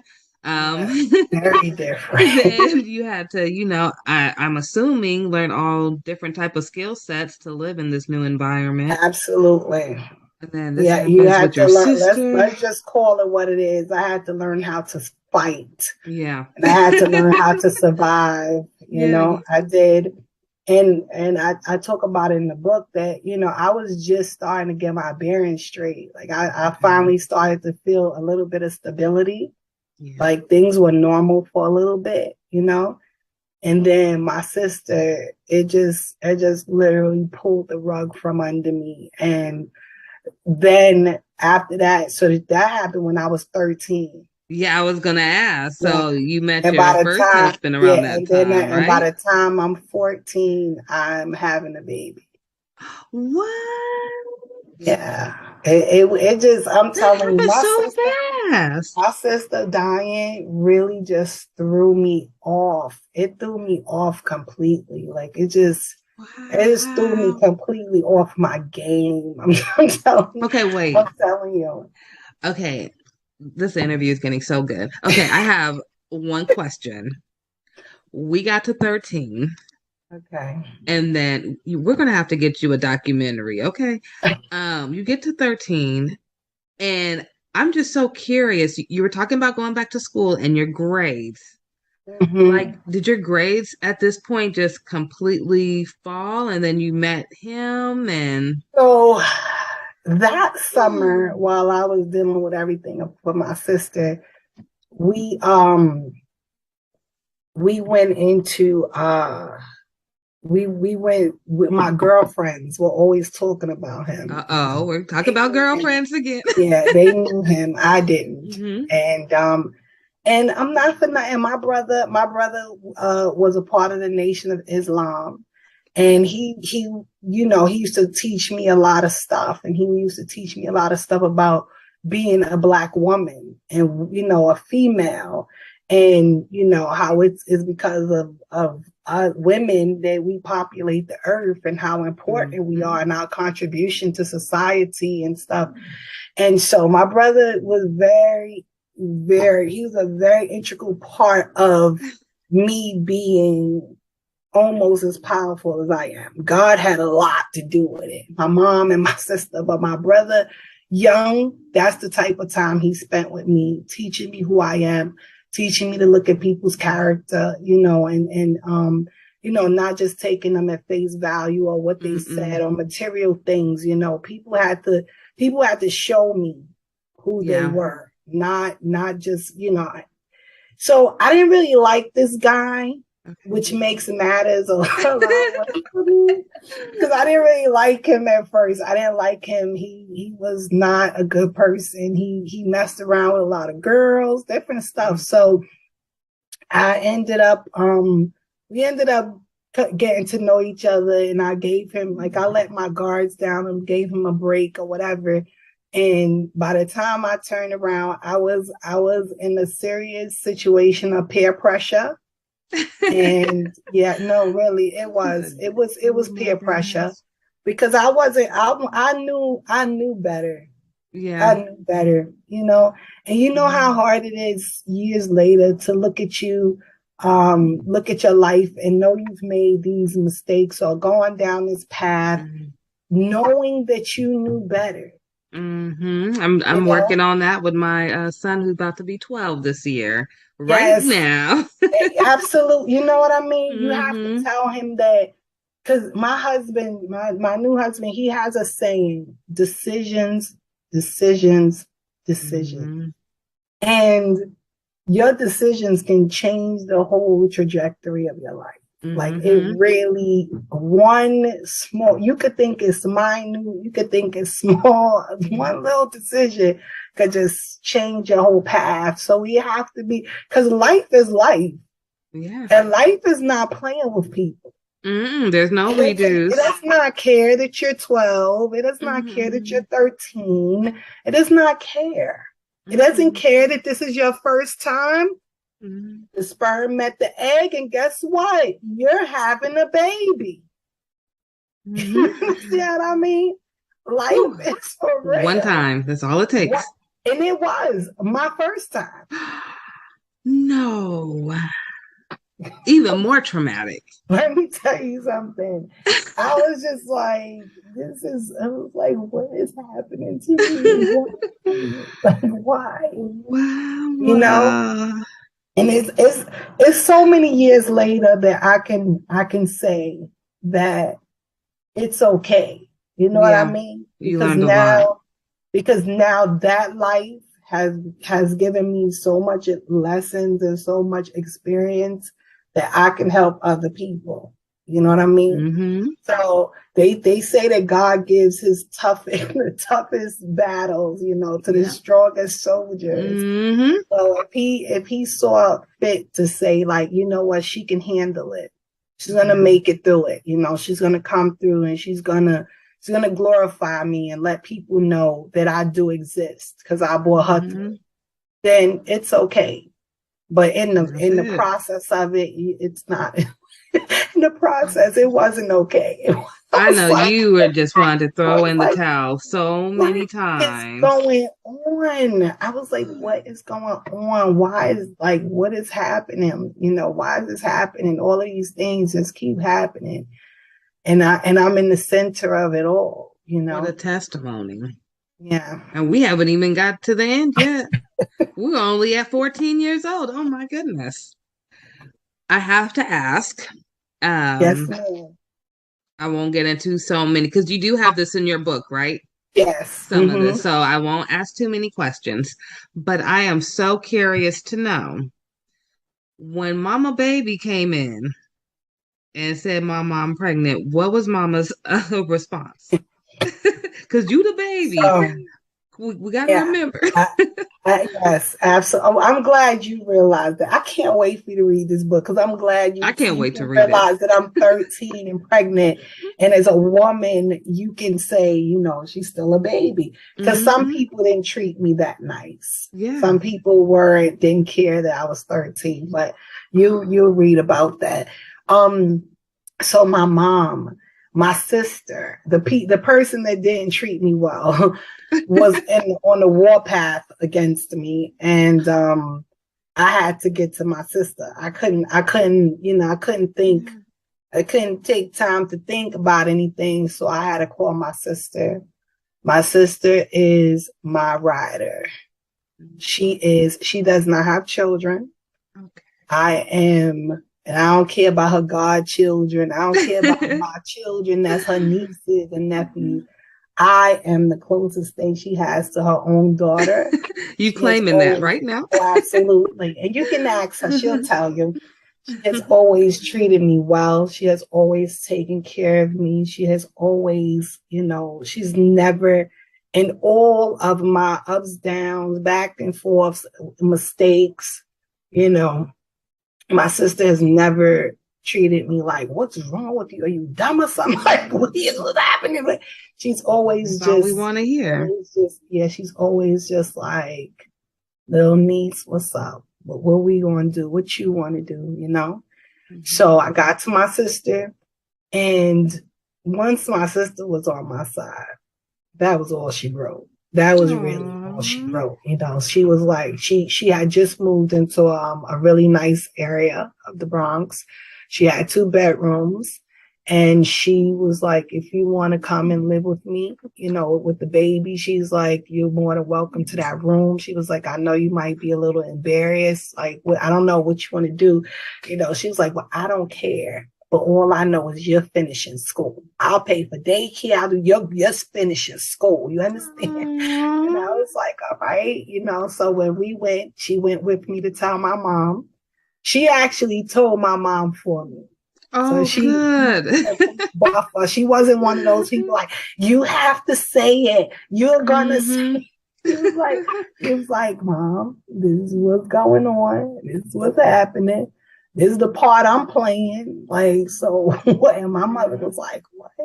My mother was like, like, wait a minute. Wait, that ain't a part of the plan. You know, we talk about college in this house. We talk about finishing school and education. That's not a part of the plan. And so I pretty much told my mom, you know, this is what I'm doing because of my brother. You know, my brother was very big on the things he taught me. Abortion was not one, like we were not going to do that. So, you know, I told my mom I didn't want to do it, you know, and I was going to have this baby. You know, I made my bed and I'm going to lie in it and we going to be okay, you know. That's why I was hoping to, when I saw that you had youth and parents on there, I wanted to tell children. Because I feel like I was my most powerful at 13 years old. Even when I sit in front of people and they're like, oh, you seem so confident. You seem to have it all together. And I'm like, ooh, some days I don't. But when I was 13, I was severely determined and persistent. And like kids are powerful. You know, kids are powerful. I think kids are powerful because they have not been in the world long enough to be, you know, some of them, because some of them do have it rough. I don't want to discount the ones that come into the world with these rough things going on. But for the most part, kids have not like been tainted. They've not been like traumatized to their core, really hurt, you know. And so they still have a lot of strength and resilience in them. They know how to bounce back quick. And so I always want kids to believe in themselves and know how powerful they are, you know. And so and so at 13 I was like dynamic. I was just like, I was like, let me tell you something. I did this. This is my responsibility. I'm taking ownership of it, and I'm having this baby. I'm not gonna do it. Like I just wasn't willing to do it, you know. And I had to advocate for yourself. Yeah, and you are a really good advocate. It sounds like. Thank you. And you know what? I don't only advocate for me. Even when I was a kid, I advocated for others. You know, my mom, she used to work, she was a para for the New York City Department of Education, and she worked in the special ed department. And you would not want to make fun of those kids. You would not want to be on the side of, you know, talking down to people, or, you know, my mom, she was that person. She was not, she wouldn't allow it.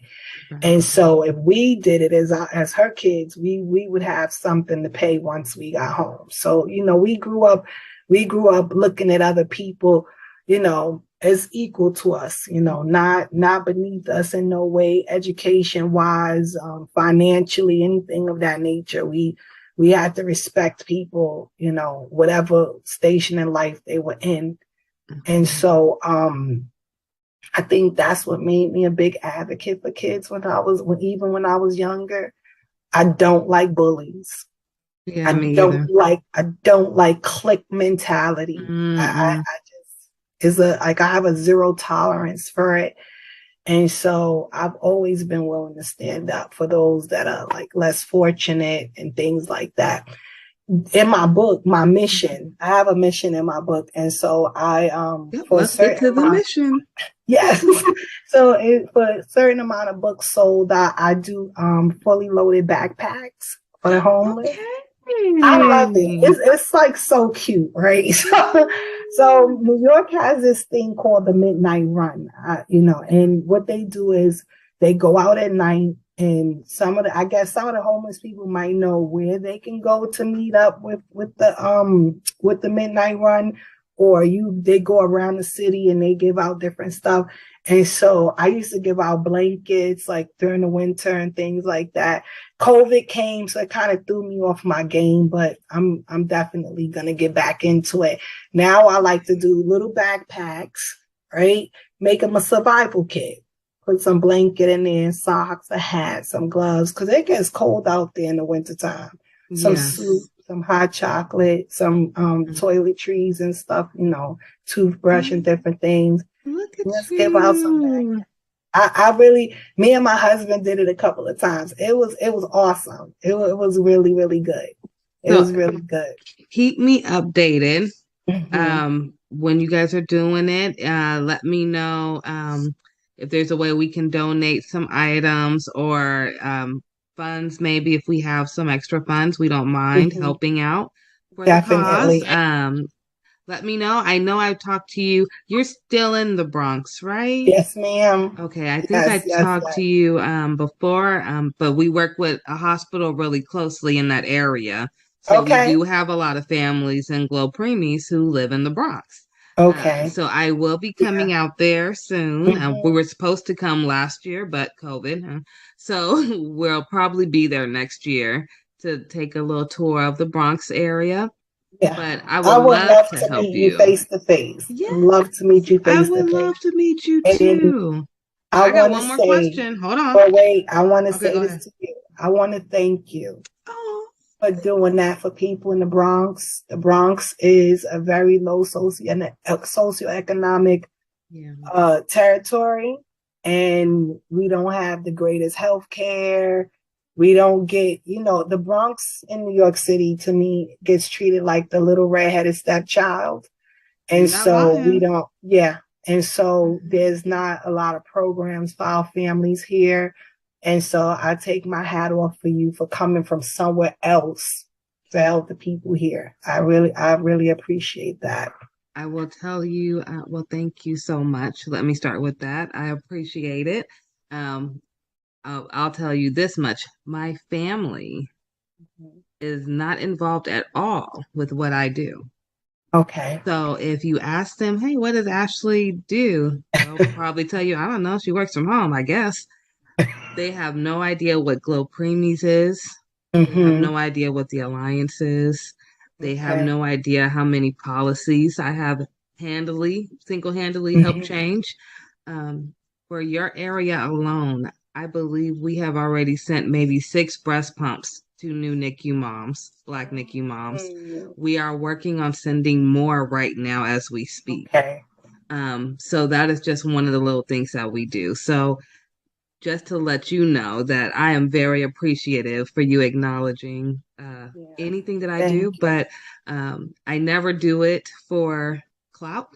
That's what they say. I do it more because I was a NICU mom who had no family who came to see me when I was in the NICU with my baby.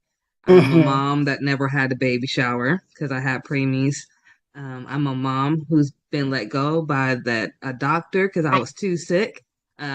Just too many bad things. So I thank you for sharing your story, particularly the preemie story. Yeah. But is there a way for those who just heard what you're doing with the mission to be able to help donate to you? Do you guys have like a Cash App set up, or will you get one so that if people see this video and want to help contribute to what you guys are doing without getting the book, or if they want to get the book and still donate, how can we do that? So currently I don't have a Cash App set up for it. We'll work on one. Yes, we will. Yes, we will, ma'am. Listen, you're gonna be right. You don't even know how much you're helping me right now by kind of giving me some tips and instruction. Like, hey, girl, get this together. Oh, good. We're gonna have you popping, okay? Don't worry about it, you guys. So you heard her. She is gonna get a Cash App or something to that caliber, and what she do, I will post it under this video. So keep looking for this video, see if there's any updates. I'm sure I'll have you back when the book comes out. Absolutely.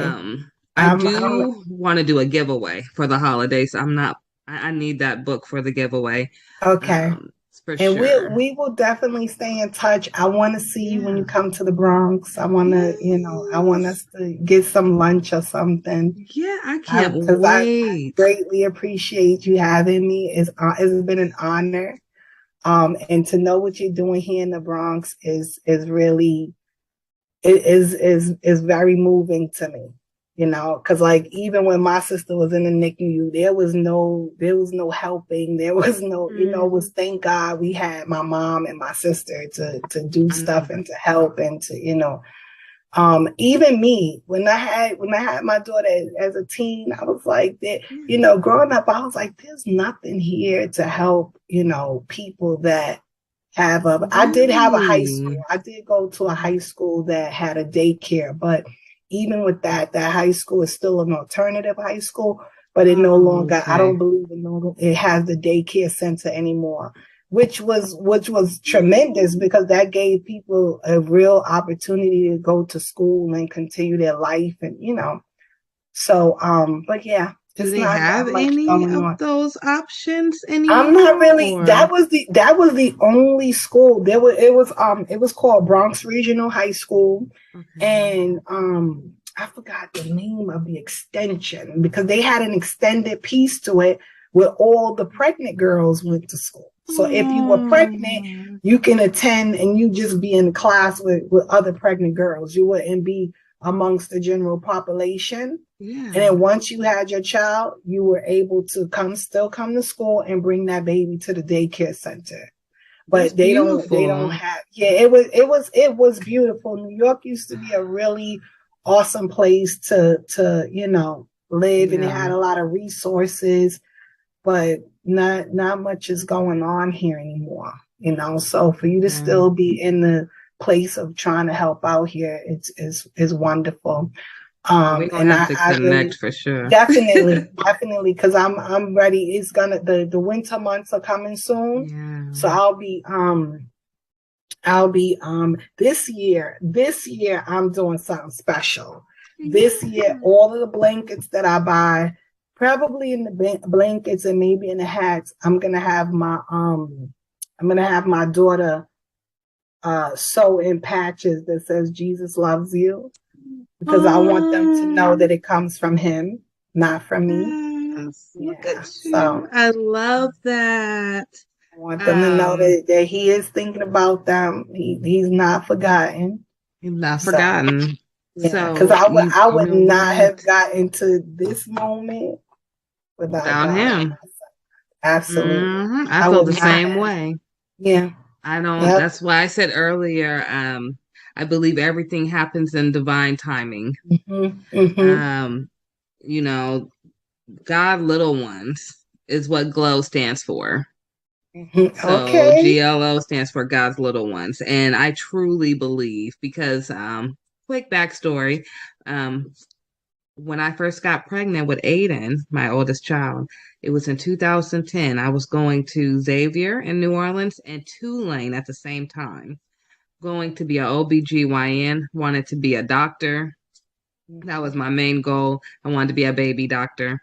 And I went to Tulane because I wanted to do public health, because I wanted to work in the World Health Organization. Ended up having Aiden with 2 semesters left, and here we are 12 years later. I have GLO Preemies. It incorporates both of them. So I'm still dealing with babies. I train doctors now. I educate doctors through what I do at CPQCC based at Stanford. Not only that, that was my college that I really wanted to go to. My Okay. mom said I couldn't go to Stanford because she wanted me to go to Xavier because they were known for African Americans to go to medical school. Okay. I still ended up at Stanford. Absolutely. I'm still there, and I'm the Still first gave away African your dream. American to become chair. So I have that honor under my belt. Congratulations. Thank you. I got that this January, so it's probably one of my most proudest moments. But just like you said, your trauma makes you who you are. I only got that honor this year because of my 3 preemies, because I came in as a preemie parent who became advisory board member, who then became chair of everything within the NICU. So everything's divine timing. Your book is divine timing. Man, thank you. We're not going to go into your divorce because you guys, I want you to get this book. Help her with the book as well as help the mission. So if anybody do want to donate before she has it, you can donate to Glo Preemies. Please put the mission in the description so we know where to send the money to. If you're sending it to Glo Preemies, just put donation to Glo Preemies. If not, put the mission so we can send it directly to her. Thank you. Thank you. And then, yeah, we'll get that going. I'll put everything in the description. To everyone, we are now on iHeartRadio now. So we are on iHeartRadio, Anchor.fm, YouTube, as well as Roku TV and Spotify. So you can look up Glo Preemies or the Ashley Randolph podcast. If you have a question that you would like to give to Miss Marie to have her answer for you, maybe by email, you can do so at anchor.fm/Glo Preemies/message. And we will make sure she gets it. And we are just so grateful. Now, before I let you go, because it's amazing, and I am going to bring you back for part 2. Before I let you go, where can people find you? Because that's the most important thing. Yes, so I am on Instagram at marie.d.mosley, Mosley. And I'm also on Facebook at Marie Mosley. And like you said, they can email the pretty divorce at gmail.com. And I'm also going to I'm going to set up a Cash App and send it to you. So if anybody wants to donate, I would greatly appreciate it.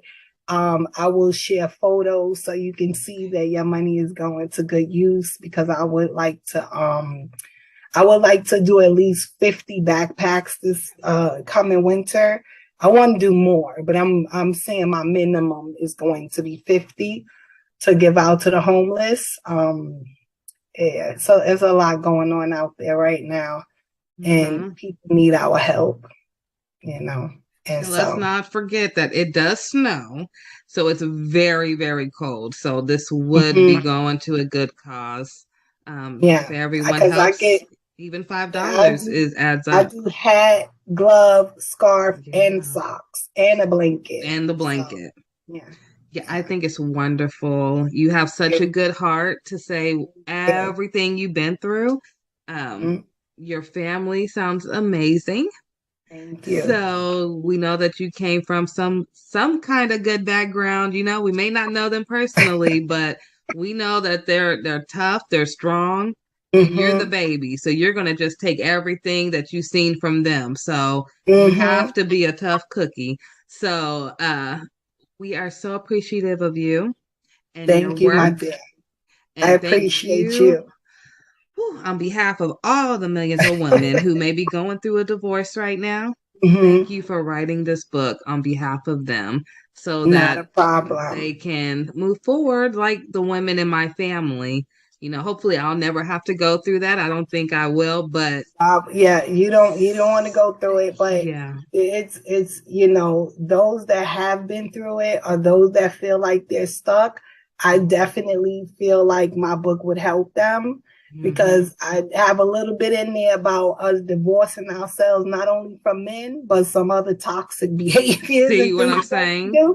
So it's, it runs, it's a pretty, I'm proud of it. I'm very proud of it.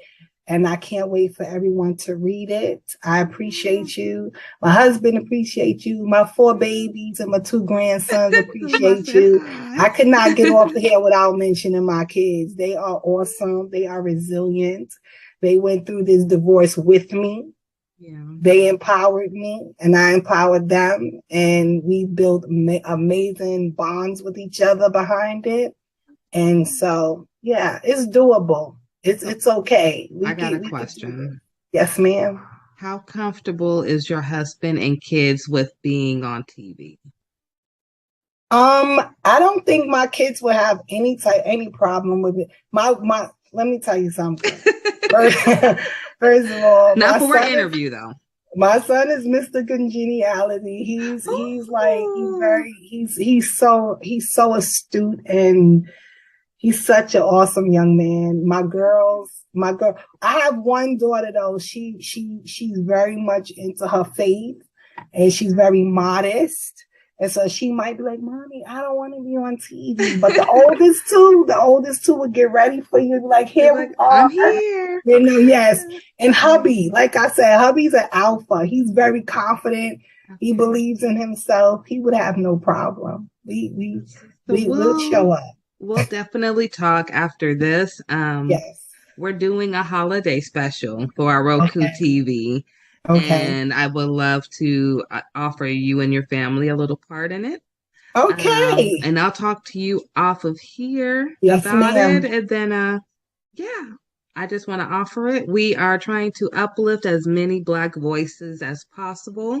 Because when I first got started, there was a lot of people who are at the top right now in the NICU world who told me I would never make it unless I had everyone included.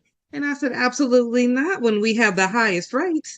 So I know how hard I had to fight, and I'm going to try to make sure that you guys don't have to fight as hard as I did. And I appreciate that. And I want to say this, my book, anybody can read my book. Okay.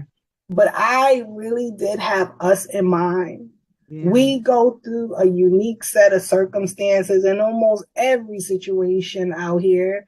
So I have women that might not have resources. You know, I talk about court and everything in there. Like, you got a lawyer, all of that stuff. The good questions. You know what I mean? Absolutely.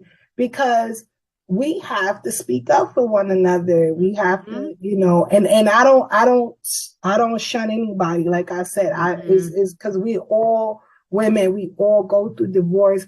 But when I was going through divorce, I didn't have, $10,000 to get a lawyer to fight for the house and the Rolls Royce. I didn't have all of that. And so I want to talk to people that really do need the assistance, and that need someone to be able to be a voice for them. And so I appreciate you for that, and just know that I am following in those footsteps as well. I'm so happy for you. This time next year, you're going to be like, ooh, girl, I'm on book number 2. It's like, good. When is it coming out? Oh, you already have it out? No, I don't have it out, but it'll be done in the next few weeks. Like, I'll be ready to send it off for editing. Ooh, all right. Okay, so when book number 3 coming? So it was. I think the Lord was like, I want you to do 3 this year, but I didn't. I've been going through a lot of because my mom passed away. Okay. And so I've been finally coming up from that, from that. She passed this year? Stuff. No, she passed in 2020. Girl, it's so much stuff. Let me tell you something. It is so much stuff. And I'm gonna quickly say this. My daughter, the one that I said is modest, this woman, this cult leader, talked her into. No, I'm being honest. I'm not. I'm serious. I'm being very serious. She talked my daughter into leaving home and not speaking to us anymore. No. Yes. In 2018. Yes. And so we were going through that and trying to get her back. And then my mom passed away. It's been a lot, but you know what? God is still good. He's still on the throne. I stayed in prayer with me and my sister and my family. We started a whole prayer group, and God brought that baby home. She's home. She's doing well. She's happy. She's not, she has things, but she's not like some people that come out of situations like that. She was there for 2.5 years, and she came home, and she's not anywhere near some of the horror stories that I heard. So I'm grateful. It's been a battle. A journey. It's been a journey, girl. I'll tell you really quickly, too. Oh my goodness. See, I told you we could talk forever. Really quickly, my story kind of matches yours. So my mom died January 4th, 2019 with a CPAP machine on her after she'd been complaining about it for a year. She dies in her sleep. My dad dies February 11th, 2020, the next year. Last year, I find out that there is a lawsuit case against Philip Respironics because they knew for 10 years that their CPAP machine was letting out toxic gas instead of oxygen, which is what my mother was complaining for. I am currently right now trying to settle out of court with Phillips. They don't ever answer because I really don't want to go through the whole lawsuit proceedings. Like I'm drained at this point. Yes. Okay. The whole situation, can I please just put it behind me now? Yes. I feel like I still have never grieved.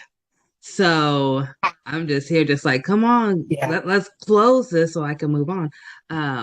But all of that has happened really fast. And then my grandmother, my mom's mom, she had a stroke this year. She had a blood clot in her brain earlier this year. So she's still alive, but she's nowhere to where she used to be.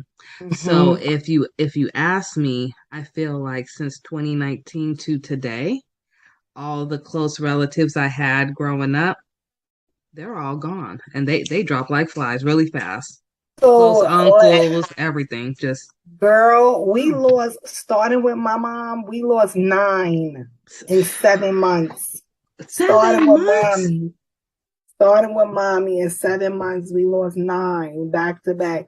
In 1 month, we lost my aunt. 2 days after that, her son-in-law, and a month after that, her husband, my uncle. So one of my cousins lost her mother, her husband, and her father in a span of a month. Girl, I'm telling you, it's like I don't know what is going on. Woo, but let me tell you something. Woo. I trust the Lord, and I don't think He let us go through all of that for nothing. I agree. It just cannot be for nothing. There is some sort of something. He got something waiting for us. And let me tell you something. Do not be weary in well doing, for in due season you shall reap if you faint not. He cannot lie. It has to. You understand? Yeah. All of what you're going through, all of what you've been through, losing your parents, it is all for a reason. Is not all in vain. You're gonna be able to bless so many people's lives behind it. I know it don't bring them back and fill that void, but God will fill that void for you with His love. And that's really how I have to move through life. Yeah. And it's not for money. I will say that it's not for the money, but I definitely I don't even, I ain't gonna say no number because they'll be like, oh, listening. But what I will say is it's about the fact that they did something wrong. They knew they were wrong. And the advocate in me won't let me be quiet for my mom, but be loud for a million other people. Oh, no, you can't. You cannot do that. You have to. You have to. When the thing happened with my sister, my mom, she was so out of it. I think she settled out for the most minute. And my mom wasn't a real fighter. She didn't like confrontation and all of that stuff. So, but she just wanted it to be done. She just wanted it to be done, but don't let it go. You know, these people, these medical, they have to start doing better. And real quick, and when I was as a counselor, we would go to a lot of different workshops, and I went to one workshop, and they were talking about the medical field and how things are disproportionate between Blacks, not only in housing, but also in the medical field. And I had never thought that was even, you know, I really just thought that the medical field, doctors, their oath, I thought they had integrity, right? But it helped me to understand why my mother, who went to the hospital every year for a checkup, for every annual, I could not understand. I said, how can you be telling me in 2005, my mom only has 1 year to live because one of her valves is completely destroyed and the other one needs to be repaired? It is no way possible. My mom keeps up with all of her doctor's appointments, with all of our doctor's appointments. And it was an awesome cardiologist that God used to save my mom's life, basically, because they had given her 1 year to live. And he did this new surgery on her to clear out plaque from her arteries, to make her heart strong enough to survive the surgery. And then what they did to her helped her to live another 15 years. Right? Wow. But I had no idea. And it wasn't until I went to that workshop that I said, that's how mommy's heart was able to get to that condition, going to this doctor, the same lady, year after year after year. And they explained how in the white community, they'll get the cure, while we just get something to you know, help send us home. We get something to help the symptoms, but we don't actually get what we need at sometimes. And I was really thrown back by that. I was like, doctors are doing like all about insurance. Have people's lives in their hands. But guess what? It's real. It's very real. So you do what you have to do, and you hold them accountable. Make them be accountable. Because it's not okay. That's your mother. You know what I mean? It's touch your life, and no. She was only 50, just made 50 in 6 months. It was January because our birthday's in June. Absolutely. And I will tell you, you were telling me about your baby and how she was with your mom, and then you just got her home. So that night, my son was actually staying with my mom. And they actually were with my grandmother. And so my grandmother is the one who found my mom. And my son didn't know that she had passed. By the time he woke up, they had already came and took my mom out and everything. Wow. But to this day, I still think that's when everything, like for your backstory, that's when everything for Aiden, he's a top 10% in the state for state testing. But his grades started going down right after that. And he started to get into fights at school. So we had to switch him schools. And it was like I had to almost rewire Aiden. So when you're talking about rewiring your daughter, I'm like, I'm going through that now with Aiden and trying to put him back to where he was before he had all these losses at one time. Because he never lost nobody. And then all of a sudden, it's like boom, boom, boom. And he's like, I can't go to grandma's house no more to babysit. I can't go by grandpa at all. I mean, he sounds like my son. My son was very close to my mother. Very close. Yeah. See, how's your son doing now? I know it's been about 2 years. She passed away 2 days after I dropped him off at college. No. Yep. 2 days. That Wednesday we took him up, and Friday she was gone. And he was like, Mommy, I'm here. Like, and he was a freshman. He was like, I don't know what to do. Like, I'm here alone. I need to get home. Where I gotta, and I was just like, calm down. I'm gonna get you a plane ticket. You're gonna get an Uber. You gotta, but you in college now, you know, you gotta talk to the people. You gotta explain to them what happened and tell them you have to go home, because it was still in in the midst of COVID, and they didn't want you leaving campus. They said they had a bubble. They had a bubble around the state, and once you came in, they didn't want you like going out, coming back. But my son was like, I don't care if I can't be in school, then I was like, no, we're gonna talk to them first, and then we're gonna get you home. But I got like I'm terrified because you're there by yourself. I need you to calm down, and we'll figure it out. If I tell you, boy, let me tell you, my son, while my mom was sick, my son was washing her, helping her, like without me even knowing, because I had hurt my back. And I was like, what are you doing? You can't be changing, Grandma. He was like, but Mom, your back is messed up. Like, I have to help you. I have to help Grandma, you know. Them boys are something else. They're amazing. And that's why your son is going through that, because of the love he had for his grandmother, you know. And you just got to help him work through it. You got to just help him work through it and keep talking to him, you know. And it's difficult. It's difficult. Loss is difficult. It very is. I thank you for talking to me through that. And we were supposed to be talking about you, and we done ended up helping me out. Okay, that's how a good interview goes. It's okay. Yes, and we will definitely stay in touch. Yeah, we'll have you back for a part 2. And thank you so much. And everyone, please share and go visit her Instagram and Facebook. Like, follow, subscribe, share, all that jazz.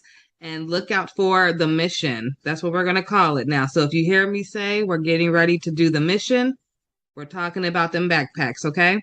So thank you again, Marie, for talking to our families, and we will talk soon. Yes, ma'am. Take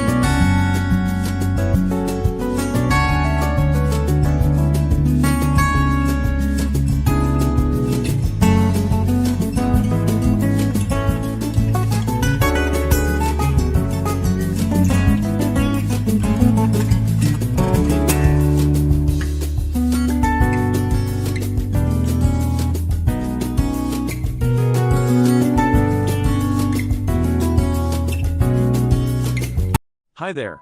Have you ever wanted to publish your own story but didn't know where to start? In this video, we'll show you a step-by-step guide to self-publishing your own story. Step 1. Write your story. Whether it's a novel, a memoir, or a collection of short stories, make sure your work is completed and polished before moving on to the next step. Step 2. Choose a platform. There are several self-publishing platforms available such as Amazon Kindle Direct Publishing, Barnes & Noble Press, and Kobo Writing Life. Do your research and choose the platform that best fits your needs. Step 3. Format your book. Each platform has its own formatting guidelines, so be sure to read them carefully. You can hire a professional book formatter or use free templates to format your book. Step 4. Design a book cover. A book cover is the first thing that catches a reader's attention. You can design a cover yourself or hire a professional designer. Step 5. Publish your book. Upload your formatted book and book cover to your chosen platform, set your price, and hit publish.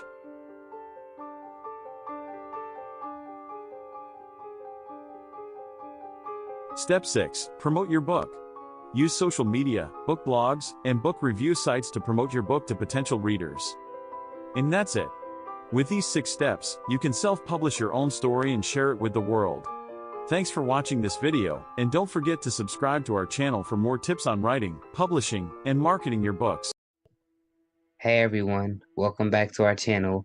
With fall and Halloween just around the corner, we thought it would be fun to share our top 10 movie picks for teens and for some of you younger siblings also to watch during this spooky season. So grab some popcorn, turn off the lights, and let's get started. First up, we have Hocus Pocus. This classic Halloween movie is a must-watch for anyone who loves witches, magic, and a good laugh. It is perfect for a cozy night with friends or family.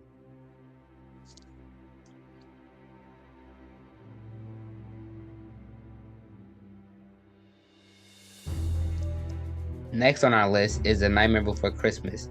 This Tim Burton classic is a great choice for those who love a mix of Halloween and Christmas. The music is catchy, the animation is stunning, and the story is heartwarming.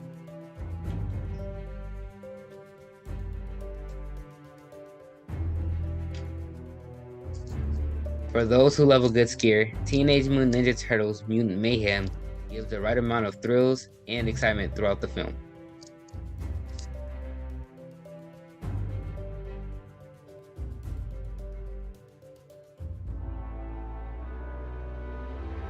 If you're in the mood for a classic horror movie, The Monkey King: The Legend Begins is the reimagined version by Hollywood of the film The Monkey King: Havoc in Heavens, the origin and birthplace of the Monkey King story. For those who love a good mystery and a good movie to watch with your younger siblings, and Paw Patrol: The Mighty Movie, a magical meteor crash lands in Adventure City and gives the Paw Patrol pups superpowers, transforming them into mighty pups.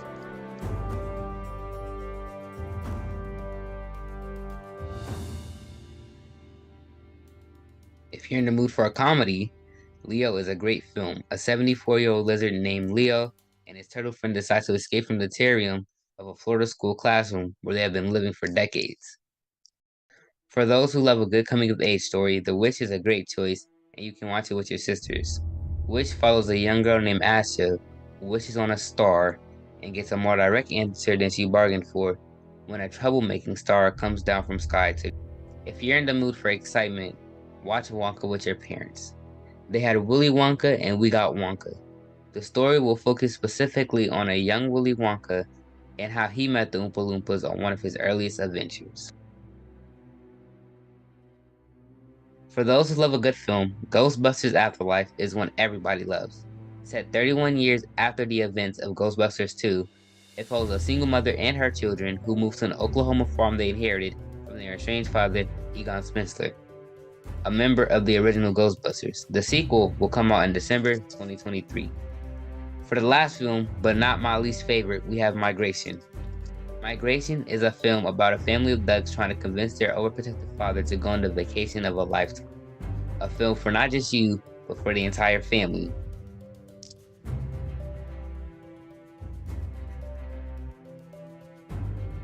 Well, that's all we have for today. Leave a comment of your favorite fall movies and don't forget to like, share, subscribe to Glo Preemies. never miss new content and to check us out at glopreemies.org. Thank you. Have a good Halloween.